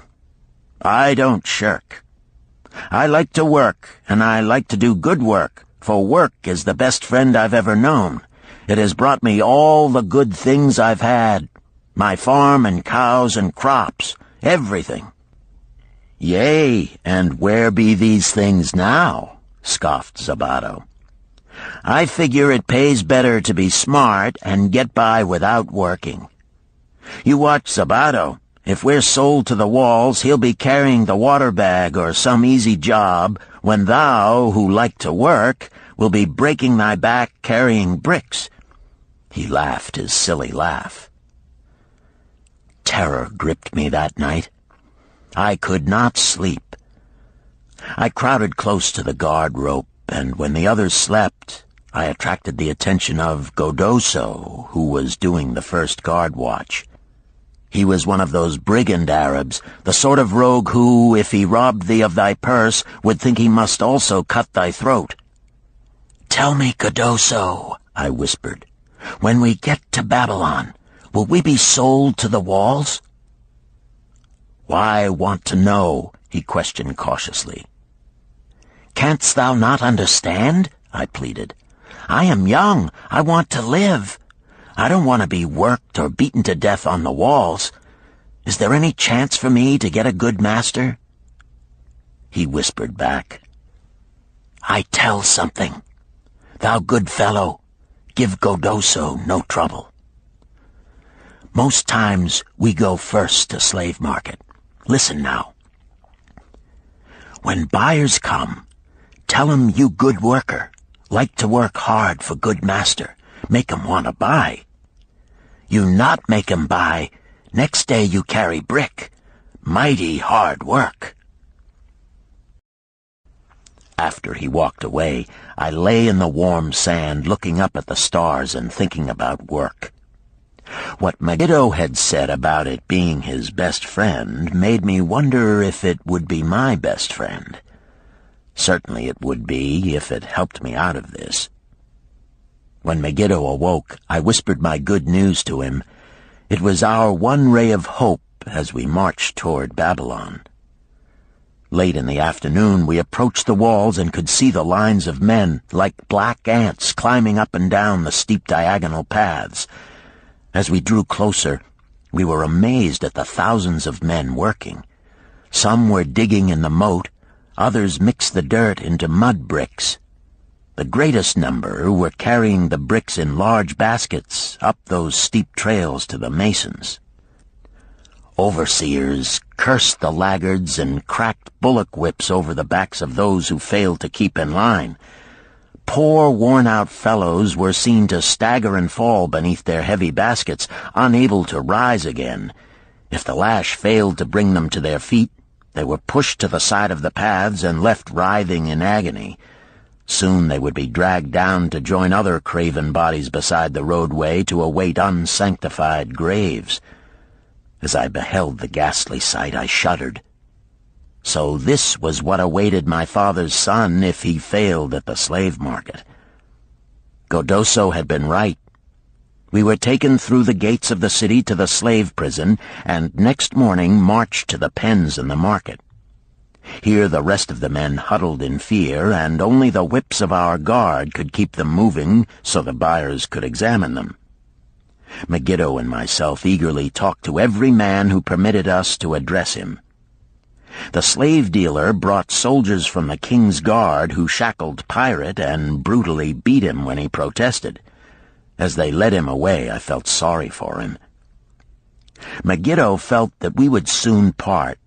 When no buyers were near, he talked to me earnestly to impress upon me how valuable work would be to me in the future. Some men hate it. They make it their enemy. better to treat it like a friend. Make thyself like it. Don't mind because it is hard. If thou thinkest about what a good house thou build, then who cares if the beams are heavy and it is far from the well to carry the water for the plaster? Promise me, boy, if thou get a master, work for him as hard as thou canst. If he does not appreciate all thou do, never mind. Remember, work well done does good to the man who does it. It makes him a better man. He stopped as a burly farmer came to the enclosure and looked at us critically. Megiddo asked about his farm and crops, soon convincing him that he would be a valuable man. After violent bargaining with the slave dealer, the farmer drew a fat purse from beneath his robe, and soon Megiddo had followed his new master out of sight. A few other men were sold during the morning. At noon, Godoso confided to me that the dealer was disgusted and would not stay over another night, but would take all who remained at sundown to the king's buyer. I was becoming desperate when a fat, good-natured man walked up to the wall and inquired if there was a baker among us. I approached him, saying, "Why should a good baker like thyself seek another baker of inferior ways? Would it not be easier to teach a willing man like myself thy skilled ways? Look at me. I am young, strong, and like to work. Give me a chance, and I will do my best to earn gold and silver for thy purse." He was impressed by my willingness and began bargaining with the dealer, who had never noticed me since he had bought me, but now waxed eloquent on my abilities, good health, and good disposition. I felt like a fat ox being sold to a butcher. At last, much to my joy, the deal was closed. I followed my new master away, thinking I was the luckiest man in Babylon. My new home was much to my liking. Narrated, my master, taught me how to grind the barley in the stone bowl that stood in the courtyard, how to build the fire in the oven, and then how to grind very fine the sesame flour for the honey cakes. I had a couch in the shed where his grain was stored. The old slave housekeeper, Swasti, fed me well and was pleased at the way I helped her with the heavy tasks. Here was the chance I had longed for to make myself valuable to my master, and, I hoped, to find a way to earn my freedom. I asked Narrated to show me how to knead the bread and to bake. This he did, much pleased at my willingness. Later, when I could do this well, I asked him to show me how to make the honey cakes, and soon I was doing all the baking. My master was glad to be idle, but Swasti shook her head in disapproval. "No work to do is bad for any man," she declared. I felt it was time for me to think of a way by which I might start to earn coins to buy my freedom. As the baking was finished at noon, I thought Narrated would approve if I found profitable employment for the afternoons and might share my earnings with me. Then the thought came to me, why not bake more of the honey cakes and peddle them to hungry men upon the streets of the city? I presented my plan to Narrated this way. If I can use my afternoons after the baking is finished to earn for thee coins, would it be only fair for thee to share my earnings with me, that I might have money of my own to spend for those things which every man desires and needs?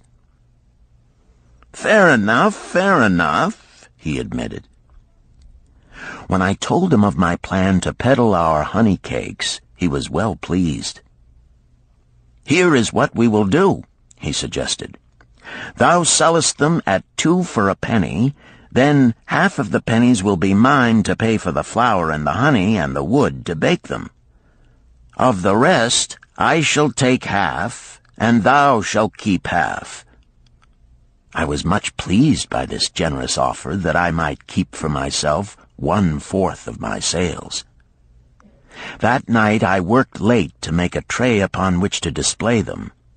Narrated gave me one of his worn robes that I might look well, and Swasti helped me patch it and wash it clean. The next day I baked an extra supply of honey cakes. They looked brown and tempting upon the tray as I went along the street, loudly calling my wares. At first no one seemed interested, and I became discouraged. I kept on, and later in the afternoon, as men became hungry, the cakes began to sell, and soon my tray was empty. Narrated was well pleased with my success and gladly paid me my share. I was delighted to own pennies. Megiddo had been right when he said a master appreciated good work from his slaves. That night I was so excited over my success I could hardly sleep, and tried to figure how much I could earn in a year and how many years would be required to buy my freedom. As I went forth with my tray of cakes every day, I soon found regular customers. One of these was none other than thy grandfather, Narrated. He was a rug merchant and sold to the housewives, going from one end of the city to the other, accompanied by a donkey loaded high with rugs and a black slave to tend it. He would buy 2 cakes for himself and 2 for his slave, always tarrying to talk with me while they ate them. Thy grandfather said something to me one day that I shall always remember. "I like thy cakes, boy. But better still, I like the fine enterprise with which thou offerest them. Such spirit can carry thee far on the road to success." But how canst thou understand, Hayden Gula, what such words of encouragement could mean to a slave boy, lonesome in a great city, struggling with all he had in him to find a way out of his humiliation? As the months went by, I continued to add pennies to my purse. It began to have a comforting weight upon my belt. Work was proving to be my best friend, just as Megiddo had said. I was happy, but Swasti was worried. "Thy master, I fear to have him spend so much time at the gaming houses," she protested. I was overjoyed one day to meet my friend Megiddo upon the street. He was leading 3 donkeys loaded with vegetables to the market. "I am doing mighty well," he said. "My master does appreciate my good work, for now I am a foreman. See, he does trust the marketing to me. And also he is sending for my family. Work is helping me to recover from my great trouble. Someday it will help me to buy my freedom and once more own a farm of my own." Time went on, and Narrated became more and more anxious for me to return from selling. He would be waiting when I returned, and would eagerly count and divide our money. He would also urge me to seek further markets and increase my sales. Often I went outside the city gates to solicit the overseers of the slaves building the walls. I hated to return to the disagreeable sights, but found the overseers liberal buyers. One day I was surprised to see Zabado waiting in line to fill his basket with bricks. He was gaunt and bent, and his back was covered with welts and sores from the whips of the overseers. I was sorry for him, and handed him a cake which he crushed into his mouth like a hungry animal. Seeing the greedy look in his eyes, I ran before he could grab my tray. "Why dost thou work so hard?" Narrated said to me one day. "Almost the same question thou asked of me today, dost thou remember?" I told him what Megiddo had said about work and how it was proving to be my best friend. I showed him with pride my wallet of pennies and explained how I was saving them to buy my freedom. "When thou art free, what wilt thou do?" he inquired. "Then," I answered, "I intend to become a merchant." At that he confided in me, something I had never suspected. "Thou knowest not that I also am a slave. I am in partnership with my master." "Stop," demanded Hayden Gula. "I will not listen to lies defaming my grandfather. He was no slave." His eyes blazed in anger. Sharunada remained calm. "I honor him for rising above his misfortune and becoming a leading citizen of Damascus. Art thou his grandson, cast of the same mold? Art thou man enough to face true facts, or dost thou prefer to live under false illusions?" Hayden Gula straightened in his saddle. In a voice suppressed with deep emotion, he replied, "My grandfather was beloved by all. Countless were his good deeds. When the famine came, did not his gold buy grain in Egypt, and did not his caravan bring it to Damascus and distribute it to the people so none would starve? Now thou sayest he was but a despised slave in Babylon. Had he remained a slave in Babylon, that he might well have been despised, but when, through his own efforts, he became a great man in Damascus, the gods indeed condoned his misfortunes and honored him with their respect," Sharunada replied. "After telling me that he was a slave," Sharunada continued, "he explained how anxious he had been to earn his freedom. Now that he had enough money to buy this, he was much disturbed as to what he should do. He was no longer making good sales and feared to leave the support of his master." I protested his indecision. "Cling no longer to thy master. Get once again the feeling of being a free man. Act like a free man and succeed like one. Decide what thou desirest to accomplish, and then work will aid thee to achieve it." He went on his way, saying he was glad I had shamed him for his cowardice. One day I went outside the gates again, and was surprised to find a great crowd gathering there. When I asked a man for an explanation, he replied, "Hast thou not heard? An escaped slave who murdered one of the king's guards has been brought to justice and will this day be flogged to death for his crime. Even the king himself is to be here." So dense was the crowd about the flogging post, I feared to go near lest my tray of honey cakes be upset. Therefore I climbed up the unfinished wall to see over the heads of the people. I was fortunate in having a view of Nebuchadnezzar himself as he rode by in his golden chariot. Never had I beheld such grandeur, such robes and hangings of gold cloth and velvet. I could not see the flogging, though I could hear the shrieks of the poor slave. I wondered how one so noble as our handsome king could endure to see such suffering, yet when I saw he was laughing and joking with his nobles, I knew he was cruel and understood why such inhuman tasks were demanded of the slaves building the walls. After the slave was dead, his body was hung upon a pole by a rope attached to his leg so all might see. As the crowd began to thin, I went close.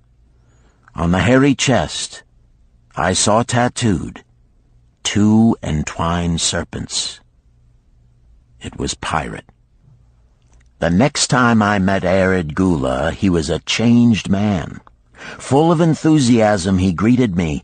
"Behold, the slave thou knewest is now a free man. There was magic in thy words. Already my sales and my profits are increasing. My wife is overjoyed. She was a free woman, the niece of my master. She much desires that we move to a strange city where no man shall know I was once a slave. Thus our children shall be above reproach for their father's misfortune. Work has become my best helper. It has enabled me to recapture my confidence and my skill to sell." I was overjoyed that I had been able, even in a small way, to repay him for the encouragement he had given me. One evening Swasti came to me in deep distress. "Thy master is in trouble. I fear for him. Some months ago he lost much at the gaming tables. He pays not the farmer for his grain, nor his honey. He pays not the money-lender. They are angry and threaten him." "Why should we worry over his folly? We are not his keepers," I replied thoughtlessly. "Foolish youth, thou understandest not. To the moneylender didst he give thy title to secure a loan? Under the law he can claim thee and sell thee. I know not what to do. He is a good master. Why, oh, why should such trouble come upon him? Not were Swasti's fears groundless. While I was doing the baking next morning, the moneylender returned with a man he called Sasi. This man looked me over and said I would do. The moneylender waited not for my master to return, but told Swasti to tell him he had taken me. With only the robe on my back and the purse of pennies hanging safely from my belt, I was hurried away from the unfinished baking. I was whirled away from my dearest hopes as the hurricane snatches the tree from the forest and casts it into the surging sea. Again a gaming house and barley beer had caused me disaster. Sasi was a blunt, gruff man. As he led me across the city, I told him of the good work I had been doing for Narrated, and said I hoped to do good work for him. His reply offered no encouragement. I like not this work. My master likes it not. The king has told him to send me to build a section of the Grand Canal. Master tells Sasi to buy more slaves, work hard, and finish quick. Bah! How can any man finish a big job quick? Picture a desert with not a tree, just low shrubs and a sun burning with such fury the water in our barrels became so hot we could scarcely drink it. Then picture rows of men going down into the deep excavation and lugging heavy baskets of dirt up soft, dusty trails from daylight until dark. Picture food served in open troughs from which we helped ourselves like swine. We had no tents, no straw for beds. That was the situation in which I found myself. I buried my wallet in a marked spot, wondering if I would ever dig it up again. At first I worked with good will, but as the months dragged on I felt my spirit breaking. Then the heat fever took hold of my weary body. I lost my appetite and could scarcely eat the mutton and vegetables. At night I would toss in unhappy wakefulness. In my misery I wondered if Zabado had not the best plan, to shirk and keep his back from being broken in work. Then I recalled my last sight of him and knew his plan was not good. I thought of Pirate with his bitterness and wondered if it might be just as well to fight and kill. The memory of his bleeding body reminded me that his plan was also useless. Then I remembered my last sight of Megiddo. His hands were deeply calloused from hard work, but his heart was light and there was happiness on his face. His was the best plan. Yet I was just as willing to work as Megiddo. He could not have worked harder than I. Why did not my work bring me happiness and success? Was it work that brought Megiddo happiness, or was happiness and success merely in the laps of the gods? Was I to work the rest of my life without gaining my desires, without happiness and success? All of these questions were jumbled in my mind, and I had not an answer. Indeed, I was sorely confused. Several days later, when it seemed that I was at the end of my endurance and my questions still unanswered, Sasi sent for me. A messenger had come from my master to take me back to Babylon. I dug up my precious wallet, wrapped myself in the tattered remnants of my robe, and was on my way. As we rode, the same thoughts of a hurricane whirling me hither and thither kept racing through my feverish brain. I seemed to be living the weird words of a chant from my native town of Harun. Besetting a man like a whirlwind, driving him like a storm, whose course no one can follow, whose destiny no one can foretell. Was I destined to be ever thus punished for I knew not what? What new miseries and disappointments awaited me? When we rode to the courtyard of my master's house, imagine my surprise when I saw Arid Gula awaiting me. He helped me down and hugged me like a long-lost brother. As we went our way, I would have followed him as a slave should follow his master, but he would not permit me. He put his arm about me, saying, "I hunted everywhere for thee. When I had almost given up hope, I did meet Swasti, who told me of the money-lender who directed me to thy noble owner. A hard bargain he did drive, and made me pay an outrageous price. But thou art worth it. Thy philosophy and thy enterprise have been my inspiration to this new success." "Megiddo's philosophy, not mine," I interrupted. "Megiddo's and thine. Thanks to thee both, we are going to Damascus, and I need thee for my partner." "See," he exclaimed, "in one moment thou wilt be a free man." So saying, he drew from beneath his robe the clay tablet carrying my title. This he raised above his head and hurled it to break in 100 pieces upon the cobblestones. With glee he stamped upon the fragments until they were but dust. Tears of gratitude filled my eyes. I knew I was the luckiest man in Babylon. "Work, thou see, by this, in the time of my greatest distress, didst prove to be my best friend. My willingness to work enabled me to escape from being sold to join the slave gangs upon the walls. It also so impressed thy grandfather, he selected me for his partner." Then Hayden Gula questioned, "Was work my grandfather's secret key to the golden shekels?" "It was the only key he had when I first knew him," Sharunada replied. "Thy grandfather enjoyed working. The gods appreciated his efforts and rewarded him liberally." "I begin to see," Hayden Gula was speaking thoughtfully. "Work attracted as many friends who admired his industry and the success it brought. Work brought him the honors he enjoyed so much in Damascus. Work brought him all those things I have approved. And I thought work was fit only for slaves." "Life is rich with many pleasures for men to enjoy," Sharunada commented.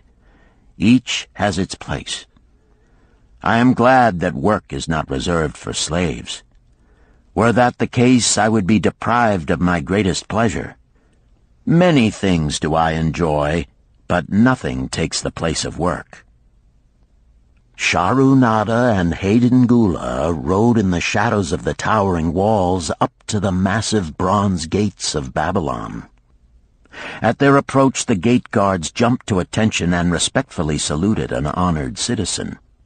With head held high, Sharunada led the long caravan through the gates and up the streets of the city. "I have always hoped to be a man like my grandfather," Hayden Gula confided to him. "Never before did I realize just what kind of man he was. This thou hast shown me. Now that I understand, I do admire him all the more and feel more determined to be like him. I fear I can never repay thee for giving me the true key to his success. From this day forth I shall use his key. I shall start humbly as he started, which befits my true station far better than jewels and fine robes." So saying, Hayden Gula pulled the jeweled baubles from his ears and the rings from his fingers. Then, reining his horse, he dropped back and rode with deep respect behind the leader of the caravan.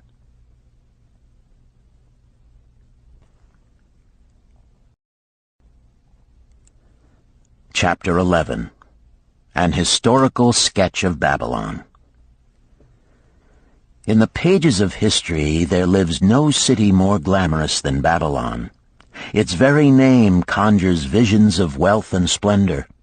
Its treasures of gold and jewels were fabulous. One naturally pictures such a wealthy city as located in a suitable setting of tropical luxury, surrounded by rich natural resources of forests and mines. Such was not the case. It was located beside the Euphrates River in a flat, arid valley. It had no forests, no mines, not even stone for building. It was not even located upon a natural trade route. The rainfall was insufficient to raise crops. Babylon is an outstanding example of man's ability to achieve great objectives using whatever means are at his disposal. All of the resources supporting this large city were man-developed. All of its riches were man-made. Babylon possessed just two natural resources: a fertile soil and water in the river. With one of the greatest engineering accomplishments of this or any other day, Babylonian engineers diverted the waters from the river by means of dams and immense irrigation canals. Far out across that arid valley went these canals to pour the life-giving waters over the fertile soil. This ranks among the first engineering feats known to history. Such abundant crops as were the reward of this irrigation system the world had never seen before. Fortunately, during its long existence, Babylon was ruled by successive lines of kings to whom conquest and plunder were but incidental. While it engaged in many wars, most of these were local or defensive against ambitious conquerors from other countries who coveted the fabulous treasures of Babylon. The outstanding rulers of Babylon live in history because of their wisdom, enterprise, and justice. Babylon produced no strutting monarchs who sought to conquer the known world that all nations might pay homage to their egotism. As a city, Babylon exists no more. When those energizing human forces that built and maintained the city for thousands of years were withdrawn, it soon became a deserted ruin. The site of the city is in Asia, about 600 miles east of the Suez Canal, just north of the Persian Gulf. The latitude is about 30 degrees above the equator, practically the same as that of Yuma, Arizona. It possessed a climate similar to that of this American city, hot and dry. Today, this valley of the Euphrates, once a populous irrigated farming district, is again a windswept arid waste. Scant grass and desert shrubs strive for existence against the wind-blown sands. Gone are the fertile fields, the mammoth cities, and the long caravans of rich merchandise. Nomadic bands of Arabs, securing a scant living by tending small herds, are the only inhabitants. Such it has been since about the beginning of the Christian era. Dotting this valley are earthen hills. For centuries they were considered by travelers to be nothing else. The attention of archaeologists were finally attracted to them because of broken pieces of pottery and brick washed down by the occasional rainstorms. Expeditions, financed by European and American museums, were sent here to excavate and see what could be found.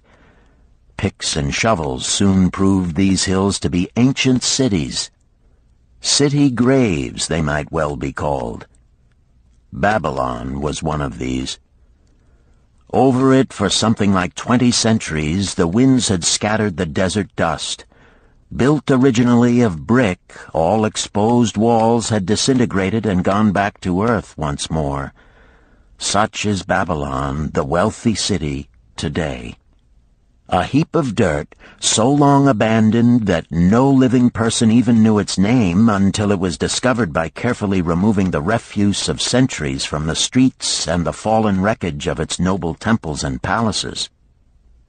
Many scientists considered the civilization of Babylon and other cities in this valley to be the oldest of which there is a definite record. Positive dates have been proved reaching back 8,000 years. An interesting fact in this connection is the means used to determine these dates. Uncovered in the ruins of Babylon were descriptions of an eclipse of the sun. Modern astronomers readily computed the time when such an eclipse, visible in Babylon, occurred, and thus established a known relationship between their calendar and our own. In this way, we have proved that 8,000 years ago, the Sumerites, who inhabited Babylonia, were living in walled cities. one can only conjecture for how many centuries previous such cities had existed. Their inhabitants were not mere barbarians living within protecting walls. They were an educated and enlightened people. So far as written history goes, they were the first engineers, the first astronomers, the first mathematicians, the first financiers, and the first people to have a written language. Mention has already been made of the irrigation systems which transformed the arid valley into an agricultural paradise. The remains of these canals can still be traced, although they are mostly filled with accumulated sand. Some of them were of such size that, when empty of water, a dozen horses could be ridden abreast along their bottoms. In size they compare favorably with the largest canals in Colorado and Utah. In addition to irrigating the valley lands, Babylonian engineers completed another project of similar magnitude. By means of an elaborate drainage system, they reclaimed an immense area of swampland at the mouths of the Euphrates and Tigris rivers and put this also under cultivation. Herodotus, the Greek traveler and historian, visited Babylon while it was in its prime and has given us the only known description by an outsider. His writings give a graphic description of the city and some of the unusual customs of its people. He mentions the remarkable fertility of the soil and the bountiful harvest of wheat and barley which they produced. The glory of Babylon has faded, but its wisdom has been preserved for us. For this we are indebted to their form of records. In that distant day, the use of paper had not been invented. Instead, they laboriously engraved their writing upon tablets of moist clay. When completed, these were baked and became hard tile. In size, they were about 6 by 8 inches and an inch in thickness. These clay tablets, as they are commonly called, were used much as we use modern forms of writing. Upon them were engraved legends, poetry, history, transcriptions of royal decrees, the laws of the land, titles to property, promissory notes, and even letters which were dispatched by messengers to distant cities. From these clay tablets we are permitted an insight into the intimate personal affairs of the people. For example, one tablet, evidently from the records of a country storekeeper, relates that upon the given date, a certain named customer brought in a cow and exchanged it for 7 sacks of wheat, 3 being delivered at the time, and the other 4 to await the customer's pleasure. Safely buried in the wrecked cities, archaeologists have recovered entire libraries of these tablets, hundreds of thousands of them. One of the outstanding wonders of Babylon was the immense walls surrounding the city. The ancients ranked them with the Great Pyramid of Egypt as belonging to the 7 wonders of the world. Queen Semiramis is credited with having erected the first walls during the early history of the city. Modern excavators have been unable to find any trace of the original walls, nor is their exact height known. From mention made by early writers, it is estimated they were about 50 to 60 feet high, faced on the outer side with burnt brick, and further protected by a deep moat of water. The later and more famous walls were started about 600 years before the time of Christ by King Nabopolassar. Upon such a gigantic scale did he plan the rebuilding, he did not live to see the work finished. This was left to his son Nebuchadnezzar, whose name is familiar in biblical history. The height and length of these later walls staggers belief. They are reported upon reliable authority to have been about 160 feet high, the equivalent of the height of a modern 15-story office building. The total length is estimated as between 9 and 11 miles. So wide was the top that a 6-horse chariot could be driven around them. Of this tremendous structure, little now remains except portions of the foundations and the moat. In addition to the ravages of the elements, the Arabs completed the destruction by quarrying the brick for building purposes elsewhere. Against the walls of Babylon marched, in turn, the victorious armies of almost every conqueror of that age of wars of conquest. A host of kings laid siege to Babylon, but always in vain. Invading armies of that day were not to be considered lightly. Historians speak of such units as 10,000 horsemen, 25,000 chariots, 1,200 regiments of foot soldiers with 1,000 men to the regiment. Often 2 or 3 years of preparation would be required to assemble war materials and depots of food along the proposed line of march. The city of Babylon was organized much like a modern city. There were streets and shops. Peddlers offered their wares through residential districts. Priests officiated in magnificent temples. Within the city was an inner enclosure for the royal palaces. The walls about this were said to have been higher than those about the city. The Babylonians were skilled in the arts. These included sculpture, painting, weaving, gold working, and the manufacture of metal weapons and agricultural implements. Their jewelers created most artistic jewelry. Many samples have been recovered from the graves of its wealthy citizens and are now on exhibition in the leading museums of the world. At a very early period, when the rest of the world was still hacking at trees with stone-headed axes, or hunting and fighting with flint-pointed spears and arrows, the Babylonians were using axes, spears, and arrows with metal heads. The Babylonians were clever financiers and traders. So far as we know, they were the original inventors of money as a means of exchange, of promissory notes, and written titles to property. Babylon was never entered by hostile armies until about 540 years before the birth of Christ. Even then, the walls were not captured. The story of the fall of Babylon is most unusual. Cyrus, one of the great conquerors of that period, intended to attack the city and hoped to take its impregnable walls. Advisors of Nabonidus, the king of Babylon, persuaded him to go forth to meet Cyrus and give him battle without waiting for the city to be besieged. In the succeeding defeat to the Babylonian army, it fled away from the city. Cyrus thereupon entered the open gates and took possession without resistance. Thereafter, the power and prestige of the city gradually waned until, in the course of a few hundred years, it was eventually abandoned, deserted, left for the winds and storms to level once again to that desert earth from which its grandeur had originally been built. Babylon had fallen, never to rise again. But to it, civilization owes much. The eons of time have crumbled to dust the proud walls of its temples, but the wisdom of Babylon endures.